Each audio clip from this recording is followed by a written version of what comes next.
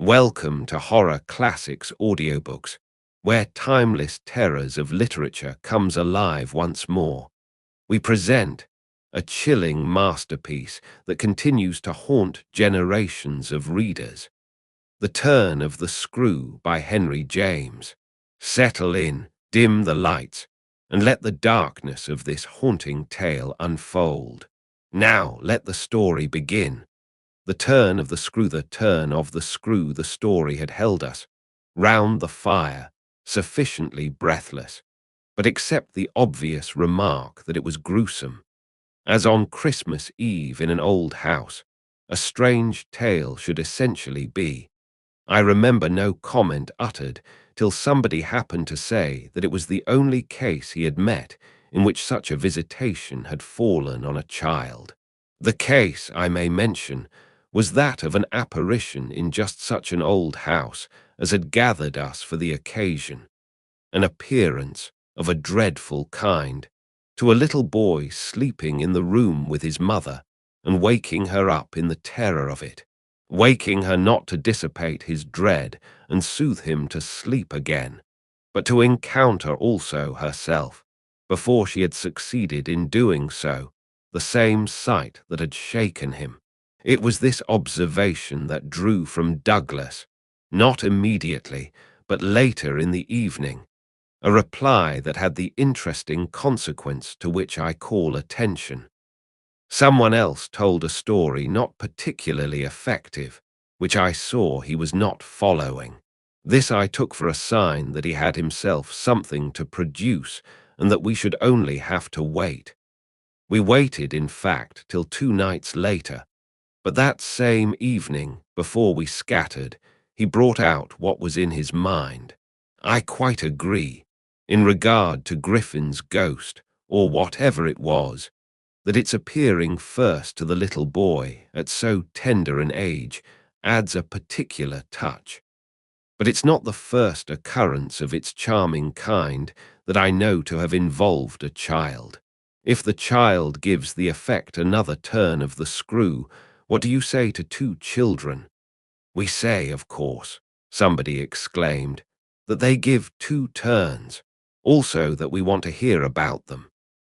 I can see Douglas there before the fire, to which he had got up to present his back, looking down at his interlocutor with his hands in his pockets. Nobody but me, till now, has ever heard. It's quite too horrible. This, naturally, was declared by several voices to give the thing the utmost price, and our friend, with quiet art, prepared his triumph by turning his eyes over the rest of us and going on. It's beyond everything, nothing at all that I know touches it. For sheer terror, I remember asking. He seemed to say it was not so simple as that, to be really at a loss how to qualify it. He passed his hand over his eyes, made a little wincing grimace. For dreadful dreadfulness. Oh, how delicious, cried one of the women. He took no notice of her, he looked at me, but as if, instead of me, he saw what he spoke of. For general uncanny ugliness and horror and pain. Well then, I said, just sit right down and begin. He turned round to the fire, gave a kick to a log, watched it an instant. Then, as he faced us again, I can't begin. I shall have to send to town. There was a unanimous groan at this, and much reproach, after which, in his preoccupied way, he explained. The story's written. It's in a locked drawer. It has not been out for years. I could write to my man and enclose the key. He could send down the packet as he finds it. It was to me in particular that he appeared to propound this, appeared almost to appeal for aid, not to hesitate. He had broken a thickness of ice, the formation of many a winter, had had his reasons for a long silence. The others resented postponement, but it was just his scruples that charmed me. I adjured him to write by the first post and to agree with us for an early hearing. Then I asked him if the experience in question had been his own. To this his answer was prompt. Oh, thank God, no. And is the record yours? You took the thing down. Nothing but the impression. I took that here, he tapped his heart. I've never lost it. Then your manuscript is in old, faded ink and in the most beautiful hand. He hung fire again. A woman's. She has been dead these 20 years. She sent me the pages in question before she died. They were all listening now, and of course there was somebody to be arch, or at any rate to draw the inference. But if he put the inference by without a smile, it was also without irritation. She was a most charming person, but she was 10 years older than I. She was my sister's governess, he quietly said. She was the most agreeable woman I've ever known in her position. She would have been worthy of any whatever. It was long ago, and this episode was long before. I was at Trinity, and I found her at home on my coming down the second summer. I was much there that year. It was a beautiful one, and we had, in her off hours, some strolls and talks in the garden, talks in which she struck me as awfully clever and nice. Oh, yes, don't grin. I liked her extremely, and am glad to this day to think she liked me too. If she hadn't, she wouldn't have told me. She had never told anyone. It wasn't simply that she said so, but that I knew she hadn't. I was sure, I could see. You'll easily judge why when you hear. Because the thing had been such a scare, he continued to fix me. You'll easily judge, he repeated. You will. I fixed him too. I see. She was in love. He laughed for the first time. You are acute. Yes, she was in love. That is, she had been. That came out. She couldn't tell her story without its coming out. I saw it, and she saw I saw it, but neither of us spoke of it. I remember the time and the place, the corner of the lawn, the shade of the great beeches and the long, hot summer afternoon. It wasn't a scene for a shudder, but oh, he quitted the fire and dropped back into his chair. You'll receive the packet Thursday morning, I inquired. Probably not till the second post. Well then, after dinner. You'll all meet me here. He looked us round again. Isn't anybody going? It was almost the tone of hope. Everybody will stay. I will, and I will, cried the ladies whose departure had been fixed. Mrs. Griffin, however, expressed the need for a little more light. Who was it she was in love with? The story will tell. I took upon myself to reply. Oh, I can't wait for the story. The story won't tell, said Douglas. Not in any literal, vulgar way. More's the pity, then. That's the only way I ever understand. Won't you tell, Douglas? Somebody else inquired. He sprang to his feet again. Yes, tomorrow. Now I must go to bed. Good night. And quickly catching up a candlestick, he left us slightly bewildered. From our end of the great brown hall we heard his step on the stair, whereupon Mrs. Griffin spoke. Well, if I don't know who she was in love with, I know who he was. She was 10 years older, said her husband. Racin de plus, at that age. But it's rather nice, his long reticence. 40 years, Griffin put in. With this outbreak at last. The outbreak, I returned, will make a tremendous occasion of Thursday night. And everyone so agreed with me that, in the light of it, we lost all attention for everything else. The last story, however incomplete and like the mere opening of a serial, had been told. We handshook and candle-stuck, as somebody said, and went to bed.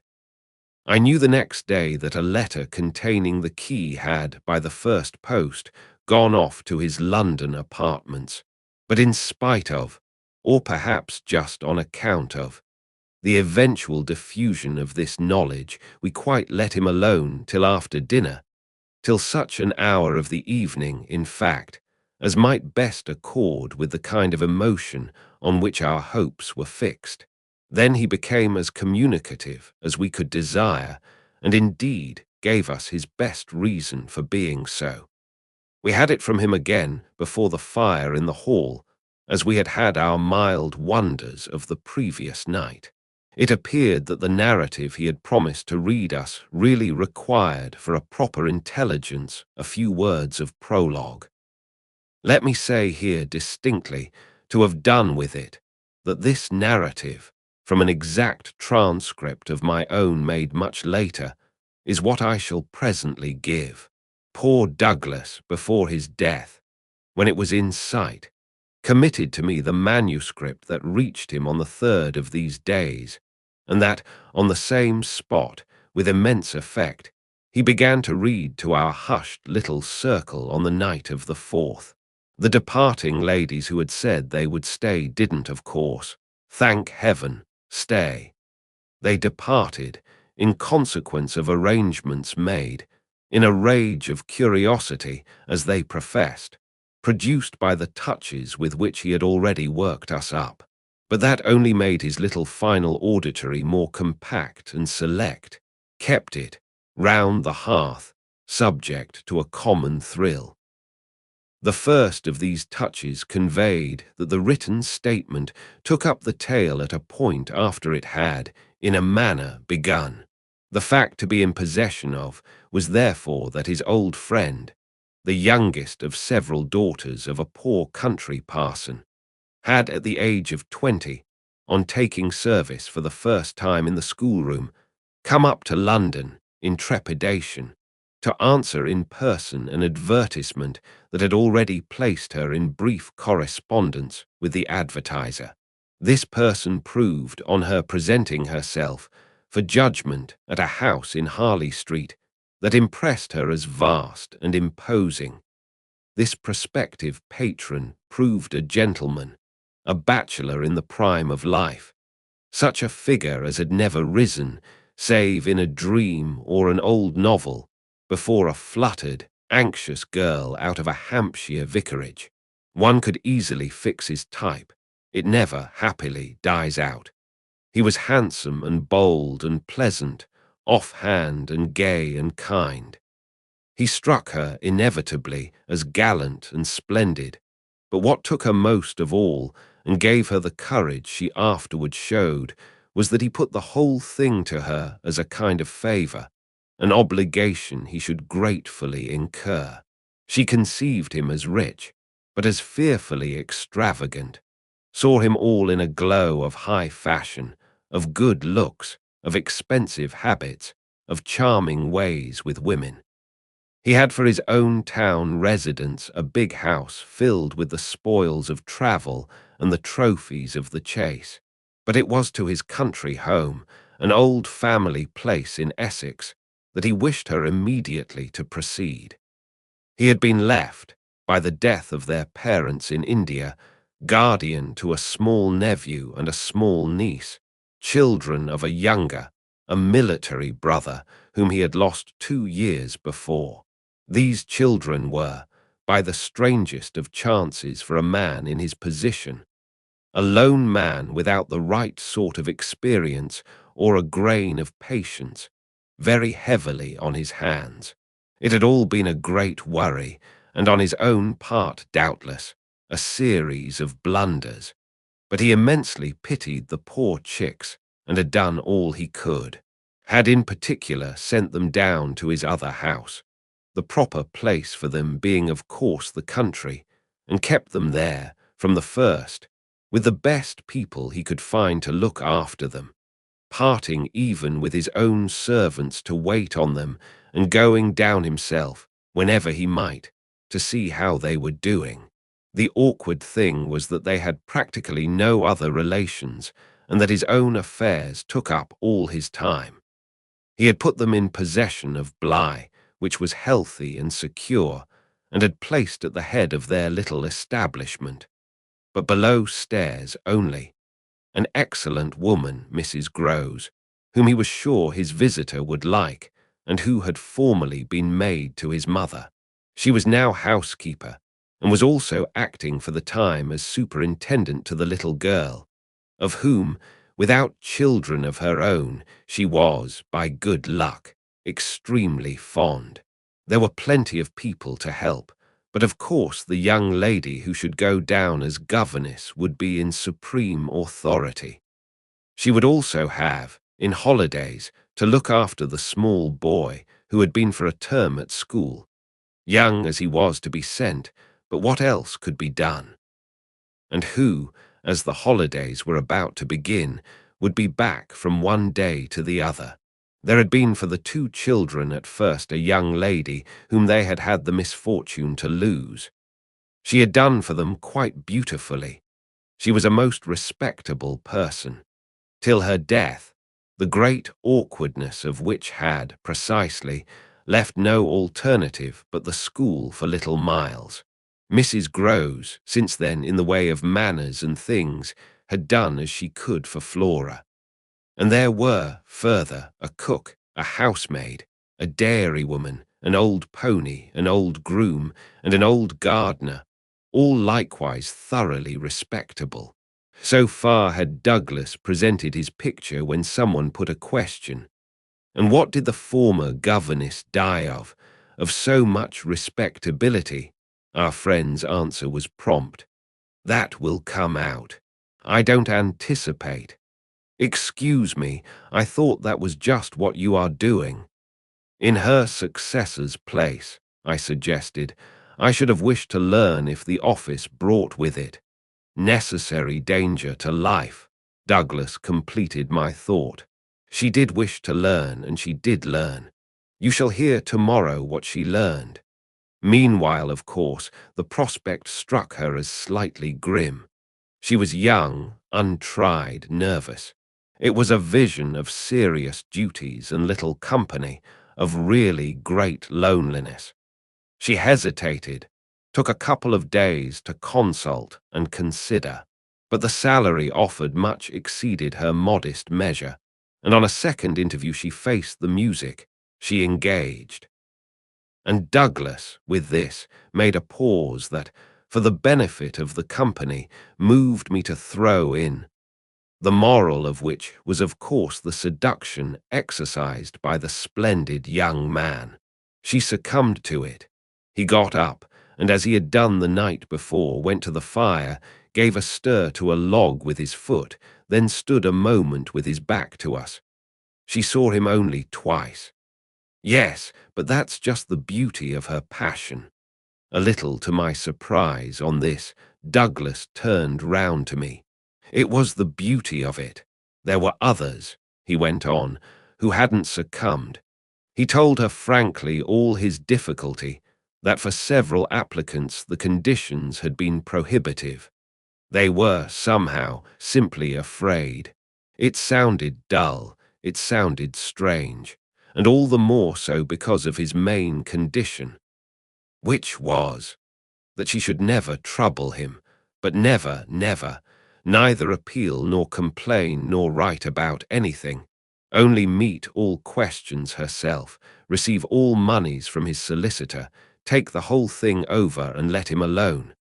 She promised to do this, and she mentioned to me that when, for a moment, disburdened, delighted, he held her hand, thanking her for the sacrifice, she already felt rewarded. But was that all her reward? One of the ladies asked. She never saw him again.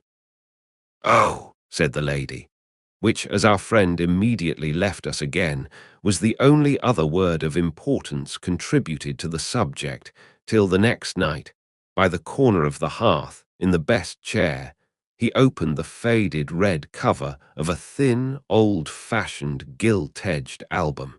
The whole thing took indeed more nights than one, but on the first occasion the same lady put another question. What is your title? I haven't one. Oh, I have, I said. But Douglas, without heeding me, had begun to read with a fine clearness that was like a rendering to the ear of the beauty of his author's hand. Chapter separator. I remember the whole beginning as a succession of flights and drops, a little seesaw of the right throbs and the wrong. After rising, in town, to meet his appeal, I had at all events a couple of very bad days, found myself doubtful again, felt indeed sure I had made a mistake. In this state of mind, I spent the long hours of bumping, swinging coach that carried me to the stopping place at which I was to be met by a vehicle from the house. This convenience, I was told, had been ordered, and I found, toward the close of the June afternoon, a commodious fly in waiting for me. Driving at that hour, on a lovely day, through a country to which the summer sweetness seemed to offer me a friendly welcome, my fortitude mounted afresh, and as we turned into the avenue, encountered a reprieve that was probably but a proof of the point to which it had sunk. I suppose I had expected, or had dreaded, something so melancholy that what greeted me was a good surprise. I remember as a most pleasant impression the broad, clear front, its open windows and fresh curtains, and the pair of maids looking out. I remember the lawn and the bright flowers, and the crunch of my wheels on the gravel, and the clustered treetops over which the rooks circled and cawed in the golden sky. The scene had a greatness that made it a different affair from my own scant home, and there immediately appeared at the door, with a little girl in her hand, a civil person who dropped me as decent a curtsy as if I had been the mistress or a distinguished visitor. I had received in Harley Street a narrower notion of the place, and that, as I recalled it, made me think the proprietor still more of a gentleman, suggested that what I was to enjoy might be something beyond his promise. I had no drop again till the next day, for I was carried triumphantly through the following hours by my introduction to the younger of my pupils. The little girl who accompanied Mrs. Groves appeared to me on the spot, a creature so charming as to make it a great fortune to have to do with her. She was the most beautiful child I had ever seen, and I afterward wondered that my employer had not told me more of her. I slept little that night. I was too much excited, and this astonished me too, I recollect, remained with me, adding to my sense of the liberality with which I was treated. The large, impressive room, one of the best in the house, the great state bed, as I almost felt it, the full-figured draperies, the long glasses in which, for the first time, I could see myself from head to foot, all struck me, like the extraordinary charm of my small charge, as so many things thrown in. It was thrown in as well, from the first moment, that I should get on with Mrs. Groves in a relation over which, on my way in the coach, I fear I had rather brooded. The only thing indeed that in this early outlook might have made me shrink again was the clear circumstance of her being so glad to see me. I perceived within half an hour that she was so glad. Stout, simple, plain, clean, wholesome woman, as to be positively on her guard against showing it too much. I wondered even then a little why she should wish not to show it, and that with reflection, with suspicion, might of course have made me uneasy. But it was a comfort that there could be no uneasiness in a connection with anything so beatific as the radiant image of my little girl, the vision of whose angelic beauty had probably more than anything else to do with the restlessness that before morning made me several times rise and wander about my room to take in the whole picture and prospect, to watch from my open window the faint summer dawn, to look at such portions of the rest of the house as I could catch, and to listen, while in the fading dusk the first birds began to twitter, for the possible recurrence of a sound or two, less natural and not without, but within, that I had fancied I heard. There had been a moment when I believed I recognized, faint and far, the cry of a child. There had been another when I found myself just consciously starting as at the passage, before my door, of a light footstep. But these fancies were not marked enough not to be thrown off, and it is only in the light, or the gloom, I should rather say, of other and subsequent matters, that they now come back to me. To watch, teach, form, little Flora would too evidently be the making of a happy and useful life.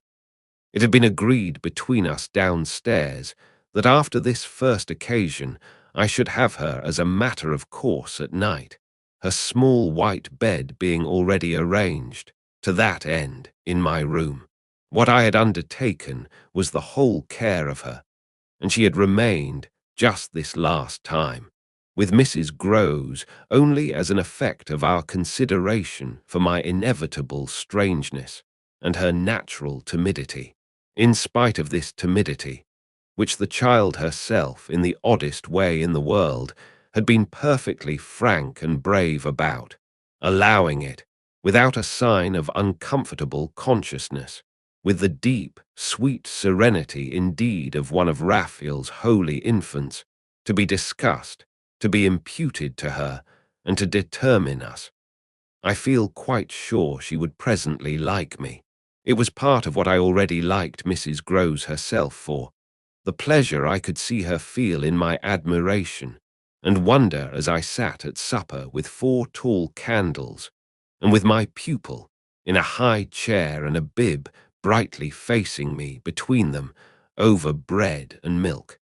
There were naturally things that in Flora's presence could pass between us only as prodigious and gratified looks, obscure and roundabout allusions. And the little boy, does he look like her? Is he too so very remarkable? One wouldn't flatter a child. Oh, miss, most remarkable. If you think well of this one. And she stood there with a plate in her hand, beaming at our companion, who looked from one of us to the other with placid heavenly eyes that contained nothing to check us. Yes, if I do, you will be carried away by the little gentleman. Well, that, I think, is what I came for, to be carried away. I'm afraid, however, I remember feeling the impulse to add, I'm rather easily carried away. I was carried away in London. I can still see Mrs. Groves's broad face as she took this in. In Harley Street. In Harley Street. Well, miss, you're not the first, and you won't be the last. Oh, I've no pretension, I could laugh, to being the only one. My other pupil, at any rate, as I understand, comes back tomorrow. Not tomorrow, Friday, miss. He arrives, as you did, by the coach, under care of the guard, and is to be met by the same carriage. I forthwith expressed that the proper as well as the pleasant and friendly thing would be therefore that on the arrival of the public conveyance I should be in waiting for him with his little sister, an idea in which Mrs. Groves concurred so heartily that I somehow took her manner as a kind of comforting pledge, never falsified, thank heaven, that we should on every question be quite at one. Oh, she was glad I was there. What I felt the next day was, I suppose, nothing that could be fairly called a reaction from the cheer of my arrival.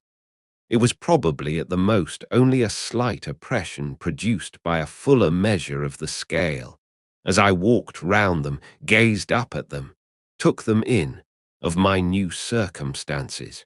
They had, as it were, an extent and mass for which I had not been prepared, and in the presence of which I found myself, freshly, a little scared as well as a little proud. Lessons, in this agitation, certainly suffered some delay. I reflected that my first duty was, by the gentlest arts I could contrive, to win the child into the sense of knowing me. I spent the day with her out of doors. I arranged with her, to her great satisfaction, that it should be she only, who might show me the place. She showed it step by step and room by room and secret by secret. with droll, delightful, childish talk about it, and with the result, in half an hour, of our becoming immense friends.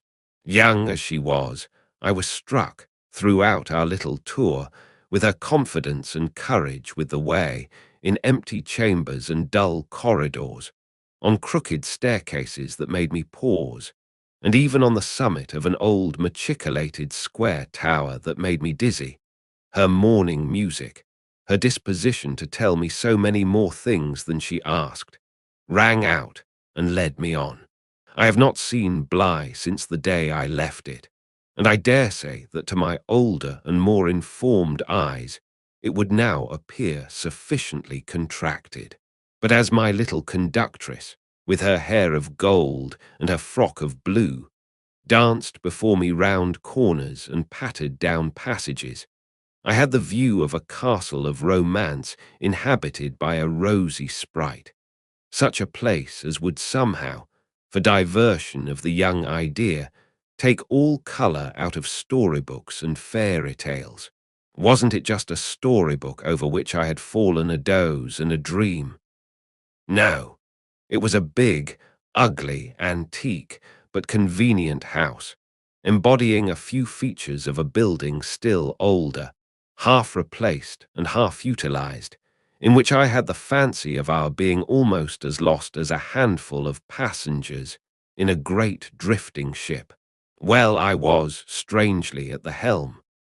Chapter separator, this came home to me when 2 days later I drove over with Flora to meet, as Mrs. Groves said, the little gentleman, and all the more for an incident that, presenting itself the second evening, had deeply disconcerted me.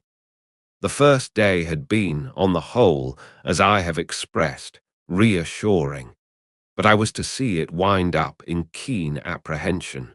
The post-bag that evening, it came late, contained a letter for me, which, however, in the hand of my employer, I found to be composed but of a few words enclosing another, addressed to himself, with a seal still unbroken. This, I recognize, is from the headmaster, and the headmaster's an awful bore. Read him, please, deal with him. But mind you don't report, not a word. I'm off. I broke the seal with a great effort, so great a one that I was a long time coming to it, took the unopened missive at last up to my room, and only attacked it just before going to bed. I had better have let it wait till morning, for it gave me a second sleepless night. With no counsel to take, the next day I was full of distress, and it finally got so the better of me that I determined to open myself at least to Mrs. Groves. What does it mean? The child's dismissed his school. She gave me a look that I remarked at the moment, then, visibly, with a quick blankness, seemed to try to take it back. But aren't they all sent home? Yes, but only for the holidays. Miles may never go back at all. Consciously, under my attention, she reddened. They won't take him. They absolutely decline. At this, she raised her eyes, which she had turned from me. I saw them fill with good tears. What has he done? I hesitated. Then I judged best simply to hand her my letter, which, however, had the effect of making her, without taking it, simply put her hands behind her. She shook her head sadly. Such things are not for me, miss. My counsellor couldn't read. I winced at my mistake, which I attenuated as I could, and opened my letter again to repeat it to her. Then, faltering in the act and folding it up once more, I put it back in my pocket. Is he really bad? The tears were still in her eyes. Do the gentlemen say so? They go into no particulars. They simply express their regret that it should be impossible to keep him. That can have only one meaning. Mrs. Groves listened with dumb emotion. She forbore to ask me what this meaning might be, so that presently, to put the thing with some coherence, and with the mere aid of her presence to my own mind, I went on. that he's an injury to the others. At this, with one of the quick turns of simple folk, she suddenly flamed up. Master Miles, him an injury. There was such a flood of good faith in it that, though I had not yet seen the child, my very fears made me jump to the absurdity of the idea. I found myself, to meet my friend the better, offering it on the spot, sarcastically, to his poor little innocent mates. "It's too dreadful," cried Mrs. Groves, "to say such cruel things. Why, he's scarce 10 years old." Yes, yes, it would be incredible. She was evidently grateful for such a profession. See him, miss, first. Then believe it. I felt forthwith a new impatience to see him. It was the beginning of a curiosity that, for all the next hours, was to deepen almost to pain. Mrs. Groves was aware, I could judge, of what she had produced in me, and she followed it up with assurance. "You might as well believe it of the little lady. Bless her," she added the next moment. "Look at her."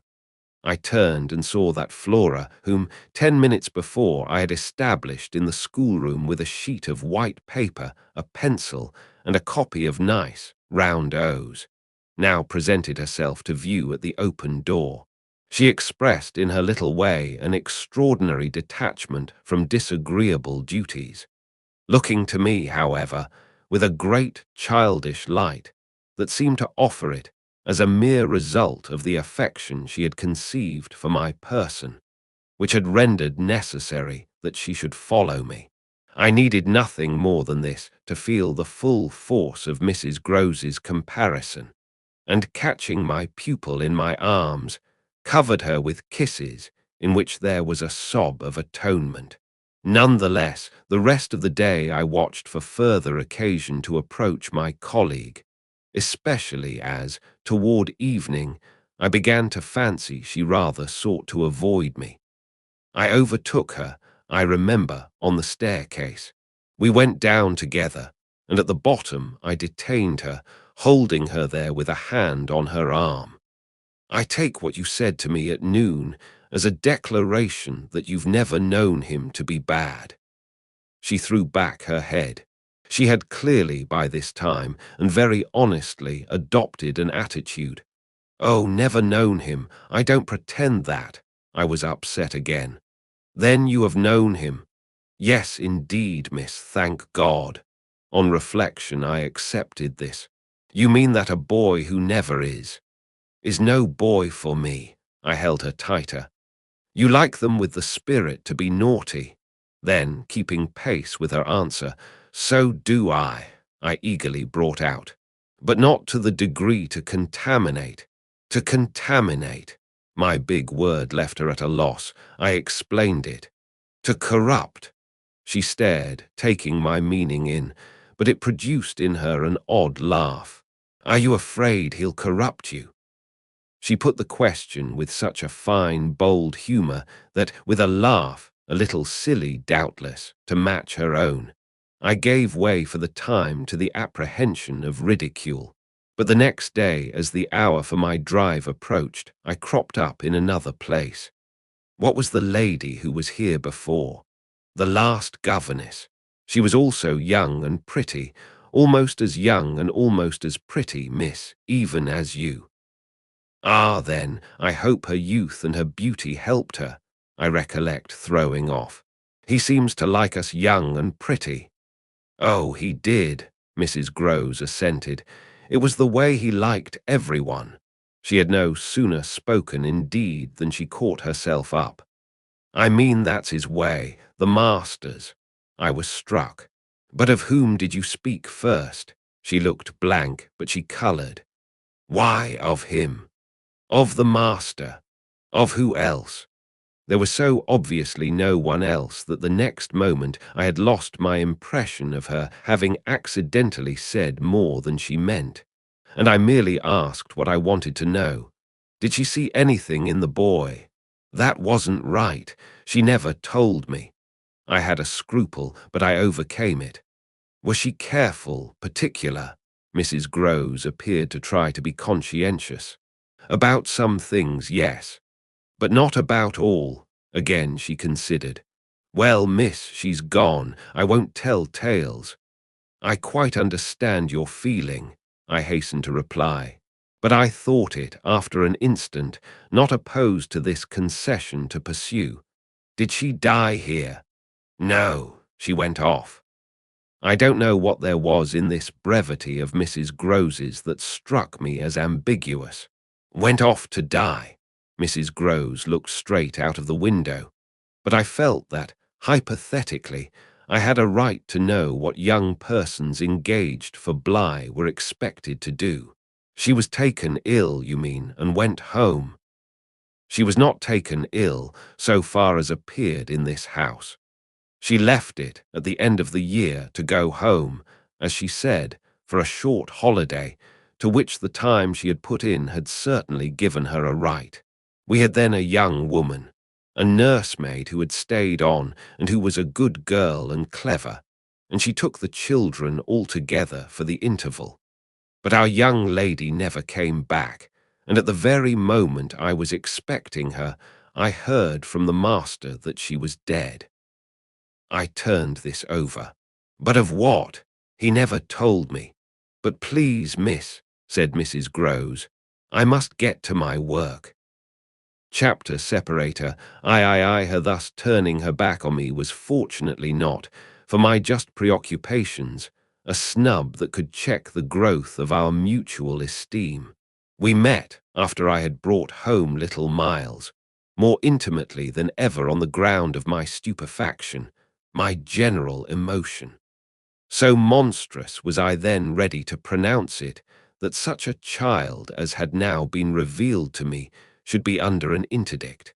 I was a little late on the scene, and I felt, as he stood wistfully looking out for me before the door of the inn at which the coach had put him down, that I had seen him, on the instant, without and within, in the great glow of freshness, the same positive fragrance of purity, in which I had, from the first moment, seen his little sister.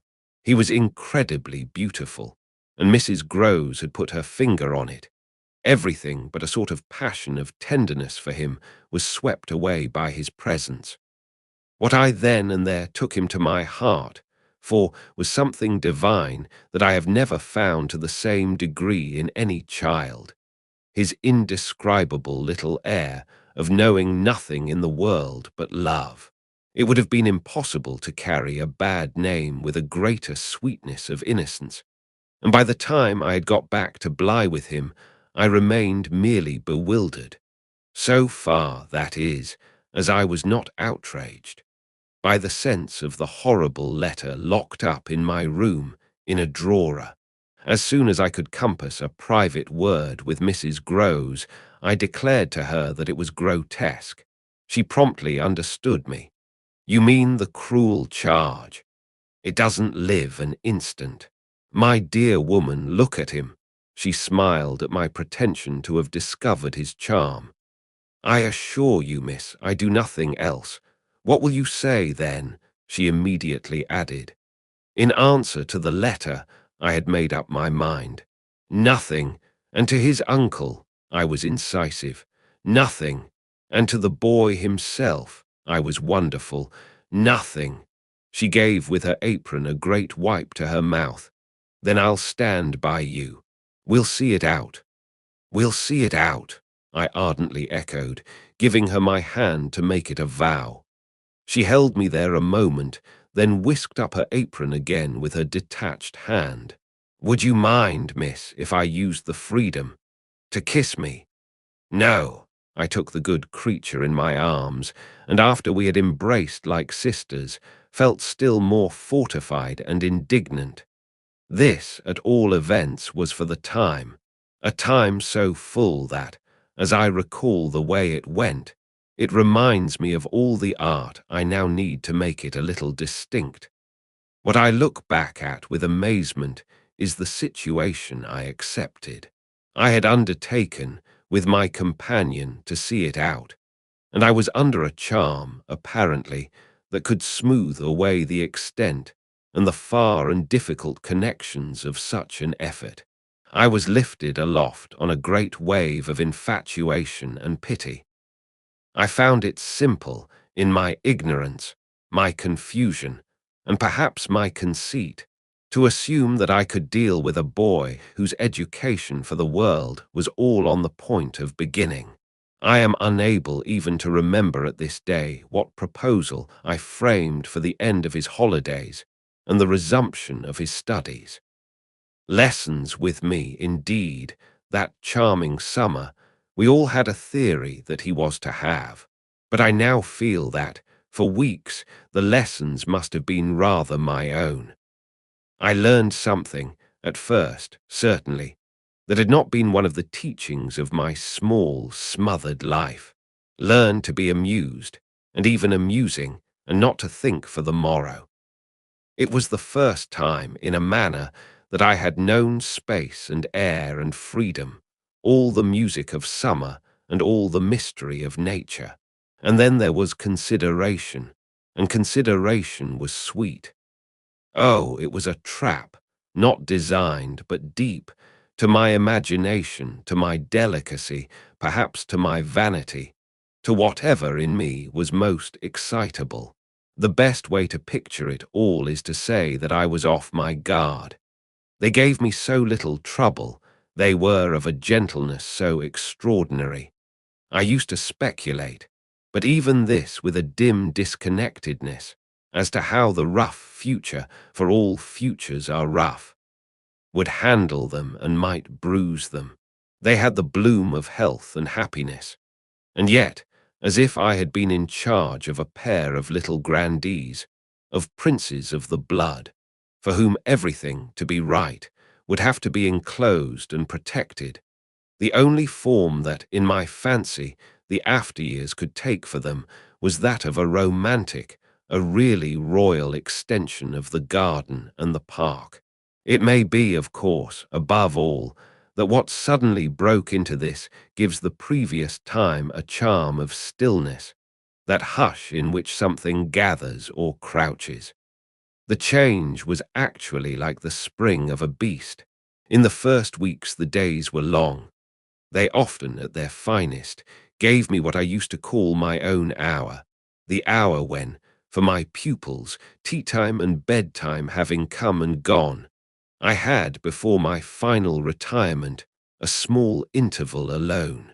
Much as I liked my companions, this hour was the thing in the day I liked most, and I liked it best of all when, as the light faded, or rather, I should say, the day lingered and the last calls of the last birds sounded, in a flushed sky, from the old trees, I could take a turn into the grounds and enjoy, almost with a sense of property that amused and flattered me, the beauty and dignity of the place. It was a pleasure at these moments to feel myself tranquil and justified. Doubtless, perhaps, also to reflect that by my discretion, my quiet good sense and general high propriety, I was giving pleasure, if he ever thought of it, to the person to whose pressure I had responded. What I was doing was what he had earnestly hoped and directly asked of me, and that I could, after all, do it proved even a greater joy than I had expected. I dare say I fancied myself, in short, a remarkable young woman, and took comfort in the faith that this would more publicly appear. Well, I needed to be remarkable to offer affront to the remarkable things that presently gave their first sign. It was plump, one afternoon, in the middle of my very hour. The children were tucked away, and I had come out for my stroll. One of the thoughts that, as I don't in the least shrink now from noting, used to be with me in these wanderings, was that it would be as charming as a charming story, suddenly to meet someone. Someone would appear there at the turn of a path and would stand before me and smile and approve. I didn't ask more than that. I only asked that he should know, and the only way to be sure he knew would be to see it, and the kind light of it, in his handsome face. That was exactly present to me, by which I mean the face was. When, on the first of these occasions, at the end of a long June day, I stopped short on emerging from one of the plantations and coming into view of the house, what arrested me on the spot, and with a shock much greater than any vision had allowed for, was the sense that my imagination had, in a flash, turned real. He did stand there, but high up, beyond the lawn and at the very top of the tower to which, on that first morning, little Flora had conducted me. This tower was one of a pair, square, incongruous, crenellated structures that were distinguished, for some reason, though I could see little difference, as the new and the old. They flanked opposite ends of the house, and were probably architectural absurdities, redeemed in a measure indeed, by not being wholly disengaged, nor of a height too pretentious, dating, in their gingerbread antiquity, from a romantic revival that was already a respectable past. I admired them, had fancies about them, for we could all profit in a degree, especially when they loomed through the dusk, by the grandeur of their actual battlements. Yet it was not at such an elevation that the figure I had so often invoked seemed most in place. It produced in me, this figure in the clear twilight, I remember, two distinct gasps of emotion, which were sharply the shock of my first and that of my second surprise. My second was a violent perception of the mistake of my first. The man who met my eyes was not the person I had precipitately supposed. There came to me thus a bewilderment of vision of which, after these years, there is no living view that I can hope to give. An unknown man in a lonely place is a permitted object of fear to a young woman privately bred, and the figure that faced me was, a few more seconds assured me, as little anyone else I knew, as it was the image that had been in my mind. I had not seen it in Harley Street. I had not seen it anywhere. The place, moreover, in the strangest way in the world, had, on the instant, and by the very fact of its appearance, become a solitude. To me at least, making my statement here with a deliberation with which I have never made it, the whole feeling of the moment returns. It was as if, while I took in what I did take in, all the rest of the scene had been stricken with death. I can hear again, as I write, the intense hush in which the sounds of evening dropped. The rooks stopped cawing in the golden sky, and the friendly hour lost, for the minute, all its voice. But there was no other change in nature, unless indeed it were a change that I saw with a stranger sharpness. The gold was still in the sky, the clearness in the air, and the man who looked at me over the battlements was as definite as a picture in a frame. That's how I thought, with extraordinary quickness, of each person that he might have been and that he was not. We were confronted across our distance quite long enough for me to ask myself with intensity who then he was, and to feel, as an effect of my inability to say, a wonder that in a few instants more became intense. The great question, or one of these, is afterward, I know, with regard to certain matters, the question of how long they have lasted. Well, this matter of mine, think what you will of it, lasted while I caught at a dozen possibilities, none of which made a difference for the better, that I could see in their having been in the house, and for how long, above all. A person of whom I was in ignorance. It lasted while I just bridled a little with the sense that my office demanded that there should be no such ignorance and no such person. It lasted while this visitant, at all events, and there was a touch of the strange freedom, as I remember, in the sign of familiarity of his wearing no hat, seemed to fix me from his position with just the question, just the scrutiny through the fading light, that his own presence provoked. We were too far apart to call to each other, But there was a moment at which, at shorter range, some challenge between us, breaking the hush, would have been the right result of our straight mutual stare. He was in one of the angles, the one away from the house, very erect, as it struck me, and with both hands on the ledge. So I saw him as I see the letters I form on this page. Then, exactly after a minute, as if to add to the spectacle, he slowly changed his place, passed, looking at me hard all the while, to the opposite corner of the platform. Yes, I had the sharpest sense that during this transit he never took his eyes from me, and I can see at this moment the way his hand, as he went, passed from one of the crenellations to the next. He stopped at the other corner, but less long, and even as he turned away still markedly fixed me. He turned away. That was all I knew. Chapter separator IV. It was not that I didn't wait on this occasion for more, for I was rooted as deeply as I was shaken. Was there a secret at Bly? A mystery of Udolpho, or an insane, an unmentionable relative kept in unsuspected confinement? I can't say how long I turned it over, or how long, in a confusion of curiosity and dread, I remained where I had had my collision.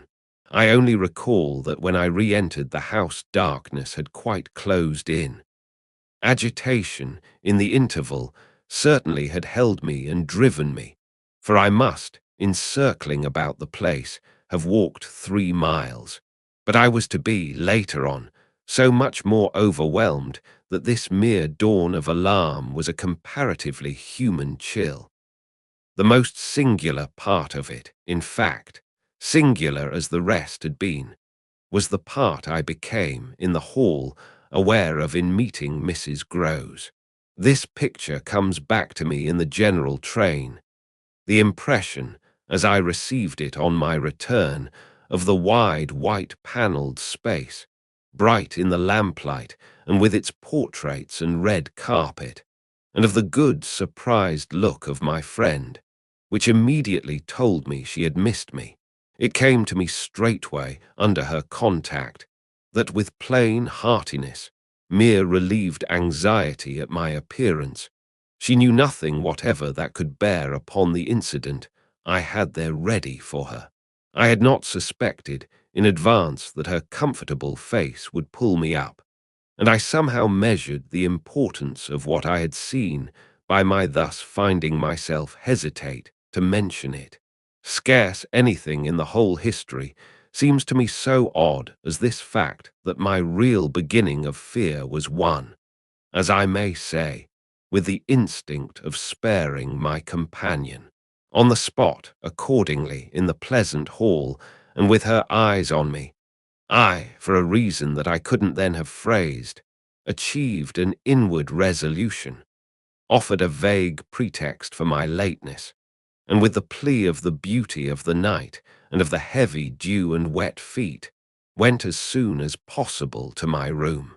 Here it was another affair.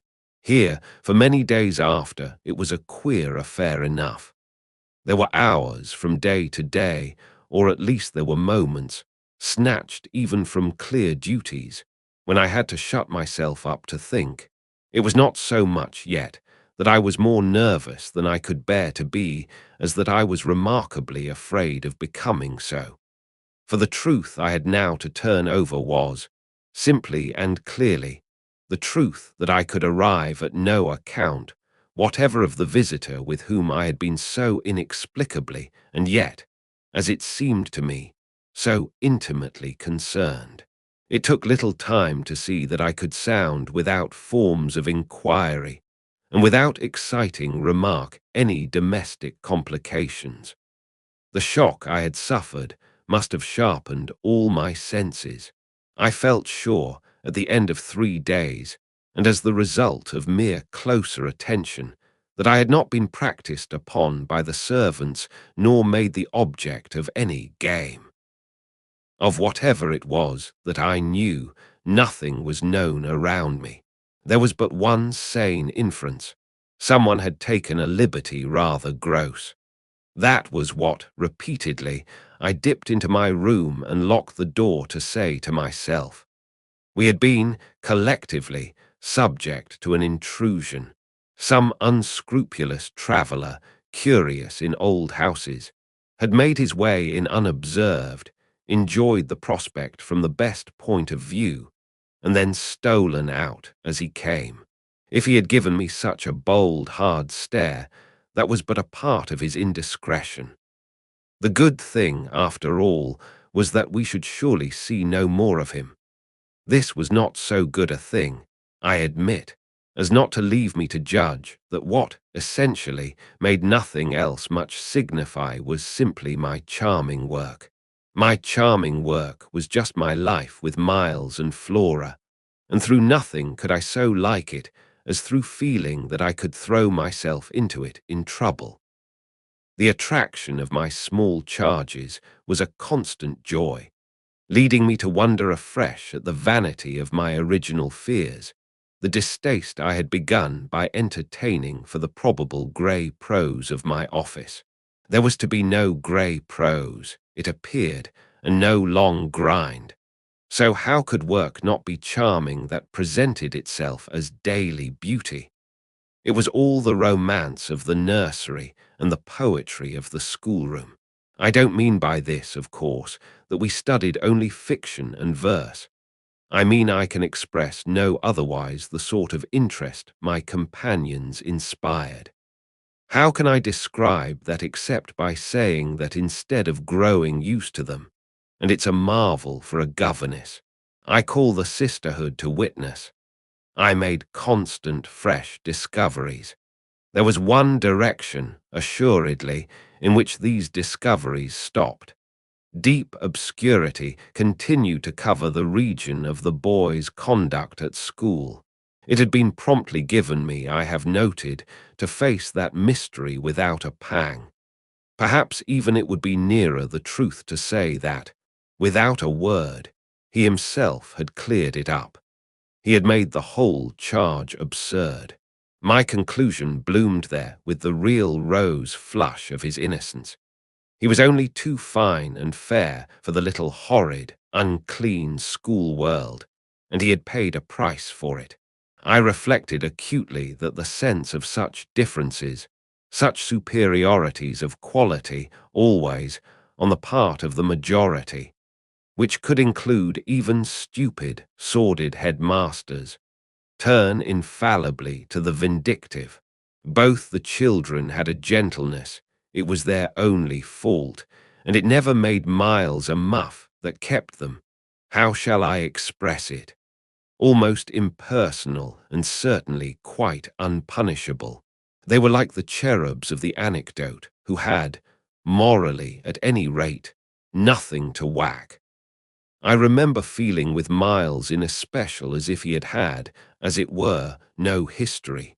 We expect of a small child a scant one, but there was in this beautiful little boy something extraordinarily sensitive, yet extraordinarily happy, that more than in any creature of his age I have seen, struck me as beginning anew each day. He had never for a second suffered. I took this as a direct disproof of his having really been chastised. If he had been wicked, he would have caught it, and I should have caught it by the rebound. I should have found the trace. I found nothing at all, and he was therefore an angel. He never spoke of his school, never mentioned a comrade or a master, and I, for my part, was quite too much disgusted to allude to them. Of course I was under the spell, and the wonderful part is that, even at the time, I perfectly knew I was. But I gave myself up to it. It was an antidote to any pain, and I had more pains than one. I was in receipt in these days of disturbing letters from home, where things were not going well. But with my children, what things in the world mattered? That was the question I used to put to my scrappy retirements. I was dazzled by their loveliness. There was a Sunday to get on. when it rained with such force and for so many hours that there could be no procession to church, in consequence of which, as the day declined, I had arranged with Mrs. Groves that, should the evening show improvement, we would attend together the late service. The rain happily stopped, and I prepared for our walk, which, through the park and by the good road to the village, would be a matter of 20 minutes. Coming downstairs to meet my colleague in the hall, I remembered a pair of gloves that had required 3 stitches, and that had received them, with a publicity perhaps not edifying. While I sat with the children at their tea, served on Sundays, by exception, in that cold, clean temple of mahogany and brass, the grown-up dining room.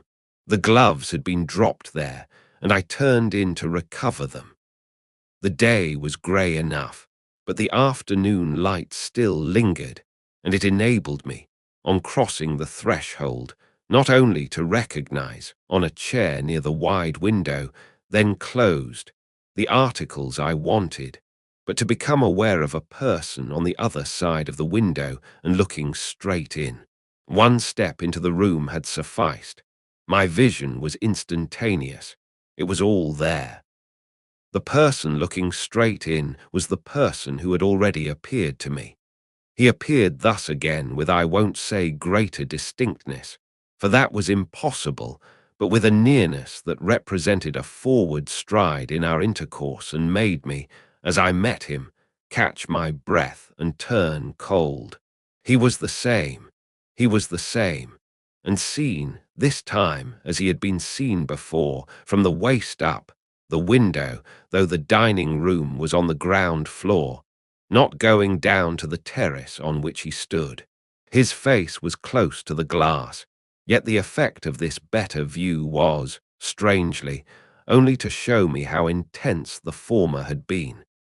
He remained but a few seconds, long enough to convince me he also saw and recognized, but it was as if I had been looking at him for years and had known him always. Something, however, happened this time that had not happened before.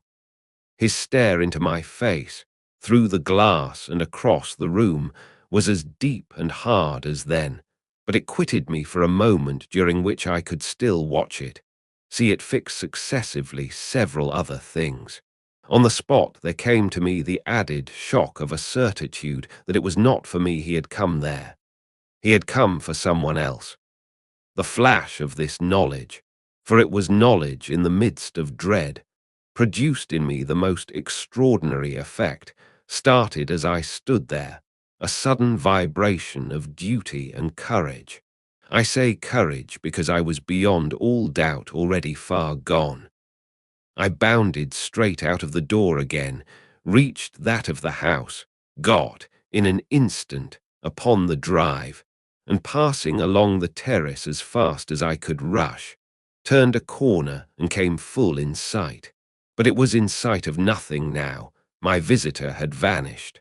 I stopped, I almost dropped with the real relief of this, but I took in the whole scene. I gave him time to reappear. I call it time, but how long was it? I can't speak to the purpose today of the duration of these things. That kind of measure must have left me. They couldn't have lasted as they actually appeared to me to last. The terrace and the whole place, the lawn and the garden beyond it, all I could see of the park, were empty with a great emptiness. There were shrubberies and big trees, but I remember the clear assurance I felt that none of them concealed him. He was there or was not there if I didn't see him. I got hold of this. Then, instinctively, instead of returning as I had come, went to the window. It was confusedly present to me that I ought to place myself where he had stood. I did so. I applied my face to the pane and looked, as he had looked, into the room. As if, at this moment, to show me exactly what his range had been, Mrs. Groves, as I had done for himself just before, came in from the hall. With this, I had the full image of a repetition of what had already occurred. She saw me as I had seen my own visitant. She pulled up short as I had done. I gave her something of the shock that I had received. She turned white, and this made me ask myself if I had blanched as much. She stared, in short, and retreated on just my lines, and I knew she had then passed out and come round to me, and that I should presently meet her. I remained where I was, and while I waited I thought of more things than one. But there's only one I take space to mention. I wondered why she should be scared.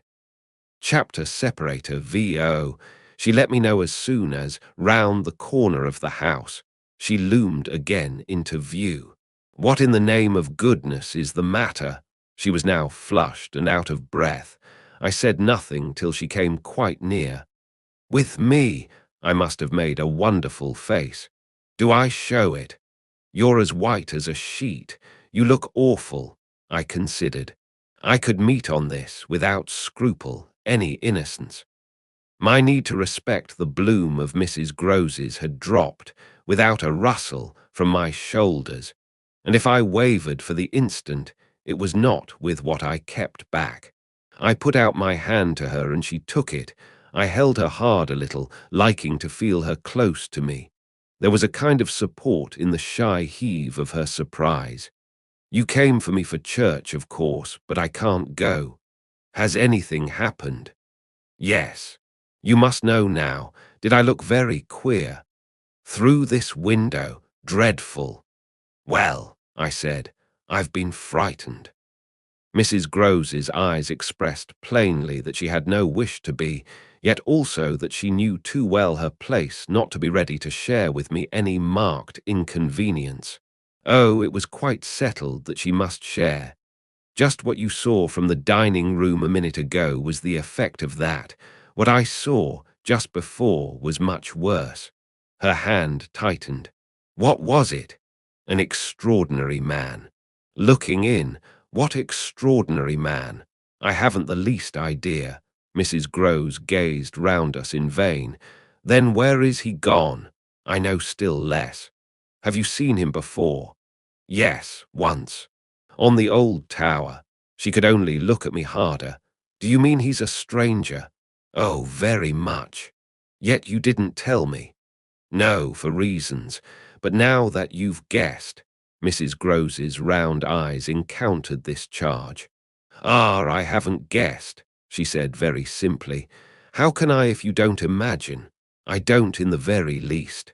You've seen him nowhere but on the tower, and on this spot just now. Mrs. Grose looked round again. What was he doing on the tower? Only standing there and looking down at me. She thought a minute. Was he a gentleman? I found I had no need to think. No, she gazed in deeper wonder. No. Then nobody about the place. Nobody from the village. Nobody. I didn't tell you, but I made sure. She breathed a vague relief. This was, oddly, so much to the good. It only went indeed a little way. But if he isn't a gentleman, what is he? He's a horror. A horror. God help me if I know what he is. Mrs. Grose looked round once more. She fixed her eyes on the duskier distance, then pulling herself together, turned to me with abrupt inconsequence. It's time we should be at church. Oh, I'm not fit for church. Won't it do you good? It won't do them, I nodded at the house. The children, I can't leave them now. You're afraid, I spoke boldly. I'm afraid of him. Mrs. Grose's large face showed me, at this, for the first time, the faraway faint glimmer of a consciousness more acute. I somehow made out in it the delayed dawn of an idea I myself had not given her, and that was as yet quite obscure to me. It comes back to me that I thought instantly of this as something I could get from her, and I felt it to be connected with the desire she presently showed to know more. When was it? On the tower. About the middle of the month. At this same hour. Almost at dark, said Mrs. Groves. Oh no, not nearly. I saw him as I see you. Then how did he get in? And how did he get out? I laughed. I had no opportunity to ask him. This evening, you see, I pursued, he has not been able to get in. He only peeps. I hope it will be confined to that. She had now let go my hand. She turned away a little. I waited an instant, then I brought out, Go to church. Goodbye, I must watch. Slowly she faced me again. Do you fear for them? We met in another long look. Don't you? Instead of answering, she came nearer to the window and for a minute applied her face to the glass. You see how he could see, I meanwhile went on. She didn't move. How long was he here? Till I came out. I came to meet him. Mrs. Groves at last turned round, and there was still more in her face. I couldn't have come out. Neither could I laughed again. But I did come. I have my duty. So have I mine, she replied, after which she added, What is he like? I've been dying to tell you. But he's like nobody. Nobody, she echoed. He has no hat. Then seeing in her face that she already in this, with a deeper dismay, found a touch of picture, I quickly added stroke to stroke. He has red hair, very red, close curling, and a pale face, long in shape, with straight, good features and little, rather queer whiskers that are as red as his hair. His eyebrows are somehow darker. They look particularly arched, and as if they might move a good deal. His eyes are sharp, strange, awfully, but I only know clearly that they're rather small and very fixed. His mouth's wide, and his lips are thin, and except for his little whiskers, he's quite clean-shaven. He gives me a sort of sense of looking like an actor. An actor! It was impossible to resemble one less, at least, than Mrs. Groves at that moment. I've never seen one, but so I suppose them. He's tall, active, erect, I continued, but never, no, never, a gentleman. My companion's face had blanched as I went on. Her round eyes started, and her mild mouth gaped. A gentleman, she gasped, confounded, stupefied. A gentleman he. You know him, then? She visibly tried to hold herself. But he is handsome. I saw the way to help her. Remarkably, and dressed. In somebody's clothes. They're smart, but they're not his own. She broke into a breathless, affirmative groan. They're the master's. I caught it up. You do know him, she faltered but a second. Quint, she cried. Quint, Peter Quint, his own man, his valet, when he was here. When the master was, gaping still, but meeting me, she pieced it all together. He never wore his hat, but he did wear, well, there were waistcoats missed. They were both here last year. Then the master went, and Quint was alone. I followed, but halting a little. Alone, alone with us. Then, as from a deeper depth, in charge, she added. And what became of him? She hung fire so long that I was still more mystified. He went too, she brought out at last. Went where? Her expression at this became extraordinary. God knows where. He died, died, I almost shrieked. She seemed fairly to square herself, plant herself more firmly to utter the wonder of it. Yes, Mr. Quint is dead. Chapter separator, VI. It took, of course, more than that particular passage to place us together in presence of what we had now to live with as we could. My dreadful liability to impressions of the order so vividly exemplified, and my companion's knowledge henceforth, a knowledge half consternation and half compassion, of that liability. There had been, this evening, after the revelation left me, for an hour so prostrate.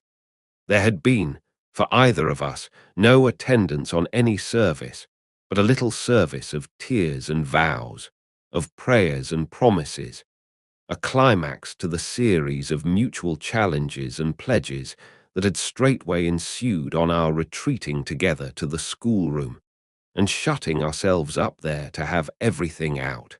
The result of our having everything out was simply to reduce our situation to the last rigor of its elements.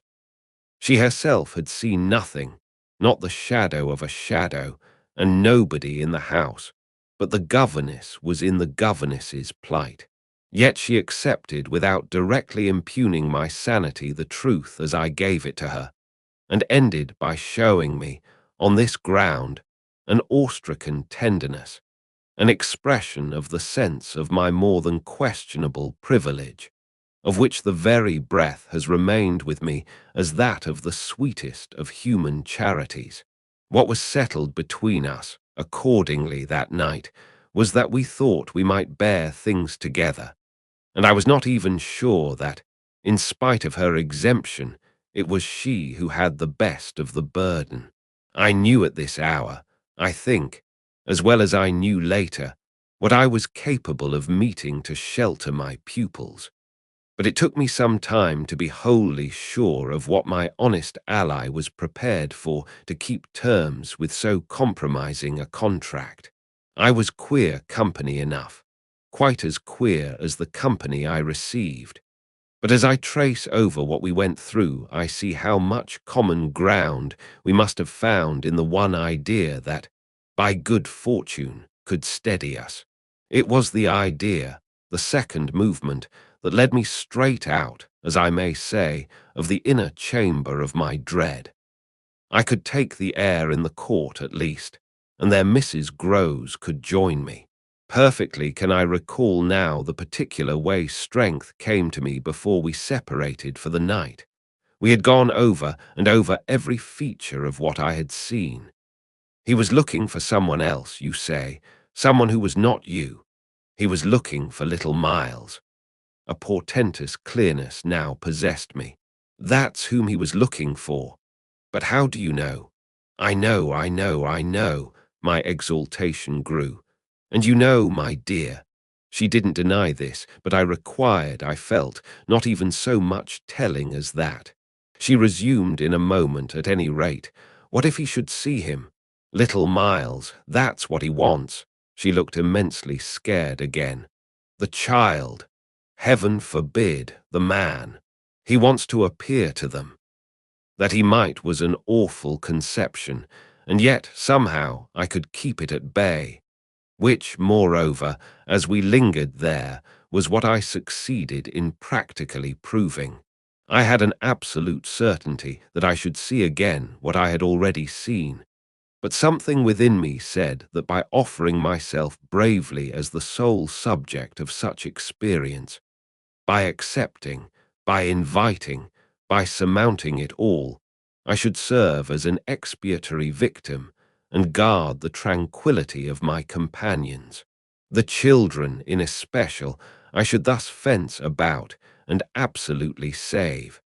I recall one of the last things I said that night to Mrs. Groves. It does strike me that my pupils have never mentioned. She looked at me hard as I musingly pulled up. His having been here and the time they were with him. The time they were with him, and his name, his presence, his history, in any way. Oh, the little lady doesn't remember. She never heard or knew. The circumstances of his death, I thought with some intensity. Perhaps not, but Miles would remember, Miles would know.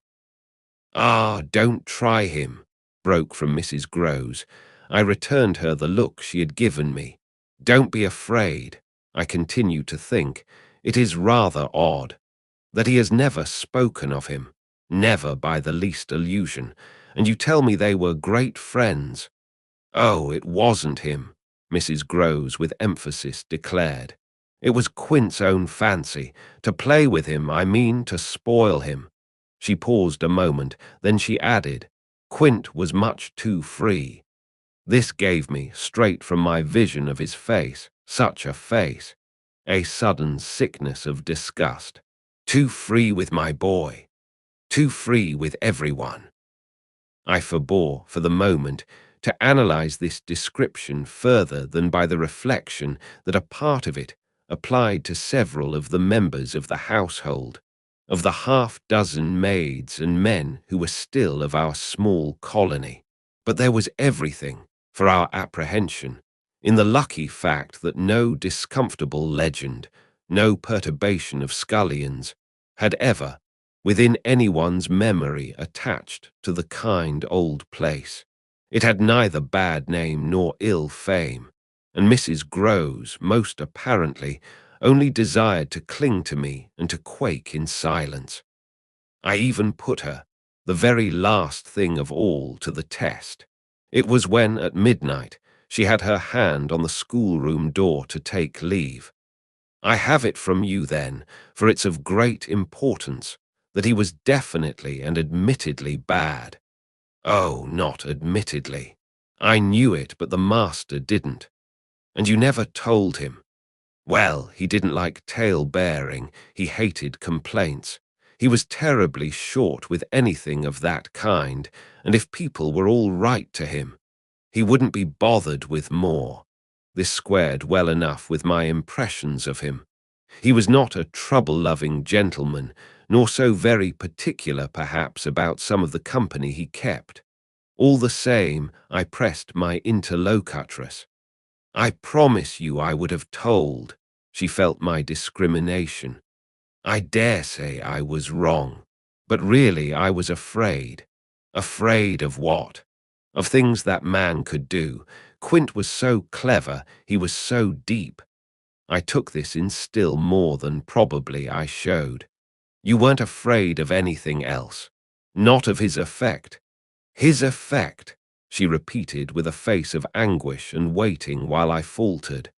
"On innocent little precious lives. They were in your charge." "No, they were not in mine," she roundly and distressfully returned. "The master believed in him and placed him here because he was supposed not to be well and the country air so good for him. So he had everything to say. Yes, she let me have it, even about them. Them, that creature." I had to smother a kind of howl. "And you could bear it." "No, I couldn't, and I can't now."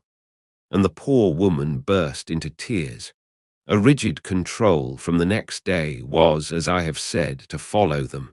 Yet how often and how passionately, for a week, we came back together to the subject. Much as we had discussed it that Sunday night, I was, in the immediate later hours in especial, for it may be imagined whether I slept, still haunted with the shadow of something she had not told me. I myself had kept back nothing, but there was a word Mrs. Groves had kept back. I was sure, moreover, by morning, that this was not from a failure of frankness, but because on every side there were fears. It seems to me, indeed, in retrospect, that by the time the morrow's sun was high I had restlessly read into the facts before us almost all the meaning they were to receive from subsequent and more cruel occurrences. What they gave me above all was just the sinister figure of the living man. The dead one would keep a while, and of the months he had continuously passed at Bly, which, added up, made a formidable stretch. The limit of this evil time had arrived only when, on the dawn of a winter's morning, Peter Quint was found, by a labourer going to early work, stone dead on the road from the village. A catastrophe explained, superficially at least, by a visible wound to his head, such a wound as might have been produced, and as, on the final evidence, had been, by a fatal slip in the dark, and after leaving the public house on the steepish icy slope, a wrong path altogether, at the bottom of which he lay. The icy slope, the turn mistaken at night and in liquor, accounted for much, practically in the end, and after the inquest and boundless chatter, for everything. But there had been matters in his life, strange passages and perils, secret disorders, vices more than suspected, that would have accounted for a good deal more. I scarce know how to put my story into words that shall be a credible picture of my state of mind. But I was in these days literally able to find a joy in the extraordinary flight of heroism the occasion demanded of me. I now saw that I had been asked for a service admirable and difficult, and there would be a greatness in letting it be seen, oh, in the right quarter, that I could succeed where many another girl might have failed. It was an immense help to me. I confess I rather applaud myself as I look back, that I saw my service so strongly and so simply. I was there to protect and defend the little creatures in the world, the most bereaved and the most lovable, the appeal of whose helplessness had suddenly become only too explicit, a deep, constant ache of one's own committed heart. We were cut off, really, together. We were united in our danger. They had nothing but me, and well, I had them. It was in short a magnificent chance. This chance presented itself to me in an image richly material. I was a screen. I was to stand before them. The more I saw, the less they would. I began to watch them in a stifled suspense, a disguised excitement that might well, had it continued too long, have turned to something like madness. What saved me, as I now see, was that it turned to something else altogether. It didn't last as suspense. It was superseded by horrible proofs. Proofs, I say, yes, from the moment I really took hold. This moment dated from an afternoon hour that I happened to spend in the grounds with the younger of my pupils alone. We had left Miles indoors, on the red cushion of a deep window seat. He had wished to finish a book, and I had been glad to encourage a purpose so laudable in a young man whose only defect was an occasional excess of the restless. His sister, on the contrary, had been alert to come out, and I strolled with her half an hour, seeking the shade, for the sun was still high and the day exceptionally warm. I was aware afresh, with her, as we went, of how, like her brother, she contrived. It was the charming thing in both children, to let me alone without appearing to drop me, and to accompany me without appearing to surround. They were never importunate, and yet never listless. My attention to them all really went to seeing them amuse themselves immensely without me. This was a spectacle they seemed actively to prepare, and that engaged me as an active admirer. I walked in a world of their invention. They had no occasion whatever to draw upon mine, so that my time was taken only with being, for them, some remarkable person or thing that the game of the moment required, and that was merely, thanks to my superior, my exalted stamp, a happy and highly distinguished sinecure. I forget what I was on the present occasion.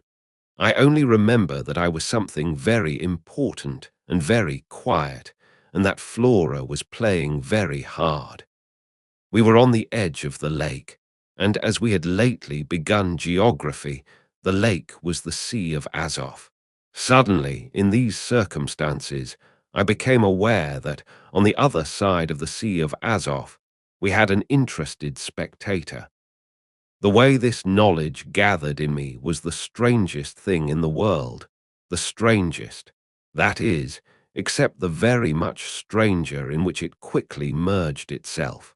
I had sat down with a piece of work, for I was something or other that could sit, on the old stone bench which overlooked the pond, and in this position I began to take in with certitude, and yet without direct vision, the presence, at a distance, of a third person. The old trees, the thick shrubbery, made a great and pleasant shade, but it was all suffused with the brightness of the hot, still hour. There was no ambiguity in anything, none whatever at least. In the conviction I from one moment to another found myself forming as to what I should see straight before me and across the lake as a consequence of raising my eyes. They were attached at this juncture to the stitching in which I was engaged, and I can feel once more the spasm of my effort not to move them, till I should so have steadied myself as to be able to make up my mind what to do. There was an alien object in view, a figure whose right of presence I instantly, passionately questioned. I recollect counting over perfectly the possibilities, reminding myself that nothing was more natural, for instance, than the appearance of one of the men about the place, or even of a messenger, a postman, or a tradesman's boy from the village. That reminder had as little effect on my practical certitude as I was conscious, still even without looking, of its having upon the character and attitude of our visitor. Nothing was more natural than that these things should be the other things that they absolutely were not. Of the positive identity of the apparition, I would assure myself as soon as the small clock of my courage should have ticked out the right second. Meanwhile, with an effort that was already sharp enough, I transferred my eyes straight to little Flora, who, at the moment, was about 10 yards away. My heart had stood still for an instant with the wonder and terror of the question whether she too would see, and I held my breath while I waited for what a cry from her, what some sudden innocent sign either of interest or of alarm would tell me. I waited, but nothing came. Then, in the first place, and there is something more dire in this, I feel, than in anything I have to relate, I was determined by a sense that, within a minute, all sounds from her had previously dropped, and in the second, by the circumstance that, also within the minute, she had, in her play, turned her back to the water. This was her attitude when I at last looked at her, looked with the confirmed conviction that we were still together under direct personal notice. She had picked up a small flat piece of wood, which happened to have in it a little hole that had evidently suggested to her the idea of sticking in another fragment that might figure as a mast and make the thing a boat. This second morsel, as I watched her, she was very markedly and intently attempting to tighten in its place. My apprehension of what she was doing sustained me, so that after some seconds I felt I was ready for more. Then I again shifted my eyes. I faced what I had to face. Chapter separator, VII. I got hold of Mrs. Groves as soon after this as I could, and I can give no intelligible account of how I fought out the interval. Yet I still hear myself cry as I fairly threw myself into her arms. They know, it's too monstrous. They know, they know. And what on earth? I felt her incredulity as she held me. Why, all that we know, and heaven knows what else besides. Then, as she released me, I made it out to her, made it out perhaps only now with full coherency even to myself. 2 hours ago in the garden, I could scarce articulate. Flora saw. Mrs. Groves took it as she might have taken a blow in the stomach. She has told you, she panted. Not a word, that's the horror. She kept it to herself. The child of 8, that child. Unutterable still for me was the stupefaction of it. Mrs. Groves, of course, could only gape the wider. Then how do you know? I was there. I saw with my eyes. Saw that she was perfectly aware. Do you mean aware of him? No, of her. I was conscious as I spoke that I looked prodigious things, for I got the slow reflection of them in my companion's face. Another person, this time, but a figure of quite as unmistakable horror and evil. A woman in black, pale and dreadful, with such an air also, and such a face, on the other side of the lake. I was there with the child, quiet for the hour, and in the midst of it she came. Came how, from where? From where they come from. She just appeared and stood there, but not so near. And without coming nearer. Oh, for the effect and the feeling, she might have been as close as you. My friend, with an odd impulse, fell back a step. Was she someone you've never seen? Yes, but someone the child has, someone you have. Then, to show how I had thought it all out, my predecessor, the one who died.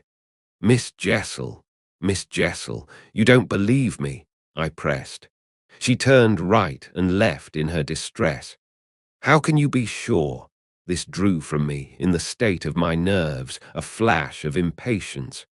Then ask Flora, she's sure. But I had no sooner spoken than I caught myself up. No, for God's sake, don't. She'll say she isn't, she'll lie. Mrs. Groves was not too bewildered instinctively to protest. Ah, how can you? Because I'm clear. Flora doesn't want me to know. It's only then to spare you. No, no, there are depths, depths. The more I go over it, the more I see in it, and the more I see in it, the more I fear. I don't know what I don't see, what I don't fear. Mrs. Groves tried to keep up with me. You mean you're afraid of seeing her again? Oh, no, that's nothing, now, then I explained. It's of not seeing her. But my companion only looked wan. I don't understand you. Why, it's that the child may keep it up, and that the child assuredly will, without my knowing it. At the image of this possibility, Mrs. Groves for a moment collapsed, yet presently to pull herself together again, as if from the positive force of the sense of what, should we yield an inch, there would really be to give way to. Dear, dear, we must keep our heads, and after all, if she doesn't mind it, she even tried a grim joke. Perhaps she likes it, likes such things, a scrap of an infant. Isn't it just a proof of her blessed innocence? My friend bravely inquired. She brought me, for the instant, almost round. Oh, we must clutch at that, we must cling to it. If it isn't a proof of what you say, it's a proof of God knows what. For the woman's a horror of horrors. Mrs. Groves, at this, fixed her eyes a minute on the ground. Then at last, raising them, "Tell me how you know," she said. "Then you admit it's what she was," I cried. "Tell me how you know," my friend simply repeated. "No, by seeing her, by the way she looked." "At you, do you mean, so wickedly?" "Dear me, no, I could have borne that. She gave me never a glance. She only fixed the child." Mrs. Groves tried to see it. "Fixed her? Ah, with such awful eyes." She stared at mine as if they might really have resembled them. "Do you mean of dislike? God help us, no, of something much worse." Worse than dislike. This left her indeed at a loss. With a determination indescribable, with a kind of fury of intention. I made her turn pale. Intention! To get hold of her. Mrs. Groves, her eyes just lingering on mine, gave a shudder and walked to the window. And while she stood there looking out, I completed my statement. "That's what Flora knows." After a little, she turned round. "The person was in black, you say?" "In mourning, rather poor, almost shabby. But yes, with extraordinary beauty." I now recognized to what I had at last, stroke by stroke, brought the victim of my confidence, for she quite visibly weighed this. "Oh, handsome, very, very," I insisted. "Wonderfully handsome, but infamous." She slowly came back to me. Miss Jessel was infamous. She once more took my hand in both her own, holding it as tight as if to fortify me against the increase of alarm I might draw from this disclosure. "They were both infamous," she finally said. So, for a little, we faced it once more together, and I found absolutely a degree of help in seeing it now so straight. "I appreciate," I said, "the great decency of your not having hitherto spoken, but the time has certainly come to give me the whole thing." She appeared to assent to this, but still only in silence, seeing which I went on. "I must have it now. Of what did she die? Come, there was something between them. There was everything. In spite of the difference. Oh, of their rank, their condition, she brought it woefully out. She was a lady." I turned it over. I again saw. Yes, she was a lady. "And he so dreadfully below," said Mrs. Groves. I felt that I doubtless needn't press too hard, in such company, on the place of a servant in the scale, but there was nothing to prevent an acceptance of my companion's own measure of my predecessor's abasement. There was a way to deal with that, and I dealt, the more readily for my full vision, on the evidence of our employer's late clever, good-looking own man. Impudent, assured, spoiled, depraved. The fellow was a hound. Mrs. Groves considered as if it were perhaps a little a case for a sense of shades. "I've never seen one like him. He did what he wished. With her. With them all." It was as if now in my friend's own eyes Miss Jessel had again appeared. I seemed at any rate, for an instant, to see their evocation of her as distinctly as I had seen her by the pond, and I brought out with decision, "It must have been also what she wished." Mrs. Groves's face signified that it had been indeed, but she said at the same time, "Poor woman, she paid for it." "Then you do know what she died of?" I asked. "No, I know nothing. I wanted not to know. I was glad enough I didn't, and I thanked heaven she was well out of this." "Yet you had, then, your idea of her real reason for leaving?" "Oh, yes, as to that. She couldn't have stayed. Fancy it here for a governess. And afterward I imagined, and I still imagine, and what I imagine is dreadful." "Not so dreadful as what I do," I replied, on which I must have shown her, as I was indeed but too conscious, a front of miserable defeat. It brought out again all her compassion for me, and at the renewed touch of her kindness my power to resist broke down. I burst, as I had, the other time, made her burst, into tears.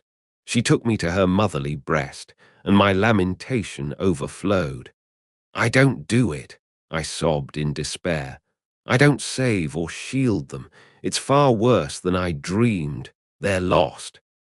Chapter separator, VIII, what I had said to Mrs. Groves was true enough. There were in the matter I had put before her depths and possibilities that I lacked resolution to sound, so that when we met once more in the wonder of it, we were of a common mind about the duty of resistance to extravagant fancies. We were to keep our heads if we should keep nothing else, difficult indeed as that might be in the face of what, in our prodigious experience, was least to be questioned.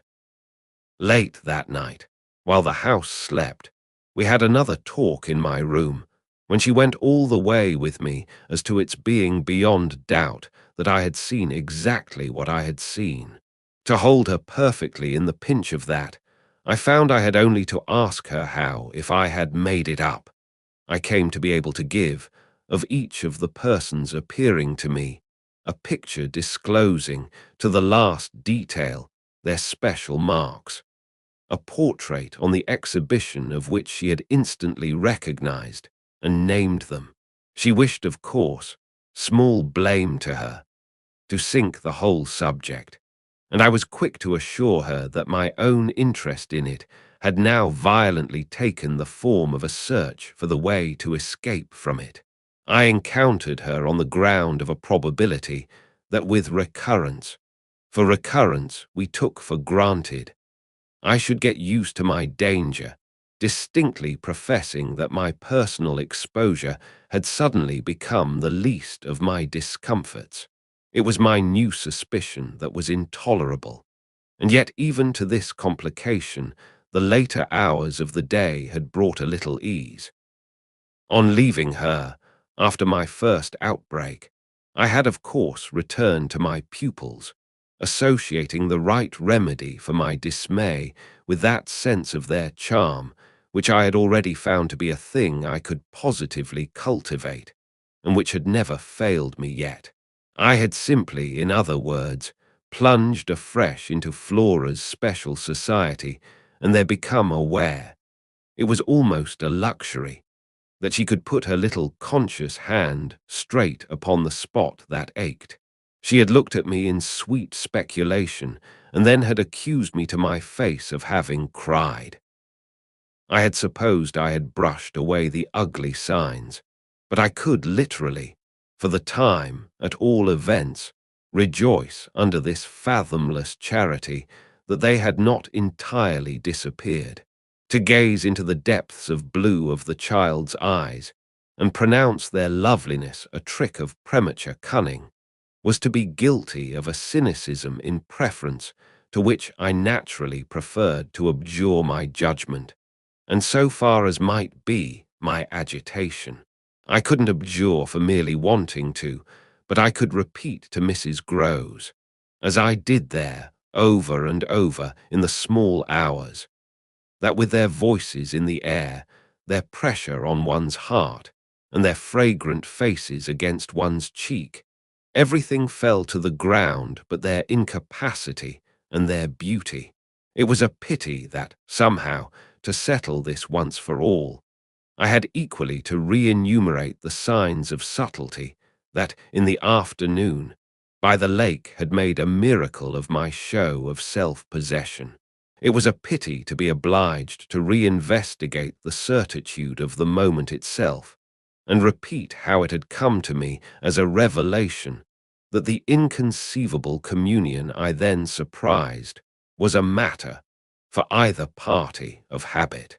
It was a pity that I should have had to quaver out again the reasons for my not having, in my delusion, so much as questioned that the little girl saw our visitant even as I actually saw Mrs. Groves herself, and that she wanted, by just so much as she did thus see, to make me suppose she didn't, and at the same time, without showing anything, arrive at a guess as to whether I myself did. It was a pity that I needed once more to describe the portentous little activity by which she sought to divert my attention, the perceptible increase of movement, the greater intensity of play, the singing, the gabbling of nonsense, and the invitation to romp. Yet if I had not indulged, to prove there was nothing in it, in this review, I should have missed the 2 or 3 dim elements of comfort that still remained to me. I should not, for instance, have been able to asseverate to my friend that I was certain, which was so much to the good, that I at least had not betrayed myself. I should not have been prompted by stress of need, by desperation of mind, I scarce know what to call it, to invoke such further aid to intelligence as might spring from pushing my colleague fairly to the wall. She had told me, bit by bit, under pressure, a great deal, but a small shifty spot on the wrong side of it all still sometimes brushed my brow like the wing of a bat, and I remember how on this occasion, for the sleeping house and the concentration alike of our danger and our watch seemed to help, I felt the importance of giving the last jerk to the curtain. I don't believe anything so horrible, I recollect saying. No, let us put it definitely, my dear, that I don't. But if I did, you know, there's a thing I should require now, just without sparing you the least bit more. Oh, not a scrap, come, to get out of you. What was it you had in mind when, in our distress, before Miles came back, over the letter from his school, you said, under my insistence, that you didn't pretend for him that he had not literally ever been bad. He has not literally, ever, in these weeks that I myself have lived with him and so closely watched him. He has been an imperturbable little prodigy of delightful, lovable goodness. Therefore you might perfectly have made the claim for him if you had not, as it happened, seen an exception to take. What was your exception, and to what passage in your personal observation of him did you refer? It was a dreadfully austere inquiry, but levity was not our note, and at any rate, before the grey dawn admonished us to separate, I had got my answer. What my friend had had in mind proved to be immensely to the purpose. It was neither more nor less than the circumstance that for a period of several months Quint and the boy had been perpetually together. It was in fact the very appropriate truth that she had ventured to criticize the propriety, to hint at the incongruity of so close an alliance, and even to go so far on the subject as a frank overture to Miss Jessel. Miss Jessel had, with a most strange manner, requested her to mind her business, and the good woman had, on this, directly approached little Miles. What she had said to him, since I pressed, was that she liked to see young gentlemen not forget their station. I pressed again, of course, at this. You reminded him that Quint was only a base menial, as you might say, and it was his answer for one thing that was bad, and for another thing I waited. He repeated your words to Quint. No, not that. It's just what he wouldn't, she could still impress upon me. I was sure, at any rate, she added, that he didn't, but he denied certain occasions. What occasions? When they had been about together quite as if Quint were his tutor, and a very grand one, and Miss Jessel only for the little lady. When he had gone off with the fellow, I mean, and spent hours with him. He then prevaricated about it. He said he hadn't. Her assent was clear enough to cause me to add in a moment, I see, he lied. Oh, Mrs. Groves mumbled. This was a suggestion that it didn't matter, which indeed she backed up by a further remark. You see, after all, Miss Jessel didn't mind. She didn't forbid him, I considered. Did he put that to you as a justification? At this she dropped again. No, he never spoke of it. Never mentioned her in connection with Quint, she saw, visibly flushing, where I was coming out. Well, he didn't show anything. He denied, she repeated. He denied. Lord, how I pressed her now, so that you could see he knew what was between the two wretches. I don't know, the poor woman groaned. You do know, you dear thing, I replied. Only you haven't my dreadful boldness of mind, and you keep back, out of timidity and modesty and delicacy, even the impression that, in the past, when you had, without my aid, to flounder about in silence, most of all made you miserable. But I shall get it out of you yet. There was something in the boy that suggested to you, I continued, that he covered and concealed their relation. Oh, he couldn't prevent. You're learning the truth, I dare say. But heavens, I fell with vehemence a-thinking, what it shows that they must, to that extent, have succeeded in making of him. Ah, nothing that's not nice now, Mrs. Groves lugubriously pleaded. I don't wonder you looked queer, I persisted, when I mentioned to you the letter from his school. I doubt if I looked as queer as you, she retorted with homely force. And if he was so bad then as that comes to, how is he such an angel now? Yes, indeed, and if he was a fiend at school, how? Well, I said in my torment, you must put it to me again, but I shall not be able to tell you for some days. Only, put it to me again, I cried in a way that made my friend stare. There are directions in which I must not for the present let myself go. Meanwhile, I returned to her first example, the one to which she had just previously referred, of the boy's happy capacity for an occasional slip. If Quint, on your remonstrance at the time you speak of, was a base menial. One of the things Miles said to you, I find myself guessing, was that you were another. Again, her admission was so adequate that I continued. And you forgave him that, wouldn't you? Oh, yes. And we exchanged there in the stillness a sound of the oddest amusement. Then I went on. At all events, while he was with the man, Miss Flora was with the woman. It suited them all. It suited me, too, I felt, only too well. By which I mean that it suited exactly the particularly deadly view I was in the very act of forbidding myself to entertain. But I so far succeeded in checking the expression of this view that I will throw, just here, no further light on it than may be offered by the mention of my final observation to Mrs. Groves. His having lied and been impudent are, I confess, less engaging specimens than I had hoped to have from you of the outbreak, in him of the little natural man. Still, I mused, they must do, for they make me feel more than ever that I must watch. It made me blush, the next minute, to see in my friend's face how much more unreservedly she had forgiven him than her anecdote struck me as presenting to my own tenderness an occasion for doing. This came out when, at the schoolroom door, she quitted me.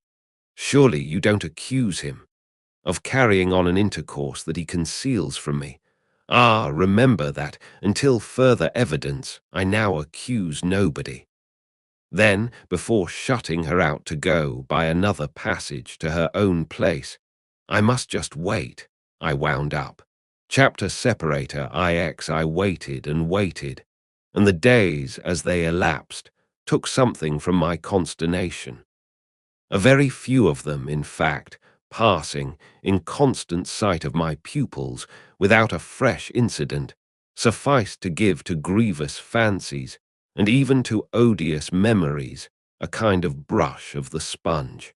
I have spoken of the surrender to their extraordinary childish grace as a thing I could actively cultivate, and it may be imagined if I neglected now to address myself to this source for whatever it would yield.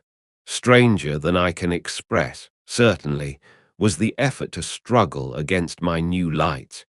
It would doubtless have been, however, a greater tension still, had it not been so frequently successful. I used to wonder how my little charges could help guessing that I thought strange things about them, and the circumstances that these things only made them more interesting was not by itself a direct aid to keeping them in the dark. I trembled lest they should see that they were so immensely more interesting. Putting things at the worst, at all events, as in meditation I so often did, any clouding of their innocence could only be, blameless and foredoomed as they were, a reason the more for taking risks. There were moments when, by an irresistible impulse, I found myself catching them up and pressing them to my heart. As soon as I had done so, I used to say to myself, what will they think of that? Doesn't it betray too much?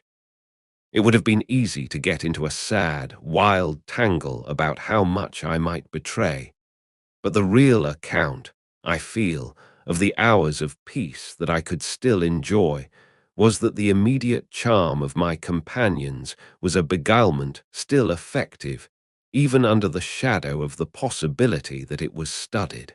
For if it occurred to me that I might occasionally excite suspicion by the little outbreaks of my sharper passion for them, so too I remember wondering if I mightn't see a queerness in the traceable increase of their own demonstrations. They were at this period extravagantly and preternaturally fond of me, which, after all, I could reflect, was no more than a graceful response in children perpetually bowed over and hugged. The homage of which they were so lavish succeeded, in truth, for my nerves, quite as well as if I never appeared to myself, as I may say, literally to catch them at a purpose in it. They had never, I think, wanted to do so many things for their poor protectress. I mean, though they got their lessons better and better, which was naturally what would please her most, in the way of diverting, entertaining, surprising her, reading her passages, telling her stories, acting her charades, pouncing out at her in disguises as animals and historical characters, and above all astonishing her by the pieces they had secretly got by heart and could interminably recite. I should never get to the bottom, were I to let myself go even now, of the prodigious private commentary, all under still more private correction, with which, in these days, I overscored their full hours. They had shown me from the first a facility for everything, a general faculty which, taking a fresh start, achieved remarkable flights. They got their little tasks as if they loved them, and indulged, from the mere exuberance of the gift, in the most unimposed little miracles of memory. They not only popped out at me as tigers and as Romans, but as Shakespeareans, astronomers, and navigators. This was so singularly the case that it had presumably much to do with the fact as to which, at the present day, I am at a loss for a different explanation. I allude to my unnatural composure on the subject of another school for miles. What I remember is that I was content not, for the time, to open the question, and that contentment must have sprung from the sense of his perpetually striking show of cleverness. He was too clever for a bad governess, for a parson's daughter to spoil. And the strangest, if not the brightest thread in the pensive embroidery I just spoke of, was the impression I might have got, if I had dared to work it out, that he was under some influence operating in his small intellectual life as a tremendous incitement. If it was easy to reflect, however, that such a boy could postpone school, it was at least as marked that for such a boy to have been kicked out by a schoolmaster was a mystification without end. Let me add that in their company now, and I was careful almost never to be out of it, I could follow no scent very far. We lived in a cloud of music and love and success and private theatricals. The musical sense in each of the children was of the quickest, but the elder in especial had a marvelous knack of catching and repeating. The schoolroom piano broke into all gruesome fancies, and when that failed, there were confabulations in corners, with a sequel of one of them going out in the highest spirits in order to come in as something new. I had had brothers myself, and it was no revelation to me that little girls could be slavish idolaters of little boys. What surpassed everything was that there was a little boy in the world who could have for the inferior age, sex, and intelligence so fine a consideration. They were extraordinarily at one, and to say that they never either quarrelled or complained is to make the note of praise coarse for their quality of sweetness. Sometimes, indeed, when I dropped into coarseness, I perhaps came across traces of little understandings between them, by which one of them should keep me occupied while the other slipped away. There is a naïve side, I suppose, in all diplomacy, but if my pupils practised upon me, it was surely with the minimum of grossness. It was all in the other quarter that, after a lull, the grossness broke out. I find that I really hang back, but I must take my plunge. In going on with the record of what was hideous at Bly, I not only challenge the most liberal faith, for which I little care, but, and this is another matter, I renew what I myself suffered. I again push my way through it to the end. There came suddenly an hour after which, as I look back, the affair seems to me to have been all pure suffering. But I have at least reached the heart of it, and the straightest road out is doubtless to advance. One evening, with nothing to lead up or to prepare it, I felt the cold touch of the impression that had breathed on me the night of my arrival, and which, much lighter then, as I have mentioned, I should probably have made little of in memory had my subsequent sojourn been less agitated. I had not gone to bed. I sat reading by a couple of candles. There was a roomful of old books at Bly, last-century fiction, some of it which, to the extent of a distinctly deprecated renown, but never to so much as that of a stray specimen, had reached the sequestered home and appealed to the unavowed curiosity of my youth. I remember that the book I had in my hand was Fielding's Amelia, also that I was wholly awake. I recall further both a general conviction that it was horribly late and a particular objection to looking at my watch. I figure, finally, that the white curtain draping in the fashion of those days, the head of Flora's little bed, shrouded, as I had assured myself long before, the perfection of childish rest. I recollect in short that, though I was deeply interested in my author, I found myself, at the turn of a page, and with his spell all scattered, looking straight up from him and hard at the door of my room. There was a moment during which I listened, reminded of the faint sense I had had, the first night, of there being something undefinably astir in the house, and noted the soft breath of the open casement just move the half-drawn blind. Then, with all the marks of a deliberation that must have seemed magnificent had there been anyone to admire it, I laid down my book, rose to my feet, and taking a candle, went straight out of the room, and from the passage, on which my light made little impression, noiselessly closed and locked the door. I can say now neither what determined nor what guided me, but I went straight along the lobby, holding my candle high, till I came within sight of the tall window that presided over the great turn of the staircase. At this point, I precipitately found myself aware of three things. They were practically simultaneous, yet they had flashes of succession.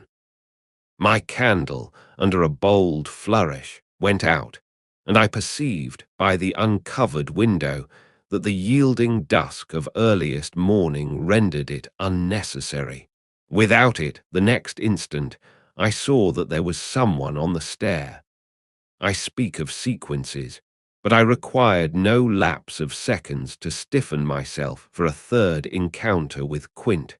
The apparition had reached the landing halfway up, and was therefore on the spot nearest the window, where at sight of me it stopped short and fixed me exactly as it had fixed me from the tower and from the garden. He knew me as well as I knew him, and so, in the cold, faint twilight, with a glimmer in the high glass and another on the polish of the oak stair below, we faced each other in our common intensity. He was absolutely, on this occasion, a living, detestable, dangerous presence. But that was not the wonder of wonders. I reserve this distinction for quite another circumstance. The circumstance that dread had unmistakably quitted me, and that there was nothing in me there that didn't meet and measure him. I had plenty of anguish after that extraordinary moment, but I had, thank God, no terror, and he knew I had not. I found myself at the end of an instant magnificently aware of this. I felt, in a fierce rigour of confidence, that if I stood my ground a minute I should cease, for the time at least, to have him to reckon with. And during the minute, accordingly, the thing was as human and hideous as a real interview. Hideous just because it was human as to have met alone, in the small hours, in a sleeping house, some enemy, some adventurer, some criminal. It was the dead silence of our long gaze at such close quarters that gave the whole horror, huge as it was, its only note of the unnatural. If I had met a murderer in such a place, and at such an hour, we still at least would have spoken. Something would have passed in life between us. If nothing had passed, one of us would have moved. The moment was so prolonged that it would have taken but little more to make me doubt if even I were in life. I can't express what followed it save by saying that the silence itself, which was indeed, in a manner, an attestation of my strength, became the element into which I saw the figure disappear, in which I definitely saw it turn, as I might have seen the low wretch to which it had once belonged turn on receipt of an order, and pass, with my eyes on the villainous back that no hunch could have more disfigured, straight down the staircase and into the darkness in which the next bend was lost. Chapter separator X, I remained a while at the top of the stair, but with the effect presently of understanding that when my visitor had gone, he had gone. Then I returned to my room. The foremost thing I saw there by the light of the candle I had left burning was that Flora's little bed was empty. And on this, I caught my breath with all the terror that, 5 minutes before, I had been able to resist.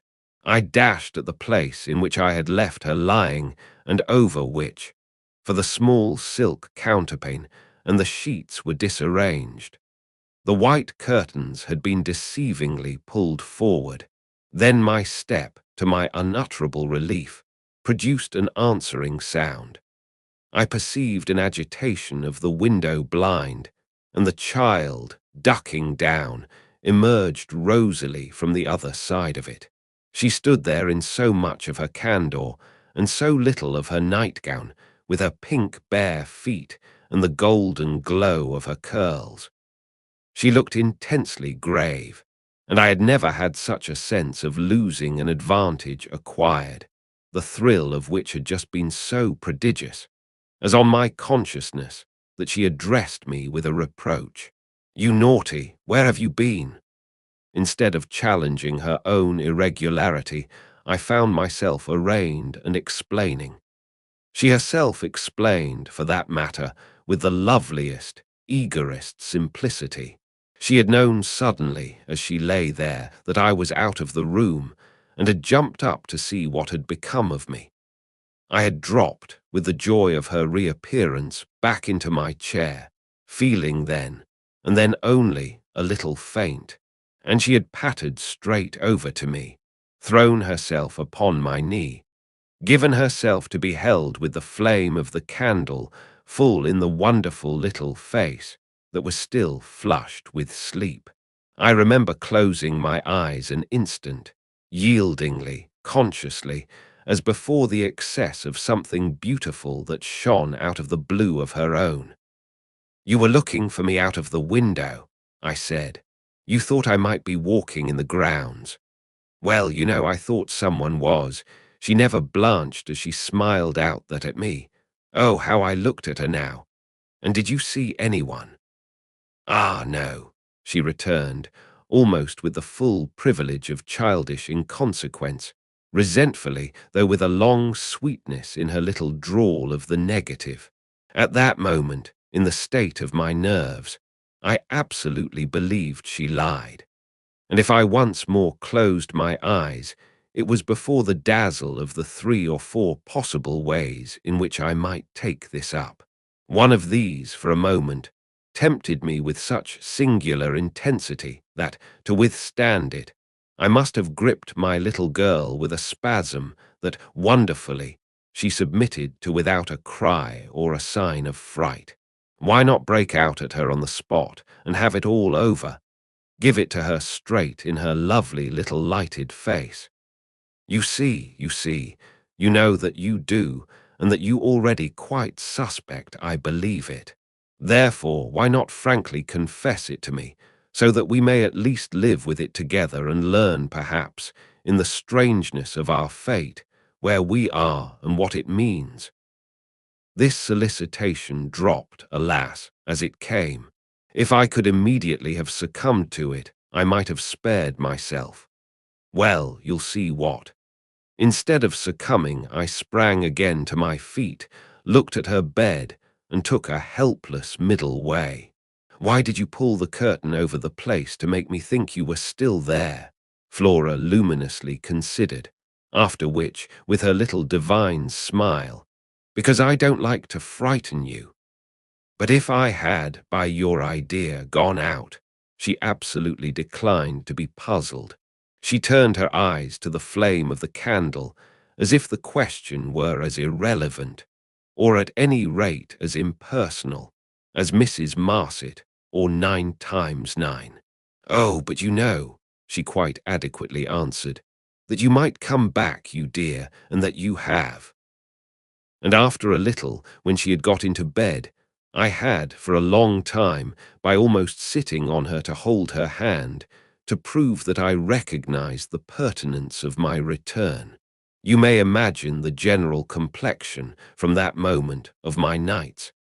I repeatedly sat up till I didn't know when. I selected moments when my roommate unmistakably slept, and stealing out, took noiseless turns in the passage, and even pushed as far as to where I had last met Quint. But I never met him there again, and I may as well say at once that I on no other occasion saw him in the house. I just missed, on the staircase, on the other hand, a different adventure. Looking down it from the top, I once recognized the presence of a woman seated on one of the lower steps with her back presented to me, her body half bowed and her head, in an attitude of woe, in her hands. I had been there but an instant, however, when she vanished without looking round at me. I knew, nonetheless, exactly what dreadful face she had to show, and I wondered whether, if instead of being above I had been below, I should have had, for going up, the same nerve I had lately shown Quint. Well, there continued to be plenty of chance for nerve. On the 11th night after my latest encounter with that gentleman, they were all numbered now. I had an alarm that perilously skirted it, and that indeed, from the particular quality of its unexpectedness, proved quite my sharpest shock. It was precisely the first night during this series that, weary with watching, I had felt that I might again, without laxity, lay myself down at my old hour.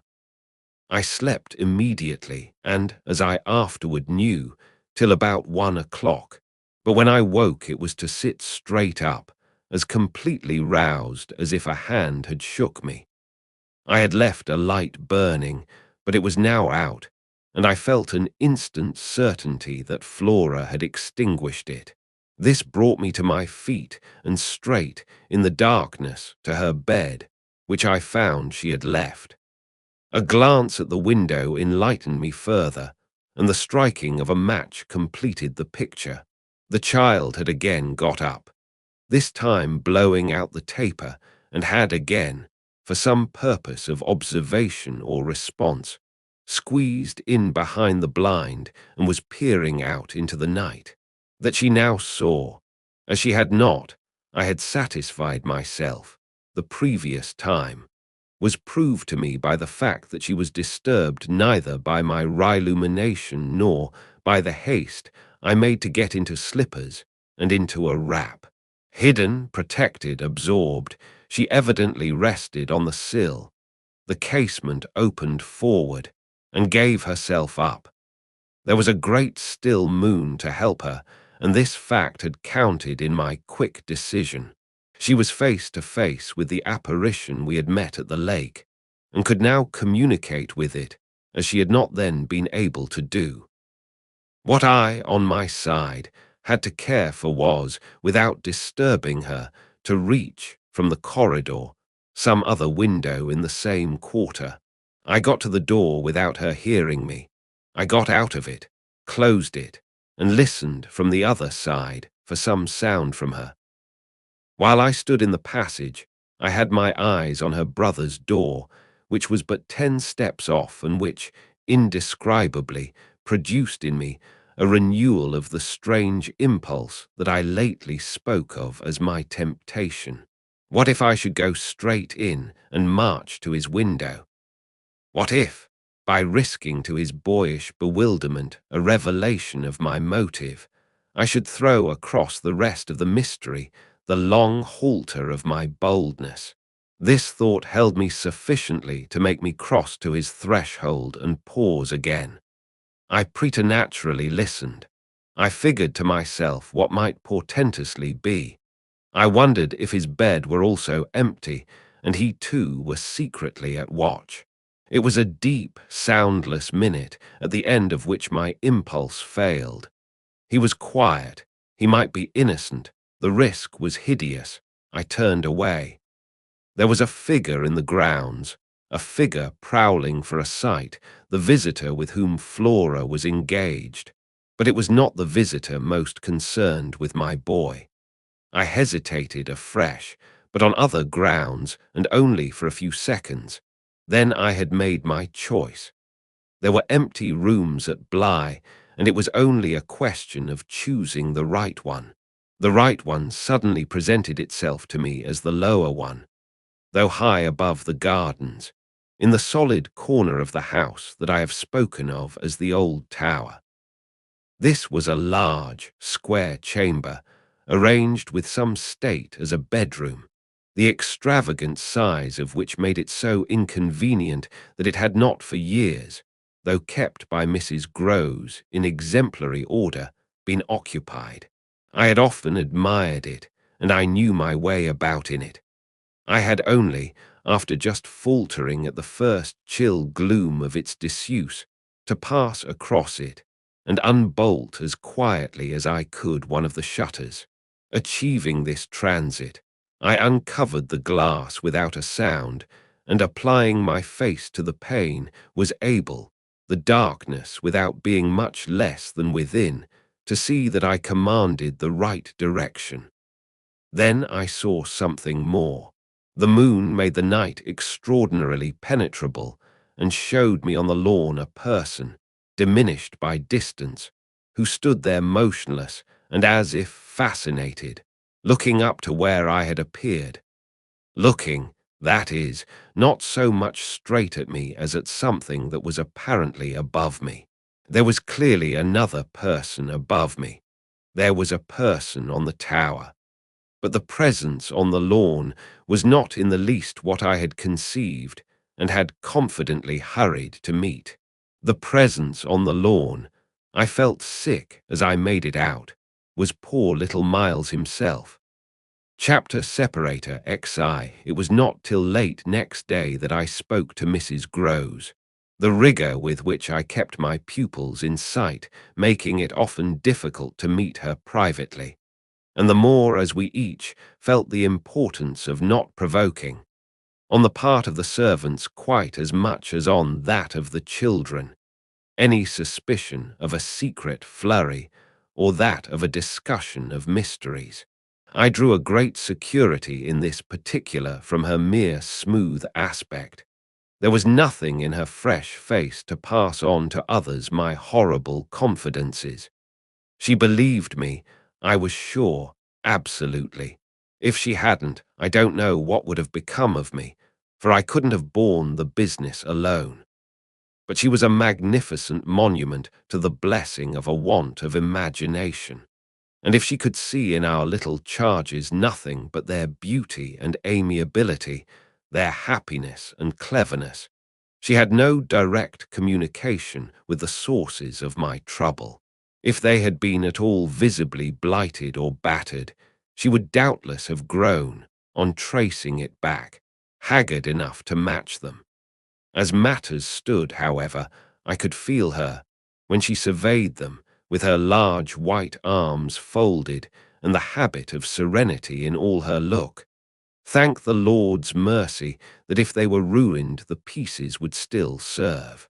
Flights of fancy gave place, in her mind, to a steady fireside glow, and I had already begun to perceive how, with the development of the conviction that, as time went on without a public accident, Our young things could, after all, look out for themselves. She addressed her greatest solicitude to the sad case presented by their instructress. That for myself was a sound simplification. I could engage that, to the world, my face should tell no tales, but it would have been, in the conditions, an immense added strain to find myself anxious about hers.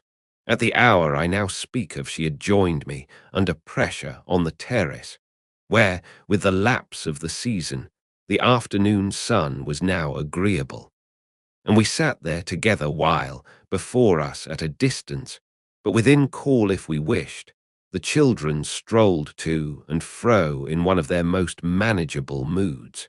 They moved slowly, in unison, below us, over the lawn, the boy, as they went, reading aloud from a storybook and passing his arm round his sister to keep her quite in touch. Mrs. Groves watched them with positive placidity. Then I caught the suppressed intellectual creak with which she conscientiously turned to take from me a view of the back of the tapestry.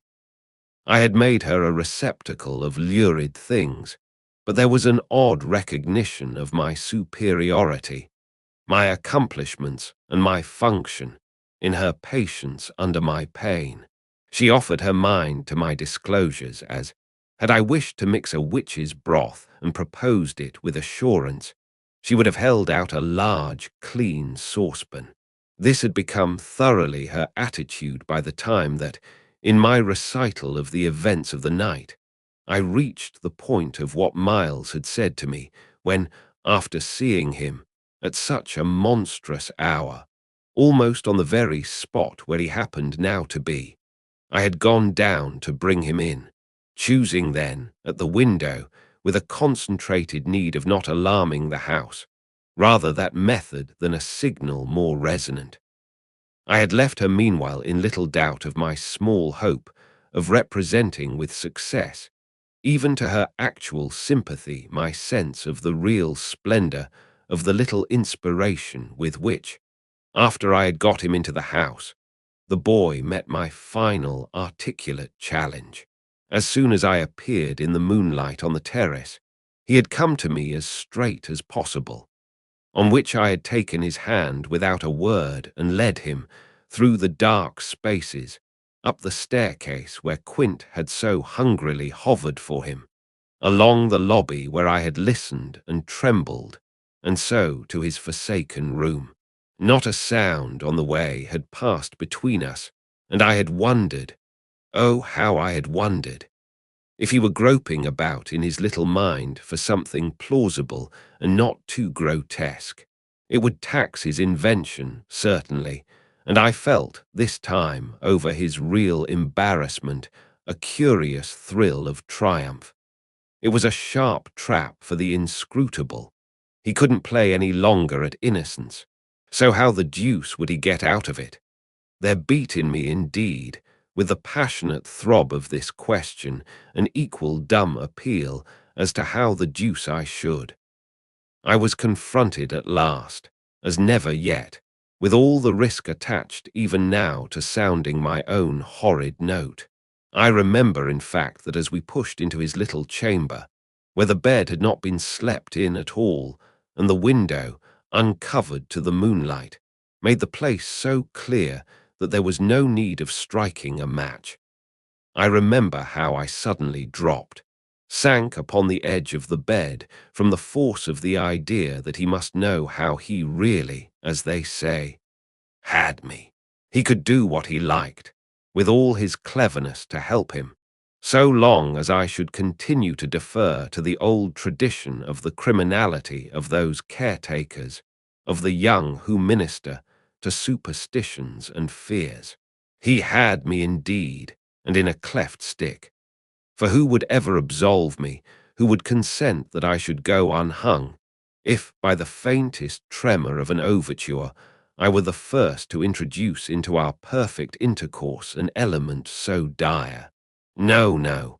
It was useless to attempt to convey to Mrs. Groves, just as it is scarcely less so to attempt to suggest here, how in our short, stiff brush in the dark, he fairly shook me with admiration.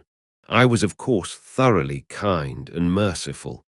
Never, never yet had I placed on his little shoulders hands of such tenderness as those with which, while I rested against the bed, I held him there well under fire. I had no alternative but in form at least to put it to him. You must tell me now, and all the truth. What did you go out for? What were you doing there?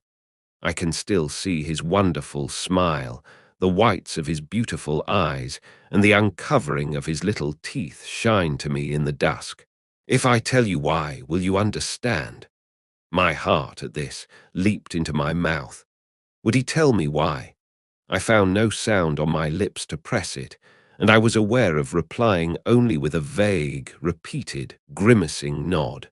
He was gentleness itself, and while I wagged my head at him, he stood there more than ever a little fairy prince. It was his brightness, indeed, that gave me a respite. Would it be so great if he were really going to tell me? Well, he said at last, just exactly in order that you should do this. Do what? Think me, for a change, bad. I shall never forget the sweetness and gaiety with which he brought out the word, nor how, on top of it, he bent forward and kissed me. It was practically the end of everything. I met his kiss, and I had to make, while I folded him for a minute in my arms, the most stupendous effort not to cry. He had given exactly the account of himself that permitted least of my going behind it, and it was only with the effect of confirming my acceptance of it that, as I presently glanced about the room, I could say, "Then you didn't undress at all." He fairly glittered in the gloom. "Not at all. I sat up and read." "And when did you go down?" "At midnight. When I'm bad, I am bad." I see, it's charming. But how could you be sure I would know it?" "Oh, I arranged that with Flora." His answers rang out with a readiness. "She was to get up and look out." "Which is what she did do. It was I who fell into the trap. So she disturbed you, and to see what she was looking at, you also looked, you saw." "While you," I concurred, "caught your death in the night air." He literally bloomed so from this exploit that he could afford radiantly to assent. "How otherwise should I have been bad enough?" he asked. Then, after another embrace, the incident and our interview closed on my recognition of all the reserves of goodness that, for his joke, he had been able to draw upon. Chapter separator, XII the particular impression I had received proved in the morning light. I repeat, not quite successfully presentable to Mrs. Groves, though I reinforced it with the mention of still another remark that he had made before we separated. "It all lies in half a dozen words," I said to her, "words that really settle the matter. Think, you know, what I might do." He threw that off to show me how good he is. He knows down to the ground what he might do. That's what he gave them a taste of at school. "Lord, you do change," cried my friend. "I don't change, I simply make it out. The four, depend upon it, perpetually meet. If on either of these last nights you had been with either child, you would clearly have understood. The more I've watched and waited, the more I've felt that if there were nothing else to make it sure, it would be made so by the systematic silence of each. Never, by a slip of the tongue, have they so much as alluded to either of their old friends, any more than Miles has alluded to his expulsion. Oh, yes, we may sit here and look at them, and they may show off to us there to their fill. But even while they pretend to be lost in their fairy tale, they're steeped in their vision of the dead restored. He's not reading to her, I declared. They're talking of them. They're talking horrors. I go on, I know, as if I were crazy. And it's a wonder I'm not. What I've seen would have made you so. But it has only made me more lucid, made me get hold of still other things. My lucidity must have seemed awful, but the charming creatures who were victims of it, passing and repassing in their interlocked sweetness, gave my colleague something to hold on by, and I felt how tight she held as, without stirring in the breath of my passion, she covered them still with her eyes. Of what other things have you got hold? Why, of the very things that have delighted, fascinated, and yet, at bottom, as I now so strangely see, mystified and troubled me. They're more than earthly beauty, they're absolutely unnatural goodness. It's a game, I went on. It's a policy and a fraud, on the part of little darlings, as yet mere lovely babies. Yes, mad as that seems, the very act of bringing it out really helped me to trace it, follow it all up and piece it all together. They haven't been good, they've only been absent. It has been easy to live with them because they're simply leading a life of their own. They're not mine, they're not ours. They're his and they're hers. Quince and that woman's. Quince and that woman's. They want to get to them. Oh, how at this, poor Mrs. Groves appeared to study them. But for what? For the love of all the evil that, in those dreadful days, the pair put into them, and to ply them with that evil still, to keep up the work of demons, is what brings the others back. Laws, said my friend under her breath. The exclamation was homely, but it revealed a real acceptance of my further proof of what, in the bad time, for there had been a worse even than this, must have occurred. There could have been no such justification for me as the plain assent of her experience to whatever depth of depravity I found credible in our brace of scoundrels. It was in obvious submission of memory that she brought out after a moment. They were rascals. But what can they now do? She pursued. Do? I echoed so loud that Miles and Flora, as they passed at their distance, paused an instant in their walk and looked at us. Don't they do enough? I demanded in a lower tone, while the children, having smiled and nodded and kissed hands to us, resumed their exhibition. We were held by it a minute. Then I answered, They can destroy them. At this my companion did turn, but the inquiry she launched was a silent one, the effect of which was to make me more explicit. They don't know, as yet, quite how, but they're trying hard. They're seen only across, as it were, and beyond, in strange places and on high places, the top of towers, the roof of houses, the outside of windows, the further edge of pools. But there's a deep design on either side to shorten the distance and overcome the obstacle, and the success of the tempters is only a question of time. They've only to keep to their suggestions of danger, for the children to come, and perish in the attempt. Mrs. Groves slowly got up, and I scrupulously added, unless, of course, we can prevent. Standing there before me while I kept my seat, she visibly turned things over. Their uncle must do the preventing. He must take them away. And who's to make him? She had been scanning the distance, but she now dropped on me a foolish face. You, miss. By writing to him that his house is poisoned and his little nephew and niece mad. But if they are, miss, and if I am myself, you mean, that's charming news to be sent him by a governess whose prime undertaking was to give him no worry. Mrs. Groves considered, following the children again. Yes, he do hate worry. That was the great reason. Why those fiends took him in so long, no doubt, though his indifference must have been awful. As I'm not a fiend, at any rate, I shouldn't take him in. My companion, after an instant and for all answer, sat down again and grasped my arm. Make him at any rate come to you, I stared. To me, I had a sudden fear of what she might do. Him?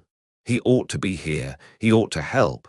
I quickly rose, and I think I must have shown her a queerer face than ever yet. "You see me asking him for a visit?" No, with her eyes on my face, she evidently couldn't. Instead of it, even, as a woman reads another, she could see what I myself saw.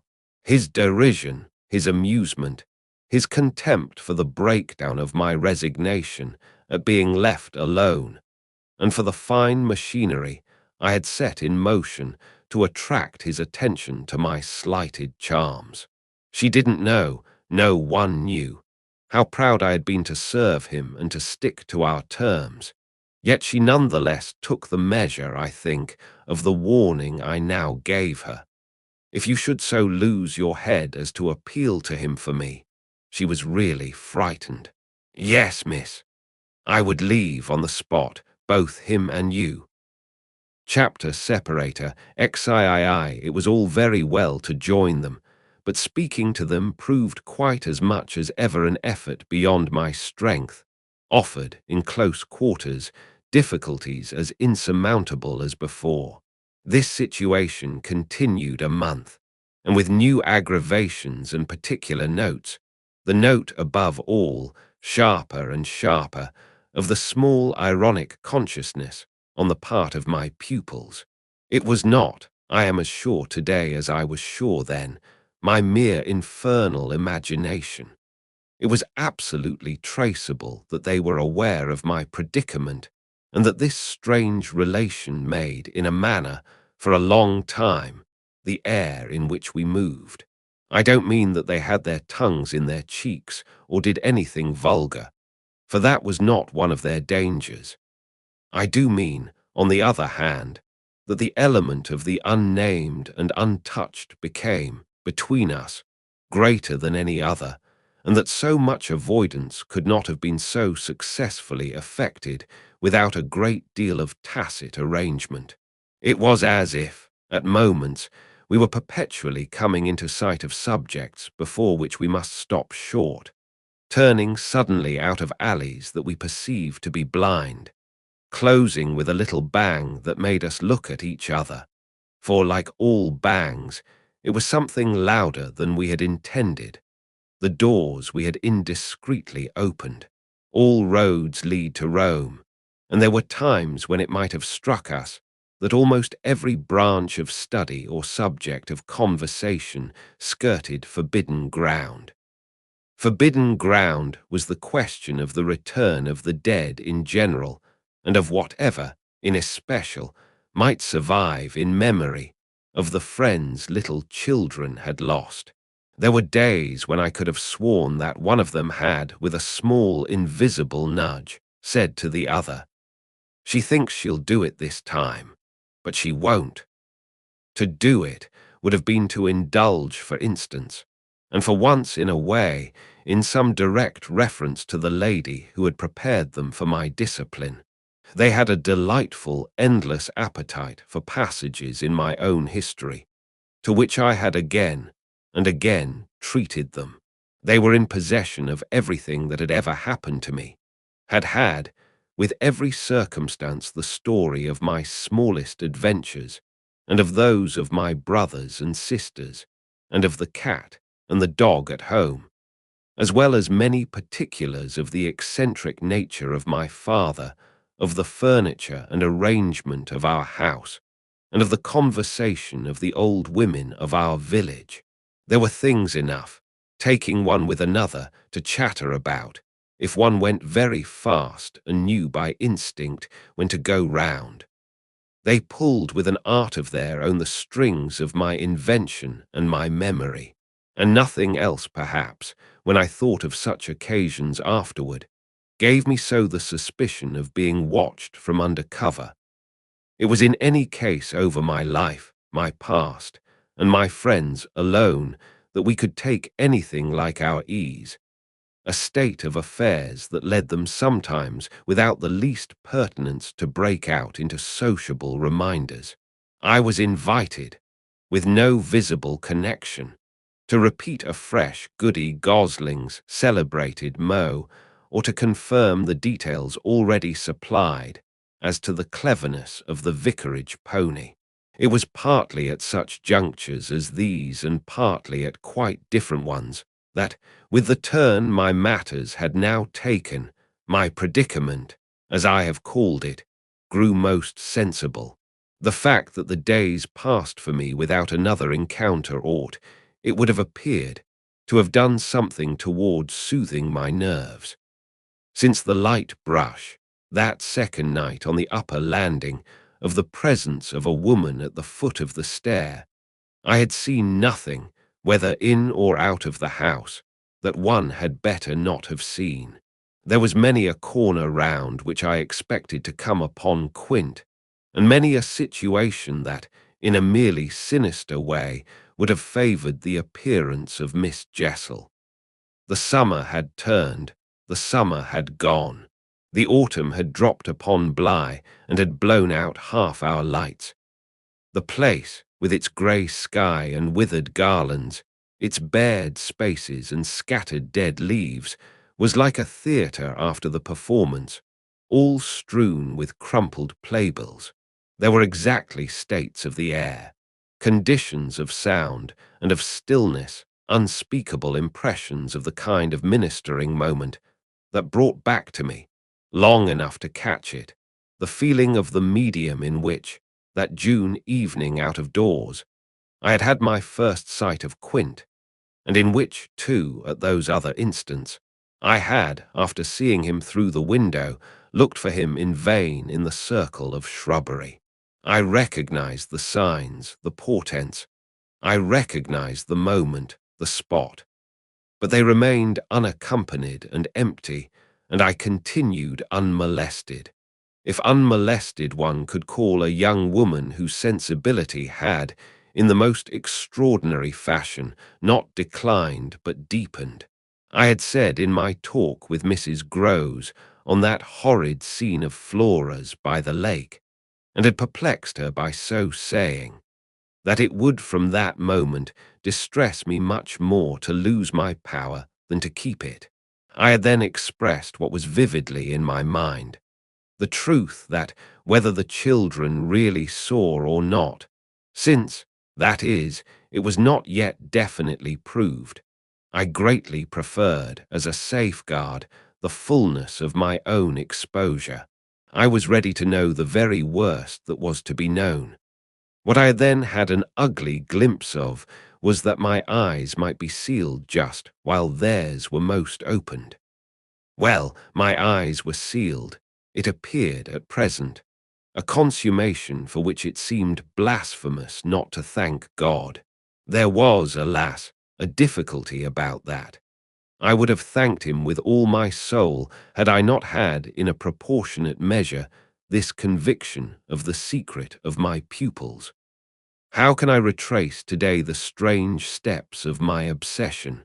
There were times of our being together when I would have been ready to swear that, literally, in my presence, but with my direct sense of it closed, they had visitors who were known and were welcome.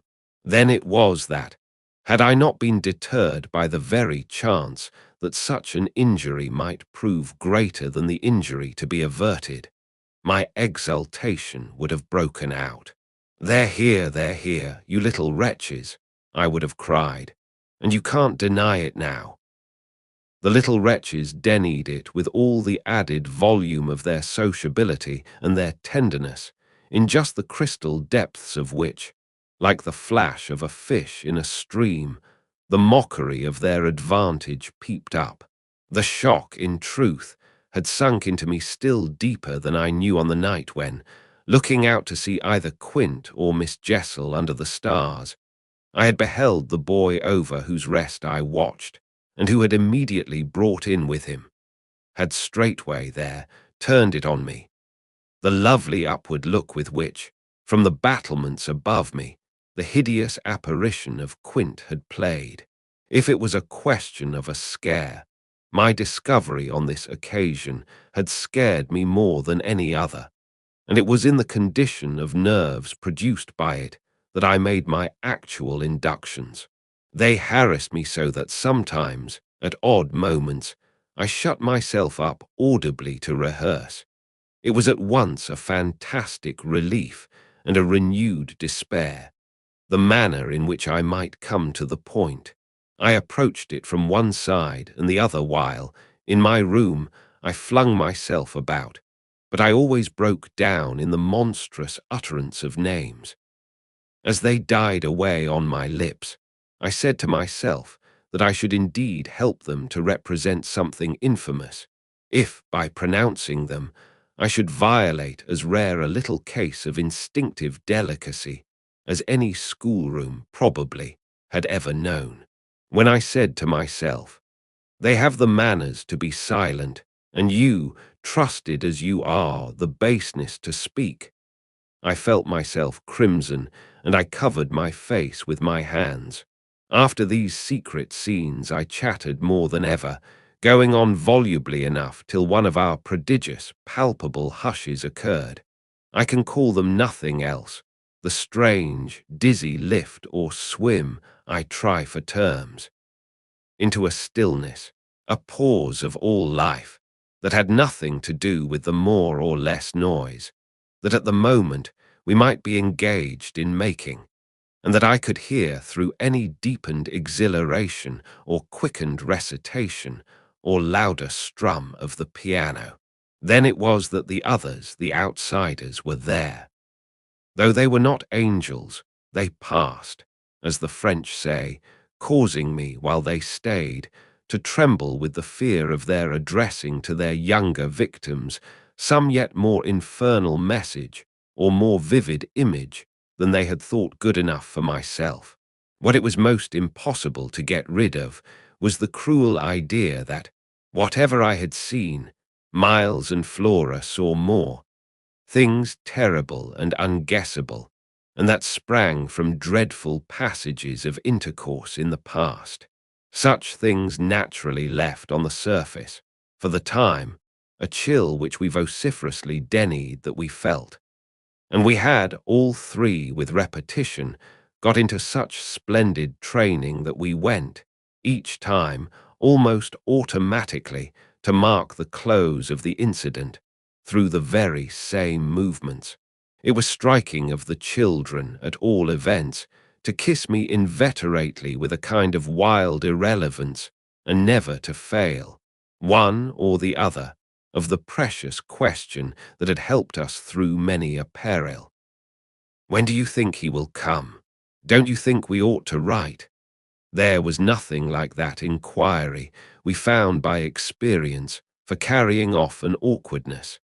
He, of course, was their uncle in Harley Street, and we lived in much profusion of theory that he might at any moment arrive to mingle in our circle.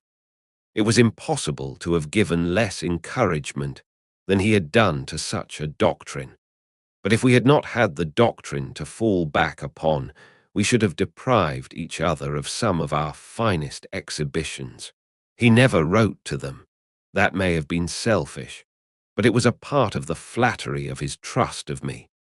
For the way in which a man pays his highest tribute to a woman is apt to be but by the more festal celebration of one of the sacred laws of his comfort, and I held that I carried out the spirit of the pledge, given not to appeal to him, when I let my charges understand that their own letters were but charming literary exercises. They were too beautiful to be posted. I kept them myself. I have them all to this hour. This was a rule indeed, which only added to the satiric effect of my being plied with the supposition that he might at any moment be among us. It was exactly as if my charges knew how almost more awkward than anything else that might be for me. There appears to me, moreover, as I look back, no note in all this more extraordinary than the mere fact that, in spite of my tension and of their triumph, I never lost patience with them. Adorable they must in truth have been, I now reflect, that I didn't in these days hate them. Would exasperation, however, if relief had longer been postponed, finally have betrayed me? It little matters, for relief arrived. I call it relief, though it was only the relief that a snap brings to a strain or the burst of a thunderstorm to a day of suffocation. It was at least change, and it came with a rush. Chapter separator, XIV walking to church a certain Sunday morning. I had little Miles at my side and his sister, in advance of us, and at Mrs. Grose's, well in sight. It was a crisp, clear day, the first of its order for some time. The night had brought a touch of frost, and the autumn air, bright and sharp, made the church bells almost gay. It was an odd accident of thought that I should have happened at such a moment to be particularly and very gratefully struck with the obedience of my little charges. Why did they never resent my inexorable, my perpetual society? Something or other had brought nearer home to me that I had all but pinned the boy to my shawl, and that, in the way our companions were marshalled before me, I might have appeared to provide against some danger of rebellion. I was like a jailer with an eye to possible surprises and escapes.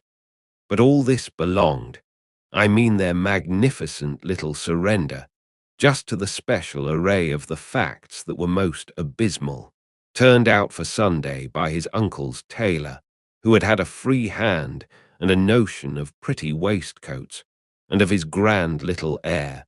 Miles's whole title to independence, the rights of his sex and situation, were so stamped upon him that if he had suddenly struck for freedom, I should have had nothing to say. I was by the strangest of chances wondering how I should meet him when the revolution unmistakably occurred. I call it a revolution because I now see how, with the word he spoke, the curtain rose on the last act of my dreadful drama, and the catastrophe was precipitated. "Look here, my dear, you know," he charmingly said. "When in the world, please, am I going back to school?" Transcribed here, the speech sounds harmless enough, particularly as uttered in the sweet, high, casual pipe with which, at all interlocutors, but above all at his eternal governess, he threw off intonations as if he were tossing roses. There was something in them that always made one catch, and I caught, at any rate, now so effectually that I stopped as short as if one of the trees of the park had fallen across the road. There was something new on the spot between us, and he was perfectly aware that I recognized it, though, to enable me to do so, he had no need to look a whit less candid and charming than usual. I could feel in him how he already, from my at first finding nothing to reply, perceived the advantage he had gained. I was so slow to find anything that he had plenty of time, after a minute, to continue with his suggestive but inconclusive smile. "You know, my dear, that for a fellow to be with a lady always—" His "my dear" was constantly on his lips for me, and nothing could have expressed more the exact shade of the sentiment with which I desired to inspire my pupils than its fond familiarity. It was so respectfully easy. But oh, how I felt that at present I must pick my own phrases. I remember that, to gain time, I tried to laugh, and I seemed to see in the beautiful face with which he watched me how ugly and queer I looked. "And always with the same lady," I returned. He neither blanched nor winked. The whole thing was virtually out between us. "Ah, of course, she's a jolly, perfect lady, but after all, I'm a fellow, don't you see? Well, getting on." I lingered there with him an instant ever so kindly. "Yes, you're getting on." Oh, but I felt helpless. I have kept to this day the heart-breaking little idea of how he seemed to know that and to play with it. And you can't say I've not been awfully good, can you? I laid my hand on his shoulder, for though I felt how much better it would have been to walk on, I was not yet quite able. "No, I can't say that, Miles. Except just that one night, you know. That one night." I couldn't look as straight as he. Why, when I went out of the house. Oh, yes. But I forget what you did it for. You forget. He spoke with the sweet extravagance of childish reproach. Why, it was to show you I could. Oh, yes, you could. And I can again. I felt that I might, perhaps, after all, succeed in keeping my wits about me. Certainly, but you won't. No, not that again. It was nothing. It was nothing, I said, but we must go on. He resumed our walk with me, passing his hand into my arm. Then when am I going back? I wore in turning it over my most responsible air. Were you very happy at school? He just considered. Oh, I'm happy enough anywhere. Well then, I quavered, if you're just as happy here. Ah, but that isn't everything. Of course you know a lot, but you hint that you know almost as much, I risked as he paused. Not half I want to, Miles honestly professed, but it isn't so much that. What is it then? Well, I want to see more life. I see. I see. We had arrived within sight of the church and of various persons, including several of the household of Bly, on their way to it, and clustered about the door to see us go in. I quickened our step. I wanted to get there before the question between us opened up much further. I reflected hungrily that, for more than an hour, he would have to be silent, and I thought with envy of the comparative dusk of the pew, and of the almost spiritual help of the hassock on which I might bend my knees. I seemed literally to be running a race with some confusion to which he was about to reduce me, but I felt that he had got in first when, before we had even entered the churchyard, he threw out, "I want my own sort." It literally made me bound forward. There are not many of your own sort, Miles, I laughed. Unless, perhaps, dear little Flora, you really compare me to a baby girl. This found me singularly weak. Don't you, then, love our sweet Flora? If I didn't, and you too.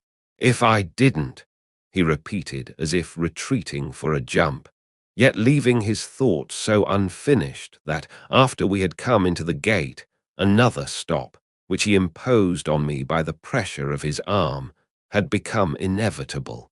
Mrs. Groves and Flora had passed into the church, the other worshippers had followed, and we were, for the minute, alone among the old, thick grave. We had paused on the path from the gate by a low, oblong, table-like tomb. Yes, if you didn't, he looked, while I waited at the grave. Well, you know what. But he didn't move, and he presently produced something that made me drop straight down on the stone slab, as if suddenly to rest. Does my uncle think what you think? I markedly rested. How do you know what I think? Ah, well, of course I don't, for it strikes me you never tell me. But I mean, does he know? Know what, Miles? Why, the way I'm going on. I perceived quickly enough that I could make, to this inquiry, no answer that would not involve something of a sacrifice of my employer. Yet it appeared to me that we were all at Bly sufficiently sacrificed to make that venial. I don't think your uncle much cares. Miles, on this, stood looking at me. Then don't you think he can be made to? In what way? Why, by his coming down. But who'll get him to come down? I will, the boy said with extraordinary brightness and emphasis. He gave me another look, charged with that expression, and then marched off alone into church. Chapter separator, XV. The business was practically settled from the moment I never followed him. It was a pitiful surrender to agitation, but my being aware of this had somehow no power to restore me. I only sat there on my tomb and read into what my little friend had said to me the fullness of its meaning. By the time I had grasped the whole of which I had also embraced, for absence, the pretext that I was ashamed to offer my pupils and the rest of the congregation, Such an example of delay.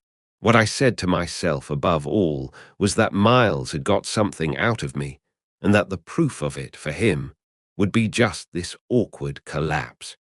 He had got out of me that there was something I was much afraid of, and that he should probably be able to make use of my fear to gain, for his own purpose, more freedom. My fear was of having to deal with the intolerable question of the grounds of his dismissal from school, for that was really but the question of the horrors gathered behind. That his uncle should arrive to treat with me of these things was a solution that, strictly speaking, I ought now to have desired to bring on. But I could so little face the ugliness and the pain of it that I simply procrastinated and lived from hand to mouth. The boy, to my deep discomposure, was immensely in the right, was in a position to say to me, "Either you clear up with my guardian the mystery of this interruption of my studies, or you cease to expect me to lead with you a life that's so unnatural for a boy." What was so unnatural for the particular boy I was concerned with was this sudden revelation of a consciousness and a plan. That was what really overcame me, what prevented my going in. I walked round the church, hesitating, hovering. I reflected that I had already, with him, hurt myself beyond repair. Therefore I could patch up nothing, and it was too extreme an effort to squeeze beside him into the pew. He would be so much more sure than ever to pass his arm into mine and make me sit there for an hour in close, silent contact with his commentary on our talk. For the first minute since his arrival, I wanted to get away from him. As I paused beneath the high east window and listened to the sounds of worship, I was taken with an impulse that might master me, I felt. Completely should I give it the least encouragement. I might easily put an end to my predicament by getting away altogether. Here was my chance. There was no one to stop me. I could give the whole thing up, turn my back and retreat. It was only a question of hurrying again, for a few preparations, to the house which the attendance at church of so many of the servants would practically have left unoccupied. No one, in short, could blame me if I should just drive desperately off. What was it to get away if I got away only till dinner? That would be in a couple of hours, at the end of which I had the acute provision. My little pupils would play at innocent wonder about my non-appearance in their train. "What did you do, you naughty bad thing? Why in the world to worry us so, and take our thoughts off too, don't you know? Did you desert us at the very door?" I couldn't meet such questions, nor, as they asked them, their false little lovely eyes. Yet it was all so exactly what I should have to meet that, as the prospect grew sharp to me, I at last let myself go. I got, so far as the immediate moment was concerned, away. I came straight out of the churchyard, and thinking hard, retraced my steps through the park. It seemed to me that by the time I reached the house, I had made up my mind I would fly. The Sunday stillness both of the approaches and of the interior, in which I met no one, fairly excited me with a sense of opportunity. Were I to get off quickly, this way, I should get off without a scene, without a word. My quickness would have to be remarkable, however, and the question of a conveyance was the great one to settle. Tormented, in the hall, with difficulties and obstacles, I remember sinking down at the foot of the staircase, suddenly collapsing there on the lowest step, and then, with a revulsion, recalling that it was exactly where more than a month before, in the darkness of night, and just so bowed with evil things, I had seen the spectre of the most horrible of women. At this I was able to straighten myself. I went the rest of the way up. I made, in my bewilderment, for the schoolroom, where there were objects belonging to me that I should have to take. But I opened the door to find again, in a flash, my eyes unsealed. In the presence of what I saw, I reeled straight back upon my resistance. Seated at my own table in clear noonday light, I saw a person whom, without my previous experience, I should have taken at the first blush for some housemaid, who might have stayed at home to look after the place, and who, availing herself of rare relief from observation, and of the schoolroom table and my pens, ink, and paper, had applied herself to the considerable effort of a letter to her sweetheart. There was an effort in the way that, while her arms rested on the table, her hands with evident weariness supported her head. But at the moment I took this in, I had already become aware that, in spite of my entrance, her attitude strangely persisted. Then it was, with the very act of its announcing itself, that her identity flared up in a change of posture. She rose, not as if she had heard me, but with an indescribable grand melancholy of indifference and detachment, and within a dozen feet of me stood there as my vile predecessor, dishonoured and tragic. She was all before me, but even as I fixed, and for memory secured it, the awful image passed away. Dark as midnight in her black dress, her haggard beauty and her unutterable woe, she had looked at me long enough to appear to say that her right to sit at my table was as good as mine to sit at hers. While these instants lasted, indeed, I had the extraordinary chill of feeling that it was I who was the intruder.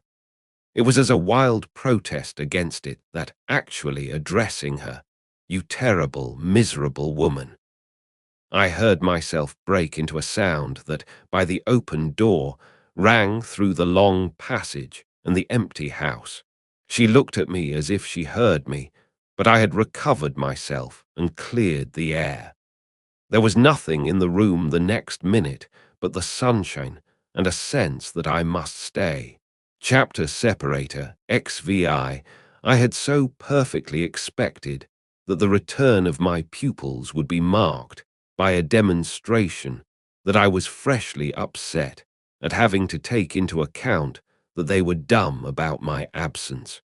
Instead of gaily denouncing and caressing me, they made no allusion to my having failed them, and I was left, for the time, on perceiving that she too said nothing, to study Mrs. Grose's odd face.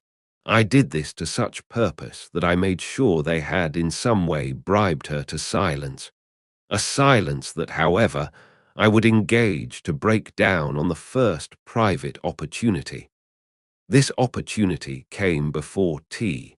I secured 5 minutes with her in the housekeeper's room, where, in the twilight, amid a smell of lately baked bread, but with the place all swept and garnished, I found her sitting in pained placidity before the fire.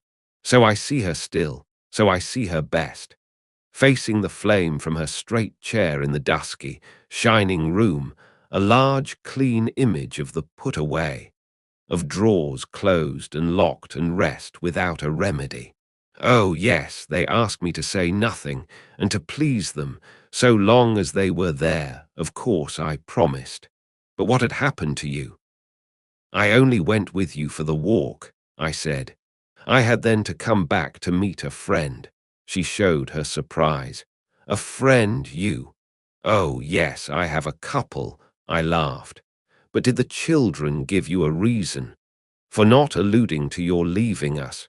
Yes, they said you would like it better. Do you like it better? My face had made her rueful. No, I like it worse. But after an instant I added, did they say why I should like it better? No, Master Miles only said, we must do nothing but what she likes. I wish indeed he would. And what did Flora say? Miss Flora was too sweet. She said, oh, of course, of course. And I said the same. I thought a moment. You were too sweet, too. I can hear you all. But nonetheless, between Miles and me, it's now all out. All out, my companion stared. But what, miss? Everything. It doesn't matter. I've made up my mind. I came home, my dear, I went on, for a talk with Miss Jessel. I had by this time formed the habit of having Mrs. Groves literally well in hand in advance of my sounding that note, so that even now, as she bravely blinked under the signal of my word, I could keep her comparatively firm. A talk? Do you mean she spoke? It came to that. I found her on my return in the schoolroom. And what did she say? I can hear the good woman still, and the candour of her stupefaction. That she suffers the torments. It was this, of a truth, that made her, as she filled out my picture, gape. Do you mean, she faltered, of the lost? Of the lost. Of the damned. And that's why, to share them, I faltered myself with the horror of it. But my companion, with less imagination, kept me up. To share them, she wants Flora. Mrs. Groves might, as I gave it to her, fairly have fallen away from me had I not been prepared. I still held her there to show I was. As I've told you, however, it doesn't matter. Because you've made up your mind, but to what? To everything. And what do you call everything? Why, sending for their uncle. Oh, miss, in pity do, my friend broke out. Ah, but I will. I see it's the only way. What's out, as I told you, with Miles is that if he thinks I'm afraid to, and has ideas of what he gains by that, he shall see he's mistaken. Yes, yes. His uncle shall have it here from me on the spot, and before the boy himself, if necessary, that if I'm to be reproached with having done nothing again about more school. Yes, miss, my companion pressed me. Well, there's that awful reason. There were now clearly so many of these for my poor colleague that she was excusable for being vague. But, which? Why, the letter from his old place. You'll show it to the master. I ought to have done so on the instant. Oh, no, said Mrs. Groves with decision. I'll put it before him, I went on inexorably, that I can't undertake to work the question on behalf of a child who has been expelled. For we've never in the least known what, Mrs. Groves declared. For wickedness. For what else, when he's so clever and beautiful and perfect? Is he stupid? Is he untidy? Is he infirm? Is he ill-natured? He's exquisite, so it can be only that, and that would open up the whole thing. After all, I said, it's their uncle's fault. If he left here such people, he didn't really in the least know them. The fault's mine. She had turned quite pale. Well, you shan't suffer, I answered. The children shan't, she emphatically returned. I was silent a while. We looked at each other. Then what am I to tell him? You needn't tell him anything. I'll tell him. I measured this. Do you mean you'll write? Remembering she couldn't, I caught myself up. How do you communicate? I tell the bailiff. He writes. And should you like him to write our story? My question had a sarcastic force that I had not fully intended, and it made her, after a moment, inconsequently break down. The tears were again in her eyes. Ah, miss, you write. Well, tonight, I at last answered, and on this we separated. Chapter separator, XVII, I went so far in the evening as to make a beginning. The weather had changed back. A great wind was abroad, and beneath the lamp, in my room, with Flora at peace beside me, I sat for a long time before a blank sheet of paper and listened to the lash of the rain and the batter of the gusts. Finally I went out, taking a candle. I crossed the passage and listened a minute at Miles's door. What, under my endless obsession, I had been impelled to listen for was some betrayal of his not being at rest, and I presently caught one, but not in the form I had expected. His voice tinkled out. I say, you there, come in. It was a gaiety in the gloom. I went in with my light and found him in bed, very wide awake, but very much at his ease. "Well, what are you up to?" he asked, with a grace of sociability in which it occurred to me that Mrs. Grose, had she been present, might have looked in vain for proof that anything was out. I stood over him with my candle. "How did you know I was there?" "Why, of course I heard you. Did you fancy you made no noise? You're like a troop of cavalry," he beautifully laughed. "Then you weren't asleep?" "Not much. I lie awake and think." I had put my candle, designedly, a short way off, and then, as he held out his friendly old hand to me, had sat down on the edge of his bed. "What is it," I asked, "that you think of? What in the world, my dear, but you?" "Ah, the pride I take in your appreciation doesn't insist on that. I had so far rather you slept."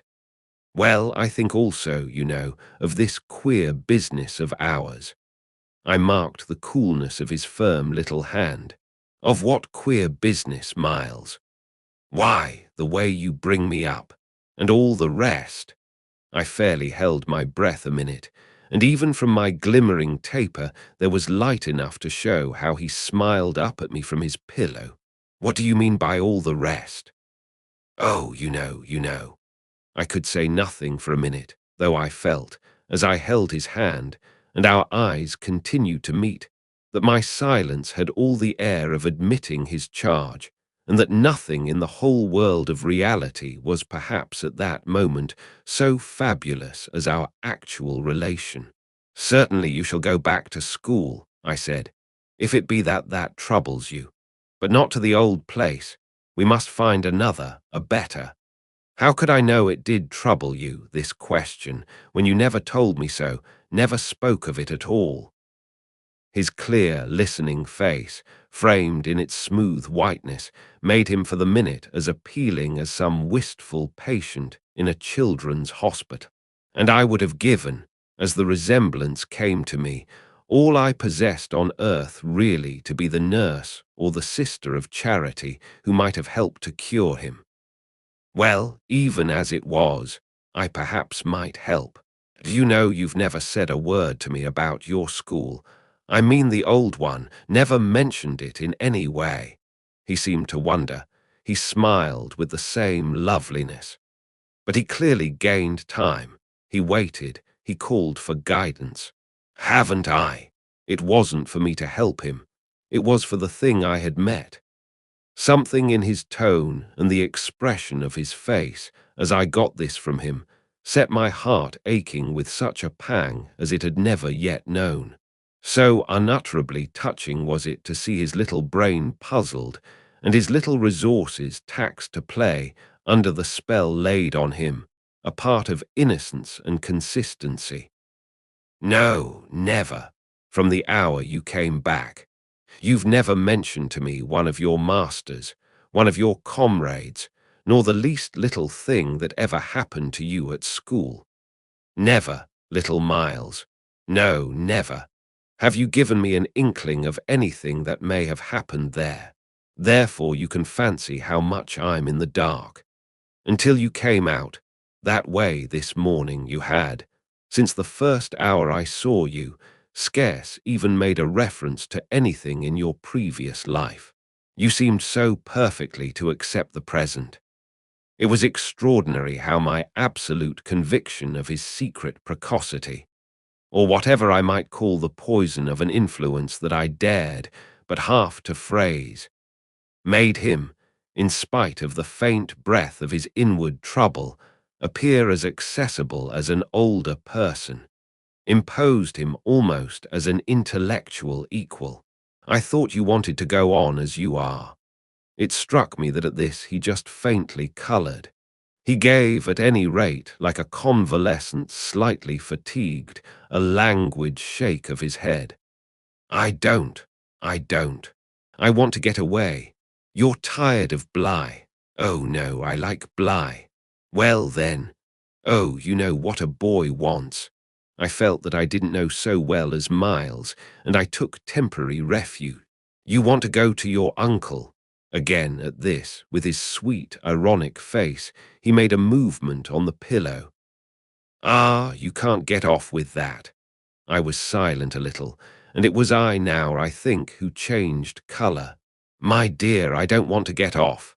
You can't, even if you do. You can't, you can't. He lay beautifully staring. My uncle must come down, and you must completely settle things. If we do, I returned with some spirit, you may be sure it will be to take you quite away. Well, don't you understand that that's exactly what I'm working for? You'll have to tell him about the way you've let it all drop. You'll have to tell him a tremendous lot. The exultation with which he uttered this helped me somehow, for the instant, to meet him rather more. And how much will you, Miles, have to tell him? There are things he'll ask you. He turned it over. Very likely. But what things? The things you've never told me, to make up his mind what to do with you. He can't send you back. Oh, I don't want to go back, he broke in. I want a new field. He said it with admirable serenity, with positive, unimpeachable gaiety. And doubtless, it was that very note that most evoked for me the poignancy, the unnatural, childish tragedy of his probable reappearance at the end of 3 months, with all this bravado and still more dishonor. It overwhelmed me now that I should never be able to bear that, and it made me let myself go. I threw myself upon him, and in the tenderness of my pity, I embraced him. Dear little Miles, dear little Miles. My face was close to his, and he let me kiss him, simply taking it with indulgent good humor. Well, old lady, is there nothing at all that you want to tell me? He turned off a little, facing round toward the wall and holding up his hand to look at as one had seen sick children look. I told you this morning. Oh, I was sorry for him, that you just want me not to worry you. He looked round at me now, as if in recognition of my understanding him. Then ever so gently, to let me alone, he replied. There was even a singular little dignity in it, something that made me release him, yet, when I had slowly risen, linger beside him. God knows I never wished to harass him, but I felt that merely at this, to turn my back on him was to abandon, or, to put it more truly, to lose him. I've just begun a letter to your uncle, I said. Well then, finish it. I waited a minute. What happened before? He gazed up at me again. Before what? Before you came back, and before you went away. For some time he was silent, but he continued to meet my eyes. What happened? It made me, the sound of the words, in which it seemed to me that I caught for the very first time a small faint quaver of consenting consciousness. It made me drop on my knees beside the bed and seize once more the chance of possessing him. Dear little Miles, if you knew how I want to help you. It's only that, it's nothing but that, and I'd rather die than give you a pain or do you a wrong. I'd rather die than hurt a hair of you. Dear little Miles. Oh, I brought it out now, even if I should go too far. I just want you to help me to save you. But I knew in a moment after this that I had gone too far.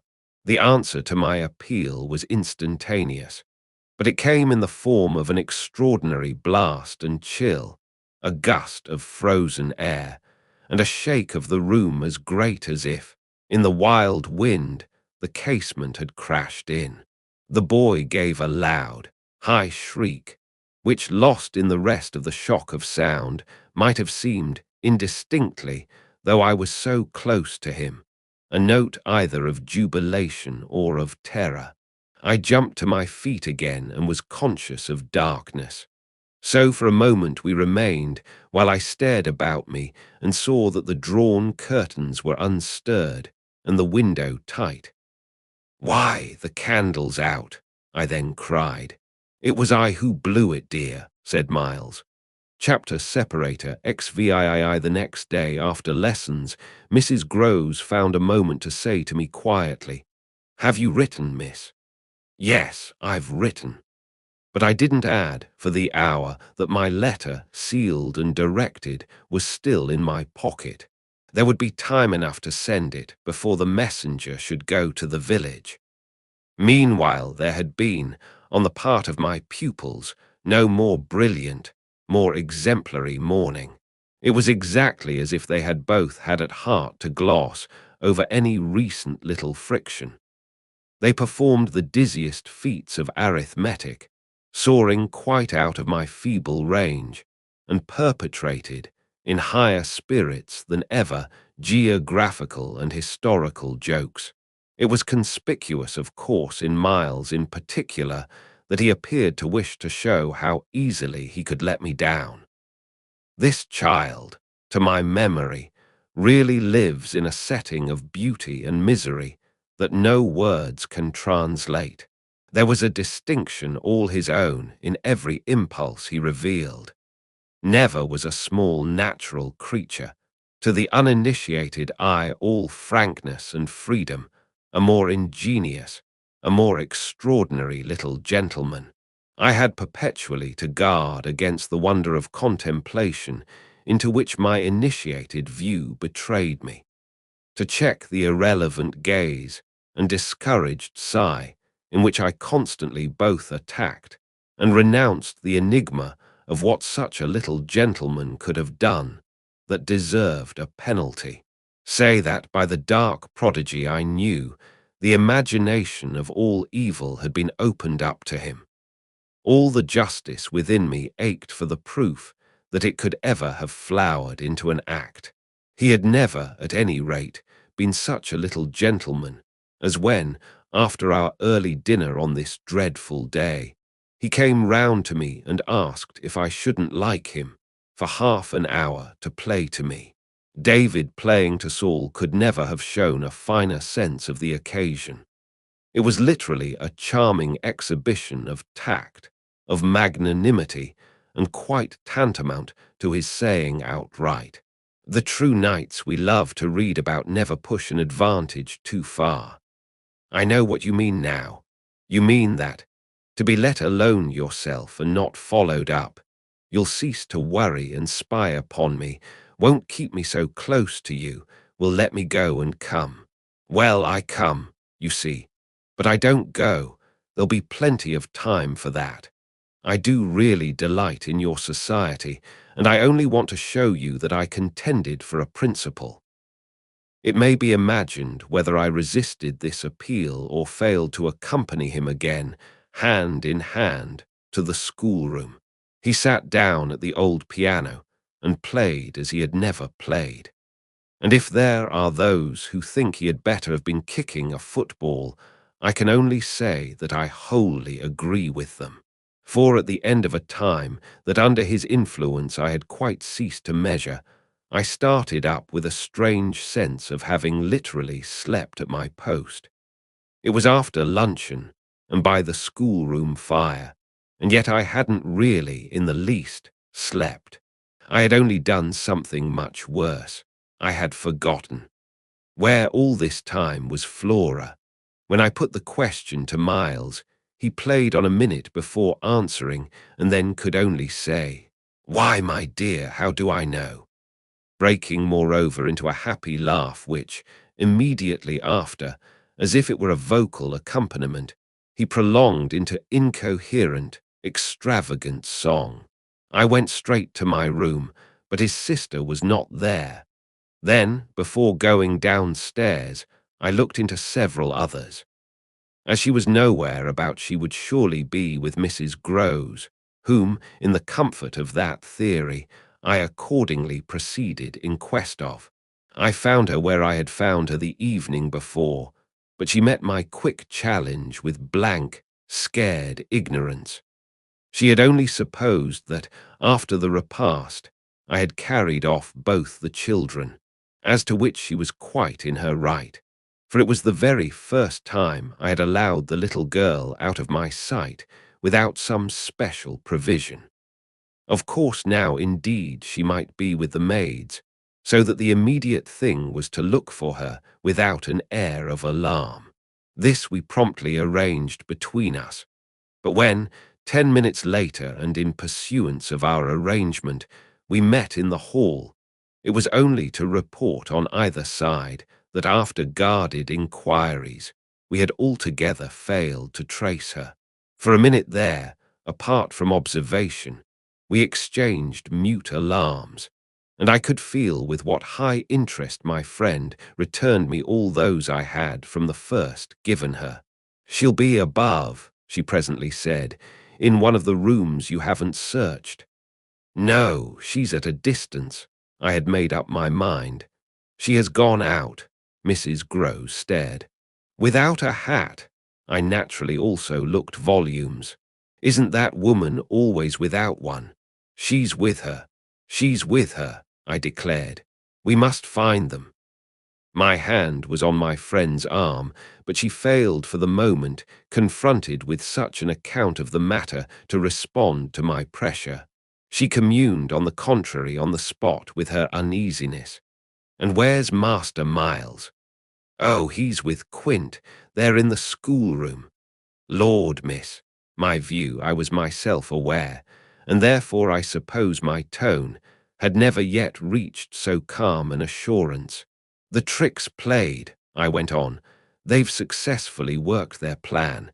He found the most divine little way to keep me quiet while she went off." "Divine?" Mrs. Groves bewilderedly echoed.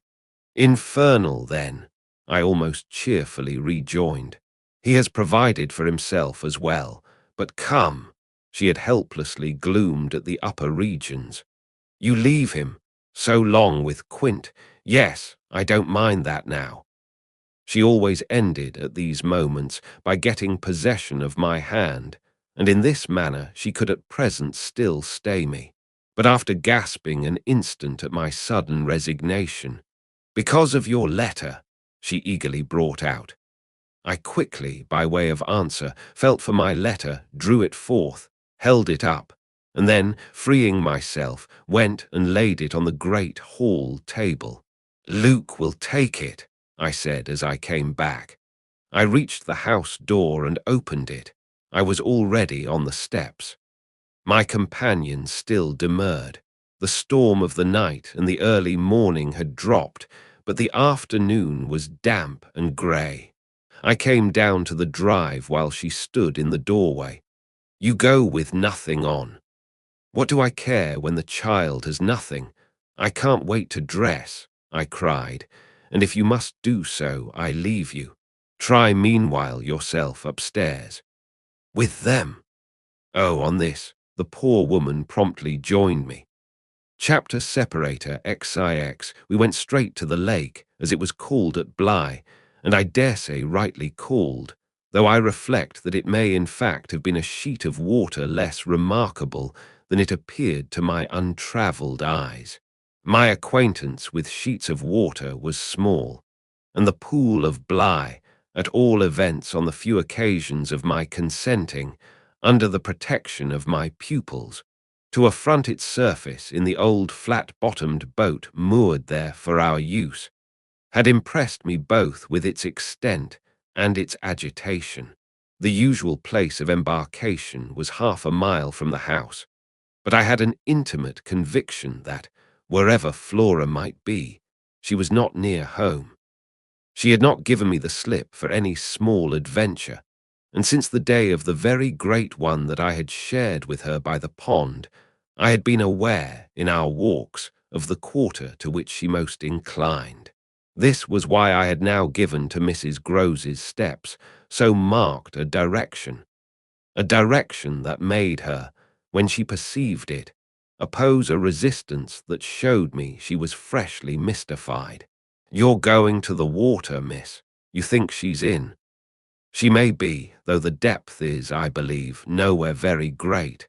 But what I judge most likely is that she's on the spot from which, the other day, we saw together what I told you." when she pretended not to see, with that astounding self-possession. I've always been sure she wanted to go back alone, and now her brother has managed it for her. Mrs. Groves still stood where she had stopped. You suppose they really talk of them? I could meet this with a confidence. They say things that if we heard them would simply appall us. And if she is there, yes, then Miss Jessel is. Beyond a doubt, you shall see. Oh, thank you, my friend cried, planted so firm that, taking it in, I went straight on without her. By the time I reached the pool, however, she was close behind me, and I knew that, whatever, to her apprehension, might befall me, the exposure of my society struck her as her least danger. She exhaled a moan of relief, as we at last came in sight of the greater part of the water without a sight of the child. There was no trace of Flora on that nearer side of the bank, where my observation of her had been most startling, and none on the opposite edge, where, save for a margin of some 20 yards, a thick copse came down to the water. The pond, oblong in shape, had a width so scant compared to its length that, with its ends out of view, it might have been taken for a scant river. We looked at the empty expanse, and then I felt the suggestion of my friend's eyes. I knew what she meant, and I replied with a negative headshake. No, no, wait, she has taken the boat. My companion stared at the vacant mooring place and then again across the lake. Then where is it? Our not seeing it is the strongest of proofs. She has used it to go over and then has managed to hide it. All alone, that child. She's not alone, and at such times she's not a child. She's an old, old woman. I scanned all the visible shore while Mrs. Groves took again into the queer element I offered her, one of her plunges of submission. Then I pointed out that the boat might perfectly be in a small refuge formed by one of the recesses of the pool, an indentation masked, for the hither side, by a projection of the bank and by a clump of trees growing close to the water. But if the boat's there, where on earth she, my colleague anxiously asked, that's exactly what we must learn, and I started to walk further. By going all the way round, certainly, far as it is, it will take us but 10 minutes, but it's far enough to have made the child prefer not to walk. She went straight over. Laws, cried my friend again. The chain of my logic was ever too much for her. It dragged her at my heels even now, and when we had got halfway round, a devious, tiresome process, on ground much broken and by a path choked with overgrowth. I paused to give her breath. I sustained her with a grateful arm, assuring her that she might hugely help me, and this started us afresh, so that in the course of but few minutes more, we reached a point from which we found the boat to be where I had supposed it. It had been intentionally left as much as possible out of sight, and was tied to one of the stakes of a fence that came, just there, down to the brink, and that had been an assistance to disembarking. I recognized, as I looked at the pair of short, thick oars, quite safely drawn up, the prodigious character of the feat for a little girl. But I had lived, by this time, too long among wonders, and had panted to too many livelier measures. There was a gate in the fence through which we passed, and that brought us, after a trifling interval, more into the open. Then, there she is, we both exclaimed at once. Flora, a short way off, stood before us on the grass and smiled as if her performance was now complete. The next thing she did, however, was to stoop straight down and pluck, quite as if it were all she was there for, a big, ugly spray of withered fern. I instantly became sure she had just come out of the copse. She waited for us, not herself taking a step, and I was conscious of the rare solemnity with which we presently approached her. She smiled, and we met. But it was all done in a silence by this time flagrantly ominous. Mrs. Groves was the first to break the spell. She threw herself on her knees and, drawing the child to her breast, clasped in a long embrace the little tender, yielding body. While this dumb convulsion lasted, I could only watch it, which I did the more intently when I saw Flora's face peep at me over our companion's shoulder. It was serious now. The flicker had left it, but it strengthened the pang with which I at that moment envied Mrs. Groves the simplicity of her relation. Still, all this while, nothing more passed between us save that Flora had let her foolish fern again drop to the ground. What she and I had virtually said to each other was that pretexts were useless now. When Mrs. Groves finally got up, she kept the child's hand, so that the two were still before me, and the singular reticence of our communion was even more marked in the frank look she launched me.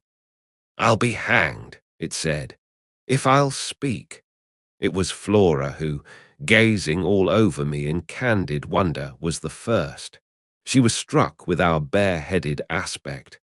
"Why, where are your things?" "Where yours are, my dear," I promptly returned. She had already got back her gaiety and appeared to take this as an answer quite sufficient. "And where's Miles?" she went on. There was something in the small valor of it that quite finished me. These three words from her were, in a flash, like the glitter of a drawn blade, the jostle of the cup that my hand, for weeks and weeks, had held high and full to the brim, that now, even before speaking, I felt overflow in a deluge. "I'll tell you if you'll tell me," I heard myself say, then heard the tremor in which it broke. "Well, what?" Mrs. Groves's suspense blazed at me, but it was too late now, and I brought the thing out handsomely. "Where, my pet, is Miss Jessel?" Chapter separator XX. Just as in the churchyard with Miles, the whole thing was upon us. Much as I had made of the fact that this name had never once, between us, been sounded, the quick, smitten glare with which the child's face now received it fairly likened my breach of the silence to the smash of a pane of glass. It added to the interposing cry, as if to stay the blow that Mrs. Groves at the same instant uttered over my violence, the shriek of a creature scared, or rather wounded, which in turn, within a few seconds, was completed by a gasp of my own. I seized my colleague's arm. She's there. Miss Jessel stood before us on the opposite bank exactly as she had stood the other time, and I remember, strangely, as the first feeling now produced in me, my thrill of joy at having brought on a proof. She was there, and I was justified. She was there, and I was neither cruel nor mad. She was there for poor scared Mrs. Groves, but she was there most for Flora, and no moment of my monstrous time was perhaps so extraordinary as that in which I consciously threw out to her, with the sense that, pale and ravenous demon as she was, she would catch and understand it, an inarticulate message of gratitude. She rose erect on the spot my friend and I had lately quitted, and there was not, in all the long reach of her desire, an inch of her evil that fell short. This first vividness of vision and emotion were things of a few seconds, during which Mrs. Groves's dazed blink across to where I pointed struck me as a sovereign sign that she too at last saw, just as it carried my own eyes precipitately to the child. The revelation then of the manner in which Flora was affected startled me, in truth, far more than it would have done to find her also merely agitated. For direct dismay was of course not what I had expected. Prepared and on her guard as our pursuit had actually made her, she would repress every betrayal. and I was therefore shaken, on the spot, by my first glimpse of the particular one for which I had not allowed. To see her without a convulsion of her small pink face, not even feign to glance in the direction of the prodigy I announced, but only, instead of that, turn at me an expression of hard, still gravity, an expression absolutely new and unprecedented, and that appeared to read and accuse and judge me. This was a stroke that somehow converted the little girl herself into the very presence that could make me quail. I quailed even though my certitude that she thoroughly saw was never greater than at that instant, and in the immediate need to defend myself, I called it passionately to witness. "She's there, you little unhappy thing. There, and you see her as well as you see me." I had said shortly before to Mrs. Groves that she was not at these times a child, but an old woman, and that description of her could not have been more strikingly confirmed than in the way in which, for all answer to this, she simply showed me, without a concession, an admission of her eyes, a countenance of deeper and deeper, of indeed, suddenly quite fixed, reprobation. I was by this time, if I can put the whole thing at all together, more appalled at what I may properly call her manner than at anything else, though it was simultaneously with this that I became aware of having Mrs. Groves also, and very formidably, to reckon with. My elder companion, the next moment at any rate, blotted out everything but her own flushed face and her loud, shocked protest, a burst of high disapproval. "What a dreadful turn, to be sure, miss. Where on earth do you see anything?" I could only grasp her more quickly yet, for even while she spoke the hideous plain presence stood undimmed and undaunted. It had already lasted a minute, and it lasted while I continued, seizing my colleague, quite thrusting her at it and presenting her to it, to insist with my pointing hand. "You don't see her exactly as we see. You mean to say you don't now? Now, she's as big as a blazing fire. Only look, dearest woman, look." She looked, even as I did, and gave me, with her deep groan of negation, repulsion, compassion, the mixture with her pity of her relief at her exemption, a sense, touching to me even then, that she would have backed me up if she could. I might well have needed that, for with this hard blow of the proof that her eyes were hopelessly sealed, I felt my own situation horribly crumble. I saw my livid predecessor press, from her position, on my defeat, and I was conscious, more than all, of what I should have from this instant to deal with in the astounding little attitude of Flora. Into this attitude Mrs. Groves immediately and violently entered, breaking, even while there pierced through my sense of ruin a prodigious private triumph, into breathless reassurance. "She isn't there, little lady, and nobody's there, and you never see nothing, my sweet. How can poor Miss Jessel, when poor Miss Jessel's dead and buried? We know, don't we, love?" And she appealed, blundering in, to the child. "It's all a mere mistake, and a worry and a joke, and we'll go home as fast as we can." Our companion on this had responded with a strange, quick primness of propriety, and they were again, with Mrs. Groves on her feet, united, as it were, in pained opposition to me. Flora continued to fix me with her small mask of reprobation, and even at that minute I prayed God to forgive me for seeming to see that, as she stood there holding tight to our friend's dress, her incomparable childish beauty had suddenly failed, had quite vanished. I've said it already. She was hideously hard. She had turned common and almost ugly. "I don't know what you mean. I see nobody. I see nothing. I never have. I think you're cruel. I don't like you." Then, after this deliverance, which might have been that of a vulgarly pert little girl in the street. She hugged Mrs. Groves more closely and buried in her skirts the dreadful little face. In this position she produced an almost furious wail. "Take me away, oh, take me away from her." "From me," I panted. From you," she cried. Even Mrs. Groves looked across at me dismayed, while I had nothing to do but communicate again with the figure that, on the opposite bank, without a movement, as rigidly still as if catching, beyond the interval our voices, was as vividly there for my disaster as it was not there for my service. The wretched child had spoken exactly as if she had got from some outside source each of her stabbing little words, and I could therefore, in the full despair of all I had to accept, but sadly shake my head at her.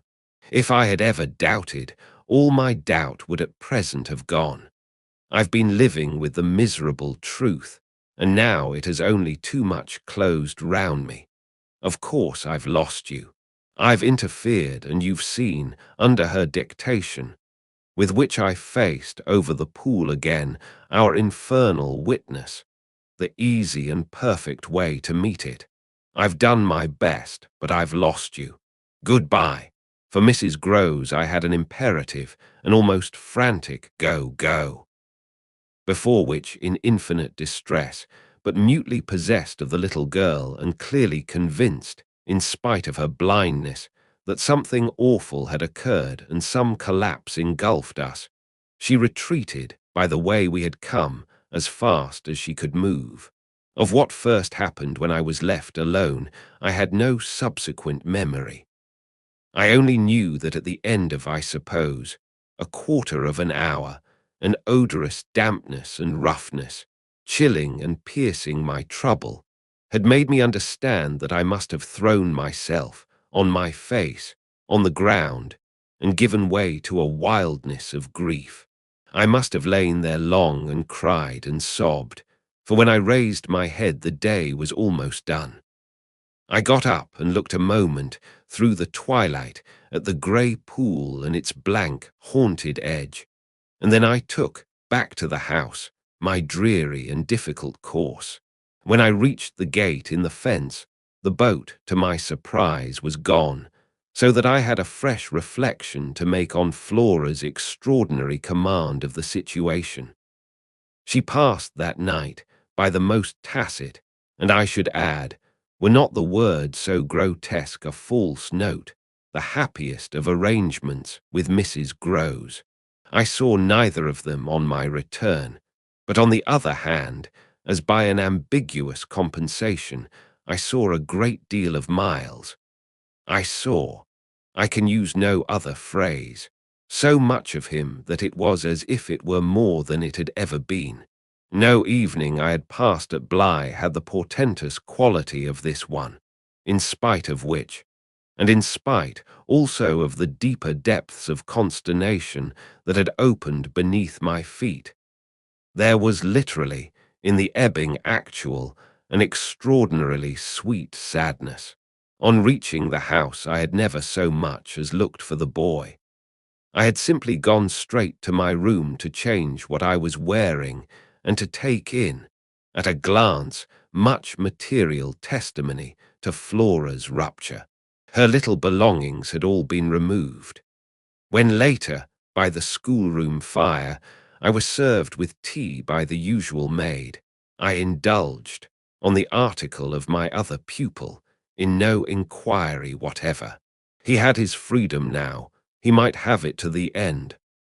Well, he did have it, and it consisted, in part at least, of his coming in at about 8 o'clock and sitting down with me in silence. On the removal of the tea things, I had blown out the candles and drawn my chair closer. I was conscious of a mortal coldness and felt as if I should never again be warm. So, when he appeared, I was sitting in the glow with my thoughts. He paused a moment by the door as if to look at me. Then, as if to share them, came to the other side of the hearth and sank into a chair. We sat there in absolute stillness. Yet he wanted, I felt, to be with me. Chapter separator, XXI before a new day in my room had fully broken. My eyes opened to Mrs. Groves, who had come to my bedside with worse news. Flora was so markedly feverish that an illness was perhaps at hand. She had passed a night of extreme unrest, a night agitated above all by fears that had for their subject not in the least her former, but wholly her present, governess. It was not against the possible re-entrance of Miss Jessel on the scene that she protested. It was conspicuously and passionately against mine. I was promptly on my feet, of course, and with an immense deal to ask. The more that my friend had discernibly now girded her loins to meet me once more. This I felt as soon as I had put to her the question of her sense of the child's sincerity as against my own. She persists in denying to you that she saw or has ever seen anything. My visitor's trouble truly was great. Ah, miss, it isn't a matter on which I can push her.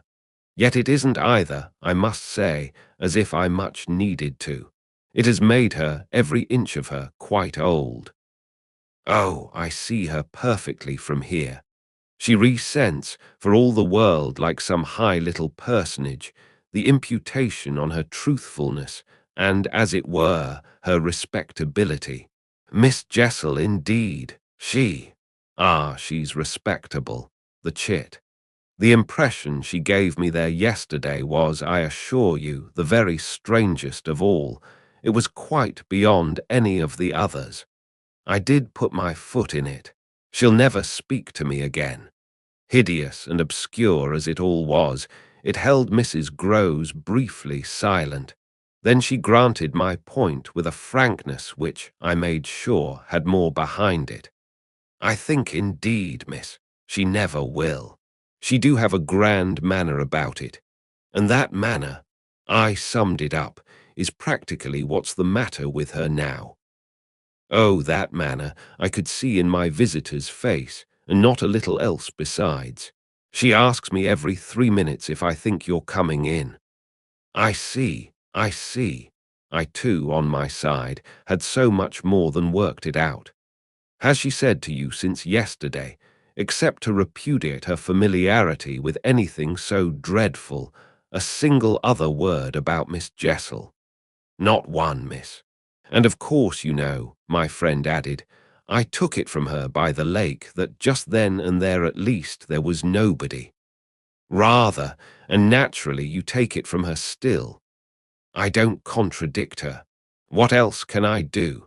Nothing in the world. You've the cleverest little person to deal with. They've made them, their two friends, I mean, still cleverer even than nature did, for it was wondrous material to play on. Flora has now her grievance, and she'll work it to the end. Yes, miss, but to what end? Why, that of dealing with me to her uncle. She'll make me out to him the lowest creature. I winced at the fair show of the scene in Mrs. Groves's face. She looked for a minute as if she sharply saw them together. And him who thinks so well of you. He has an odd way, it comes over me now, I laughed, of proving it. But that doesn't matter. What Flora wants, of course, is to get rid of me. My companion bravely concurred. Never again to so much as look at you. So that what you've come to me now for, I asked, is to speed me on my way. Before she had time to reply, however, I had her in check. I've a better idea, the result of my reflections. My going would seem the right thing, and on Sunday I was terribly near it. Yet that won't do. It's you who must go. You must take Flora. My visitor at this did speculate. But where in the world? Away from here, away from them, away even most of all now from me, straight to her uncle. Only to tell on you. No, not only, to leave me in addition with my remedy. She was still vague. And what is your remedy? Your loyalty to begin with, and then Miles's. She looked at me hard. Do you think he won't, if he has the chance, turn on me? Yes, I venture still to think it. At all events, I want to try. Get off with his sister as soon as possible and leave me with him alone. I was amazed, myself, at the spirit I had still in reserve, and therefore perhaps a trifle the more disconcerted at the way in which, in spite of this fine example of it, she hesitated. There's one thing, of course, I went on.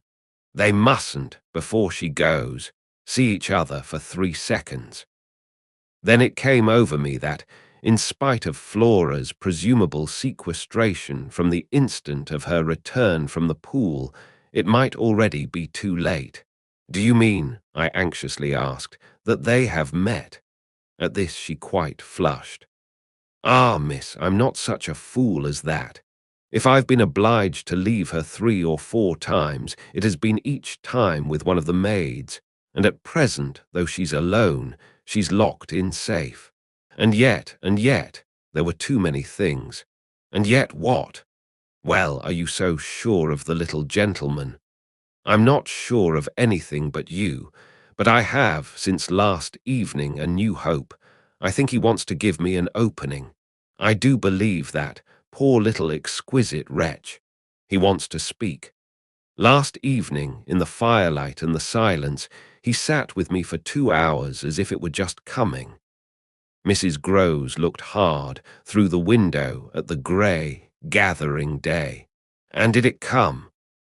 No, though I waited and waited, I confess it didn't, and it was without a breach of the silence or so much as a faint allusion to his sister's condition and absence that we at last kissed for good night.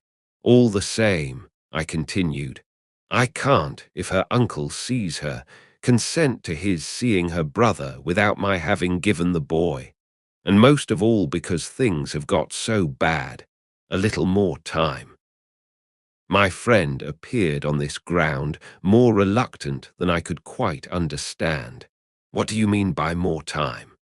Well, a day or 2, really, to bring it out. He'll then be on my side, of which you see the importance. If nothing comes, I shall only fail, and you will, at the worst, have helped me by doing, on your arrival in town, whatever you may have found possible. So I put it before her, but she continued for a little so inscrutably embarrassed that I came again to her aid. Unless, indeed, I wound up, you really want not to go. I could see it in her face at last clear itself. She put out her hand to me as a pledge. I'll go, I'll go this morning. I wanted to be very just. If you should wish still to wait, I would engage she shouldn't see me. No, it's the place itself. She must leave it. She held me a moment with heavy eyes, then brought out the rest. Your idea's the right one. I myself, miss. Well, I can't stay. The look she gave me with it made me jump at possibilities. You mean that since yesterday you have seen? She shook her head with dignity. I've heard. From that child horrors. There. She sighed with tragic relief. On my honor, miss, she says things. But at this evocation she broke down. She dropped, with a sudden sob, upon my sofa, and as I had seen her do before, gave way to all the grief of it. It was quite in another manner that I, for my part, let myself go. Oh, thank God! She sprang up again at this, drying her eyes with a groan. Thank God! It so justifies me. It does that, miss. I couldn't have desired more emphasis, but I just hesitated. She's so horrible. I saw my colleague scarce knew how to put it. Really shocking. And about me. About you, miss, since you must have it. It's beyond everything for a young lady. And I can't think wherever she must have picked up. The appalling language she applied to me. I can, then. I broke in with a laugh that was doubtless significant enough. It only, in truth, left my friend still more grave. Well, perhaps I ought to also, since I've heard some of it before. Yet I can't bear it, the poor woman went on while, with the same movement, she glanced on my dressing table at the face of my watch. But I must go back. I kept her, however. Ah, if you can't bear it. How can I stop with her, you mean? Why, just for that, to get her away. Far from this, she pursued, far from them. She may be different. She may be free. I seized her almost with joy. Then, in spite of yesterday, you believe in such doings. Her simple description of them required, in the light of her expression, to be carried no further, and she gave me the whole thing as she had never done. I believe. Yes, it was a joy, and we were still shoulder to shoulder. If I might continue sure of that, I should care but little what else happened. My support in the presence of disaster would be the same as it had been in my early need of confidence, and if my friend would answer for my honesty, I would answer for all the rest. On the point of taking leave of her, nonetheless, I was to some extent embarrassed. There's one thing, of course, it occurs to me to remember. My letter, giving the alarm, will have reached town before you. I now perceived still more how she had been beating about the bush, and how weary at last it had made her. Your letter won't have got there. Your letter never went. What then became of it? Goodness knows, Master Miles. Do you mean he took it? I gasped. She hung fire, but she overcame her reluctance. I mean that I saw yesterday, when I came back with Miss Flora, that it wasn't where you had put it. Later in the evening, I had the chance to question Luke, and he declared that he had neither noticed nor touched it. We could only exchange on this one of our deeper mutual soundings, and it was Mrs. Groves who first brought up the plum with an almost elated, "You see." Yes, I see that if Miles took it instead, he probably will have read it and destroyed it.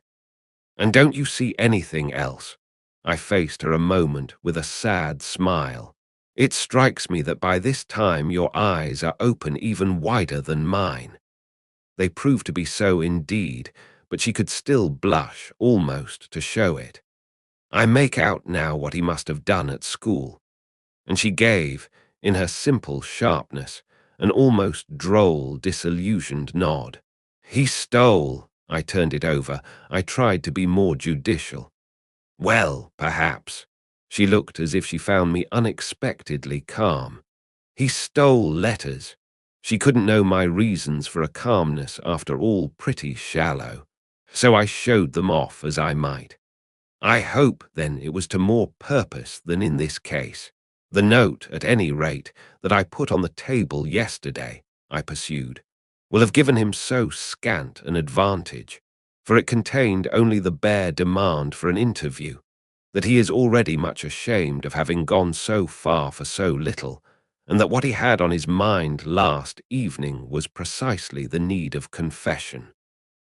I seemed to myself, for the instant, to have mastered it, to see it all. Leave us, leave us. I was already at the door, hurrying her off. I'll get it out of him. He'll meet me, he'll confess. If he confesses, he's saved. And if he's saved, then you are. The dear woman kissed me on this, and I took her farewell. I'll save you without him, she cried as she went. Chapter separator, XXII, yet it was when she had got off, and I missed her on the spot, that the great pinch really came. If I had counted on what it would give me to find myself alone with Miles, I speedily perceived, at least, that it would give me a measure. No hour of my stay, in fact, was so assailed with apprehensions as that of my coming down to learn that the carriage containing Mrs. Groves and my younger pupil had already rolled out of the gates. Now I was, I said to myself, face to face with the elements, and for much of the rest of the day, while I fought my weakness, I could consider that I had been supremely rash. It was a tighter place still than I had yet turned round in, all the more that, for the first time, I could see in the aspect of others a confused reflection of the crisis. What had happened naturally caused them all to stare. There was too little of the explained, throw out whatever we might, in the suddenness of my colleague's act. The maids and the men looked blank, the effect of which on my nerves was an aggravation until I saw the necessity of making it a positive aid. It was precisely, in short, by just clutching the helm that I avoided total wreck. And I dare say that, to bear up at all, I became, that morning, very grand and very dry. I welcomed the consciousness that I was charged with much to do, and I caused it to be known as well that, left thus to myself, I was quite remarkably firm. I wandered with that manner, for the next hour or two, all over the place and looked, I have no doubt, as if I were ready for any onset. So, for the benefit of whom it might concern, I paraded with a sick heart. The person it appeared least to concern proved to be, till dinner, little Miles himself. My perambulations had given me, meanwhile, no glimpse of him, but they had tended to make more public the change taking place in our relation as a consequence of his having at the piano, the day before, kept me, in Flora's interest, so beguiled and befooled. The stamp of publicity had of course been fully given by her confinement and departure, and the change itself was now ushered in by our non-observance of the regular custom of the schoolroom. He had already disappeared when, on my way down, I pushed open his door, and I learned below that he had breakfasted, in the presence of a couple of the maids, with Mrs. Groves and his sister.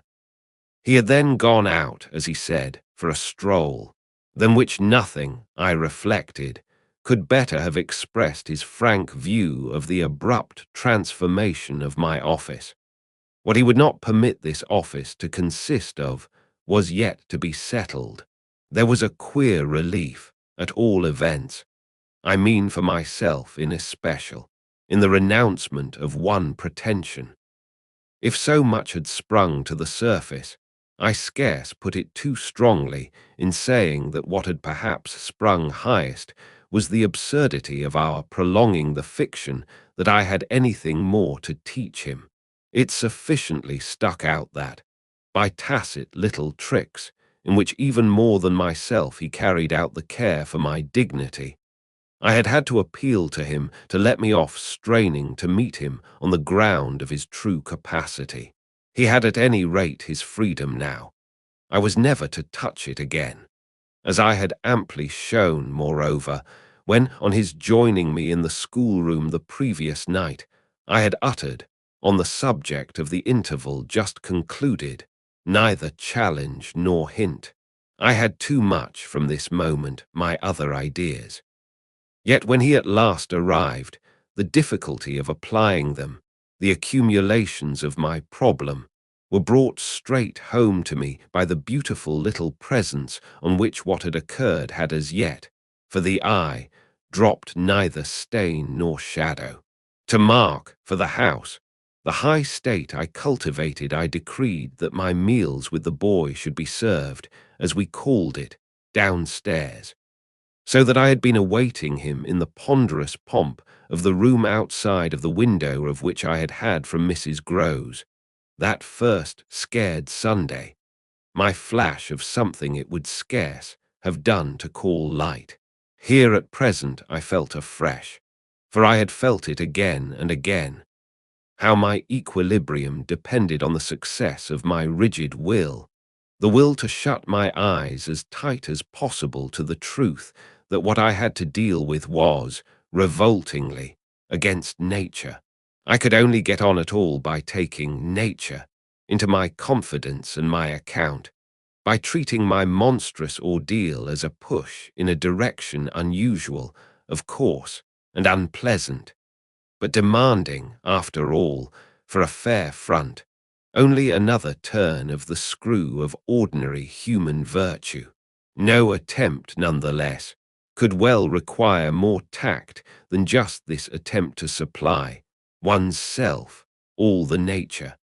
How could I put even a little of that article into a suppression of reference to what had occurred? How, on the other hand, could I make reference without a new plunge into the hideous obscure? Well, a sort of answer, after a time, had come to me, and it was so far confirmed as that I was met, incontestably, by the quickened vision of what was rare in my little companion. It was indeed as if he had found, even now, as he had so often found at lessons, still some other delicate way to ease me off. Wasn't there light in the fact which, as we shared our solitude, broke out with a specious glitter it had never yet quite worn?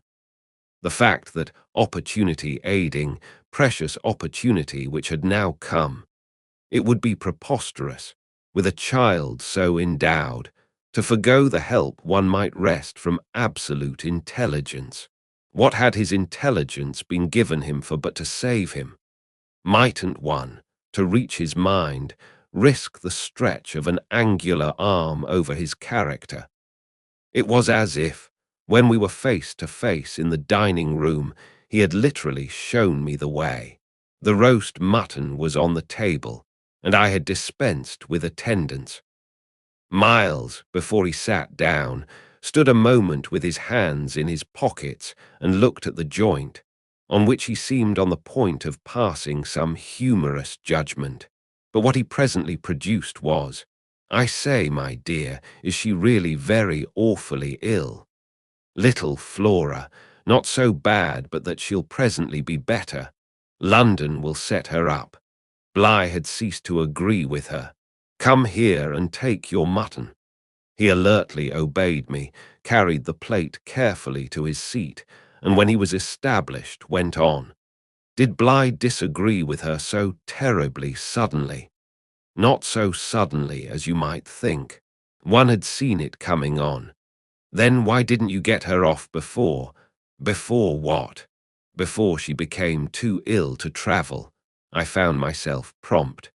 She's not too ill to travel. She only might have become so if she had stayed. This was just the moment to seize. The journey will dissipate the influence. Oh, I was grand, and carry it off. I see, I see. Miles, for that matter, was grand too. He settled to his repast with the charming little table manner that from the day of his arrival had relieved me of all grossness of admonition. Whatever he had been driven from school for, it was not for ugly feeding. He was irreproachable as always today, but he was unmistakably more conscious. He was discernibly trying to take for granted more things than he found, without assistance, quite easy, and he dropped into peaceful silence while he felt his situation. Our meal was of the briefest, mine a vain pretense, and I had the things immediately removed. While this was done, Miles stood again with his hands in his little pockets and his back to me, stood and looked out of the wide window through which, that other day, I had seen what pulled me up. We continued silent while the maid was with us. As silent, it whimsically occurred to me, as some young couple who, on their wedding journey at the inn, feel shy in the presence of the waiter. He turned round only when the waiter had left us. "Well, so we're alone. Chapter separator XXII. Oh, more or less." I fancy my smile was pale. "Not absolutely. We shouldn't like that," I went on. "No, I suppose we shouldn't. Of course we have the others." "We have the others. We have indeed the others," I concurred. "Yet even though we have them," he returned, still with his hands in his pockets and planted there in front of me, "they don't much count, do they?" I made the best of it, but I felt one. "It depends on what you call much." "Yes, with all accommodation. Everything depends. On this, however, he faced to the window again and presently reached it with his vague, restless, cogitating step. He remained there a while, with his forehead against the glass, in contemplation of the stupid shrubs I knew and the dull things of November. I had always my hypocrisy of work, behind which now I gained the sofa, steadying myself with it there, as I had repeatedly done at those moments of torment that I have described as the moments of my knowing the children to be given to something from which I was barred. I sufficiently obeyed my habit of being prepared for the worst. But an extraordinary impression dropped on me as I extracted a meaning from the boy's embarrassed back. None other than the impression that I was not barred now. This inference grew in a few minutes to sharp intensity and seemed bound up with the direct perception that it was positively he who was. The frames and squares of the great window were a kind of image for him of a kind of failure. I felt that I saw him, at any rate, shut in or shut out. He was admirable, but not comfortable. I took it in with a throb of hope. Wasn't he looking, through the haunted pane, for something he couldn't see? And wasn't it the first time in the whole business that he had known such a lapse? The first, the very first. I found it a splendid portent. It made him anxious, though he watched himself. He had been anxious all day, and even while in his usual sweet little manner he sat at table, had needed all his small, strange genius to give it a gloss. When he at last turned round to meet me, it was almost as if this genius had succumbed. "Well, I think I'm glad Bligh agrees with me. You would certainly seem to have seen, these 24 hours, a good deal more of it than for some time before. I hope," I went on bravely, "that you've been enjoying yourself." "Oh, yes, I've been ever so far, all round about miles and miles away. I've never been so free." He had really a manner of his own, and I could only try to keep up with him. "Well, do you like it?" He stood there smiling. Then at last he put into 2 words, "Do you?" More discrimination than I had ever heard 2 words contain. Before I had time to deal with that, however, he continued, as if with the sense that this was an impertinence to be softened. "Nothing could be more charming than the way you take it, for of course if we're alone together now it's you that are alone most. But I hope," he threw in, "you don't particularly mind." "Having to do with you?" I asked. "My dear child, how can I help minding?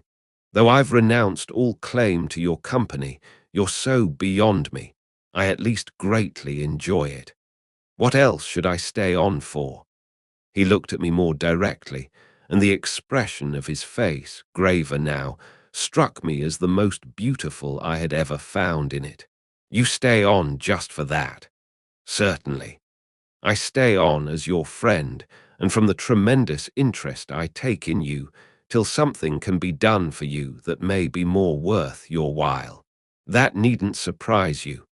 My voice trembled so that I felt it impossible to suppress the shake. "Don't you remember how I told you, when I came and sat on your bed the night of the storm, that there was nothing in the world I wouldn't do for you?" "Yes, yes."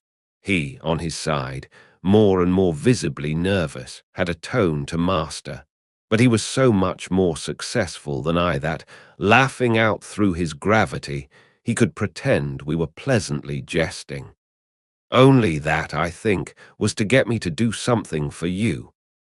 "It was partly to get you to do something," I conceded. "But you know you didn't do it."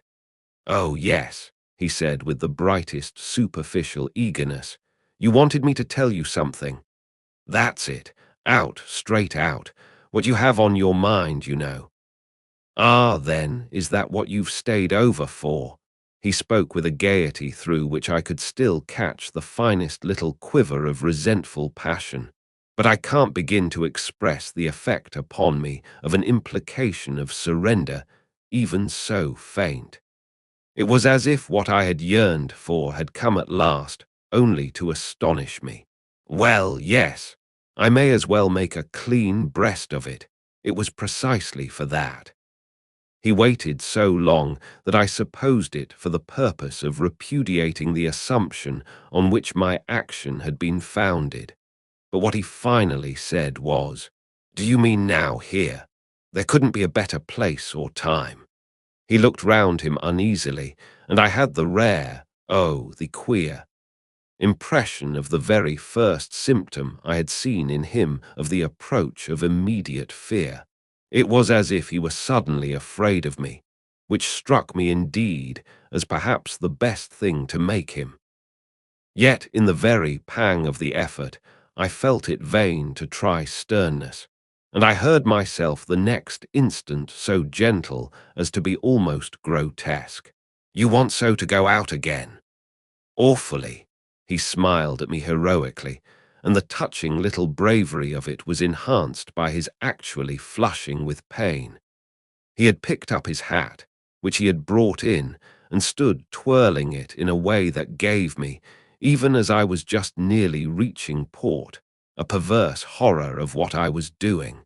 To do it in any way was an act of violence. For what did it consist of but the obtrusion of the idea of grossness and guilt on a small helpless creature who had been for me a revelation of the possibilities of beautiful intercourse? Wasn't it base to create for a being so exquisite a mere alien awkwardness?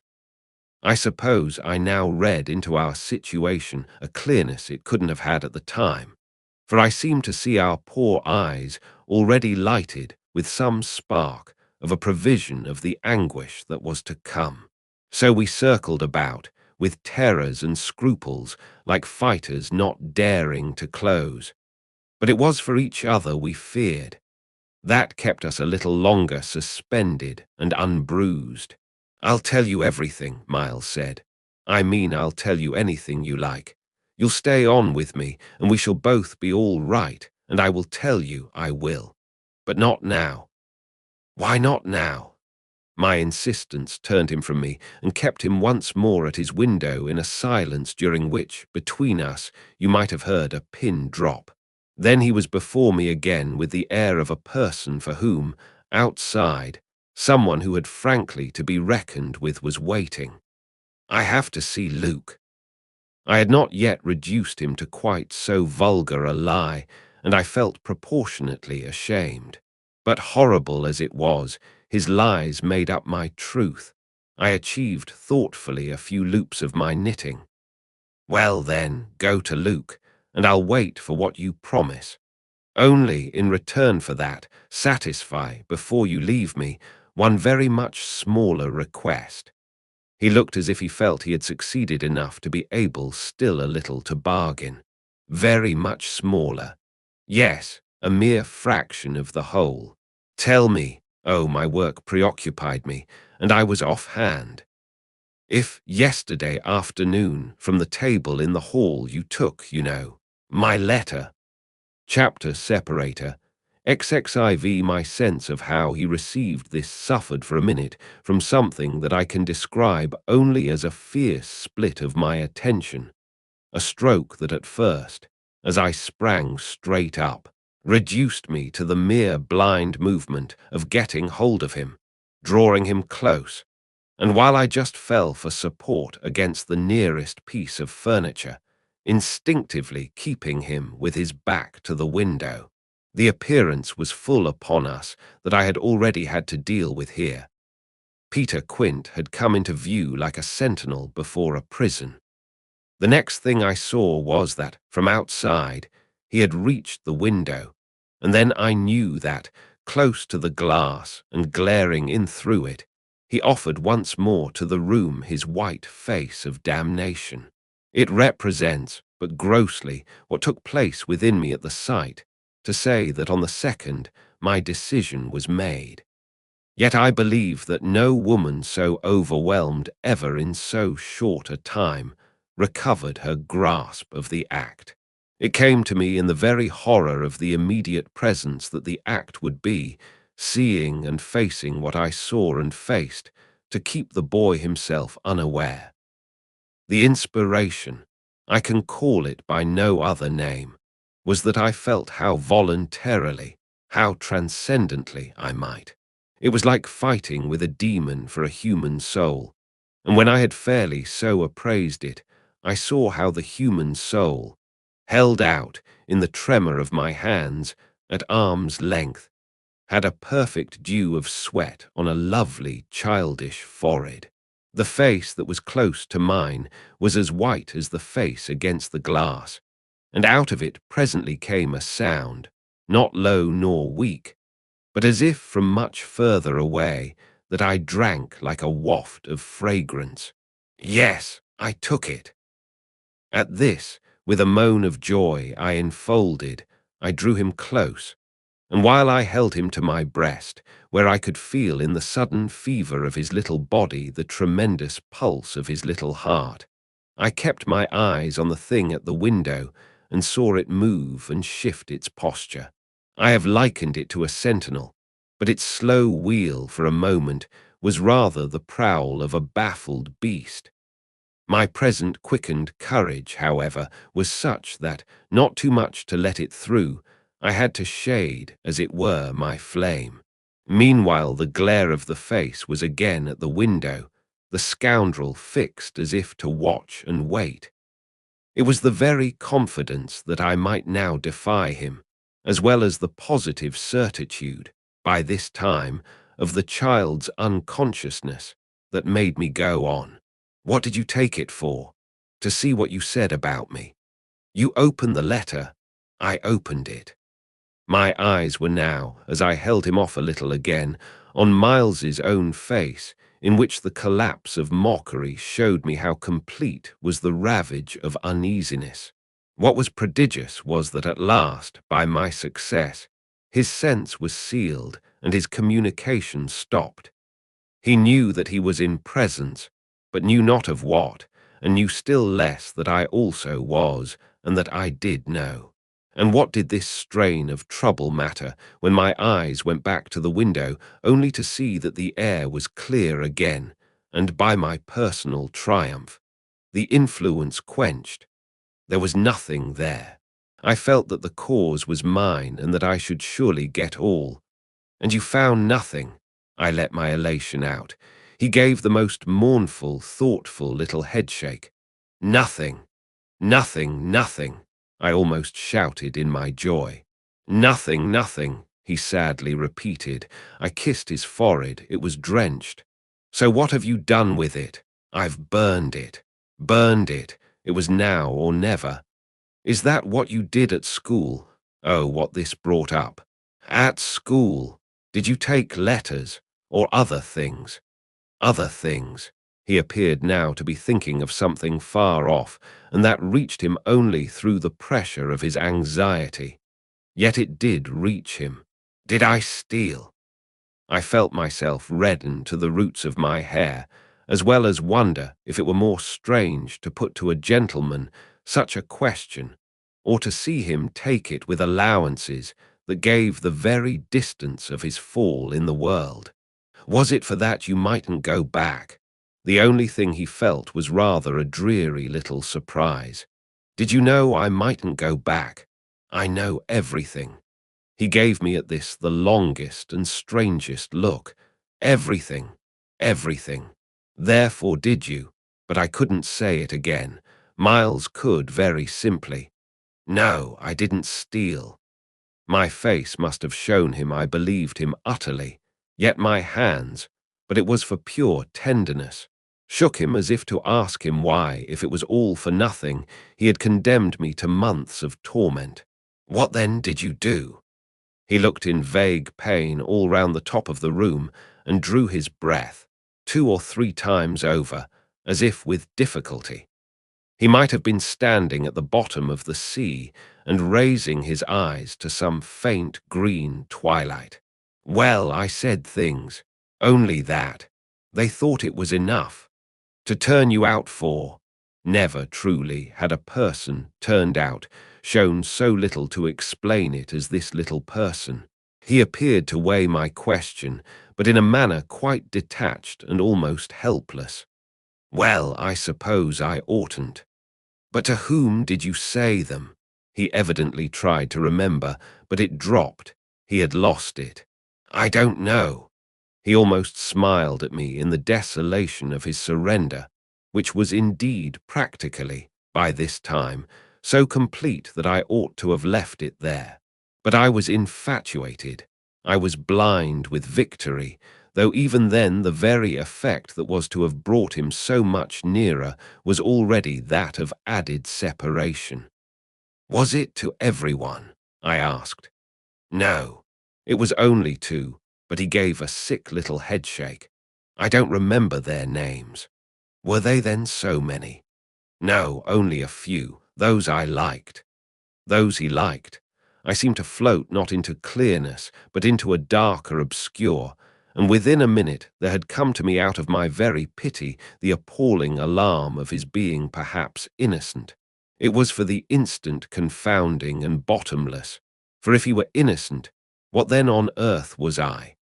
Paralyzed, while it lasted, by the mere brush of the question, I let him go a little, so that, with a deep-drawn sigh, he turned away from me again, which, as he faced toward the clear window, I suffered, feeling that I had nothing now there to keep him from.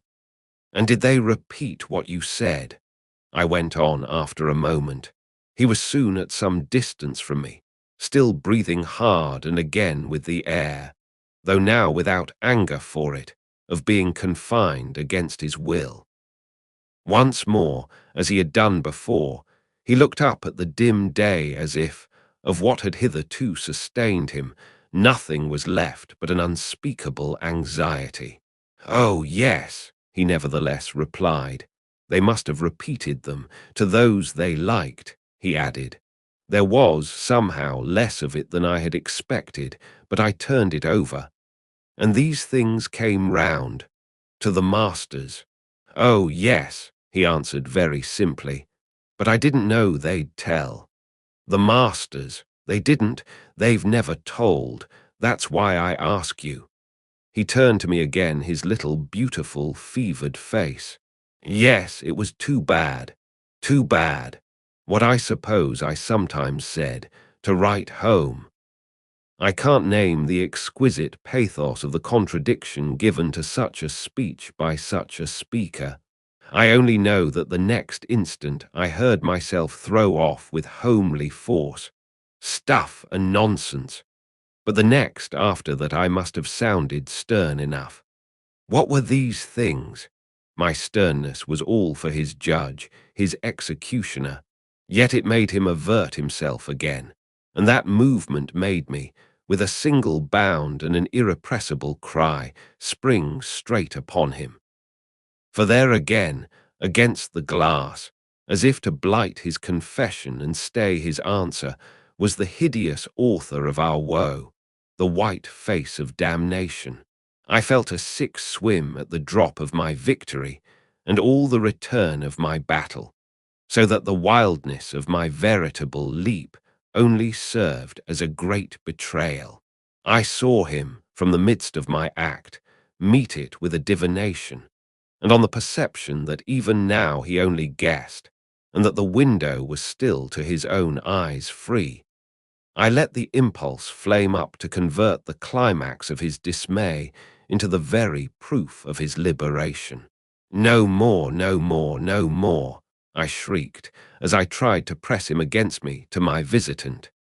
Is she here? Miles panted as he caught with his sealed eyes the direction of my words. Then, as is strange, she staggered me, and with a gasp I echoed it. Miss Jessel, Miss Jessel. He with a sudden fury gave me back. I seized, stupefied, his supposition, some sequel to what we had done to Flora, but this made me only want to show him that it was better still than that. It's not Miss Jessel, but it's at the window, straight before us. It's there, the coward horror there for the last time. At this, after a second in which his head made the movement of a baffled dog's on a scent, and then gave a frantic little shake for air and light.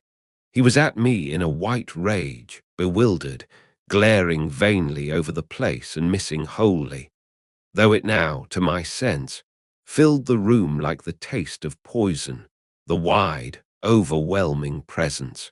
It's he! I was so determined to have all my proof that I flashed into ice to challenge him.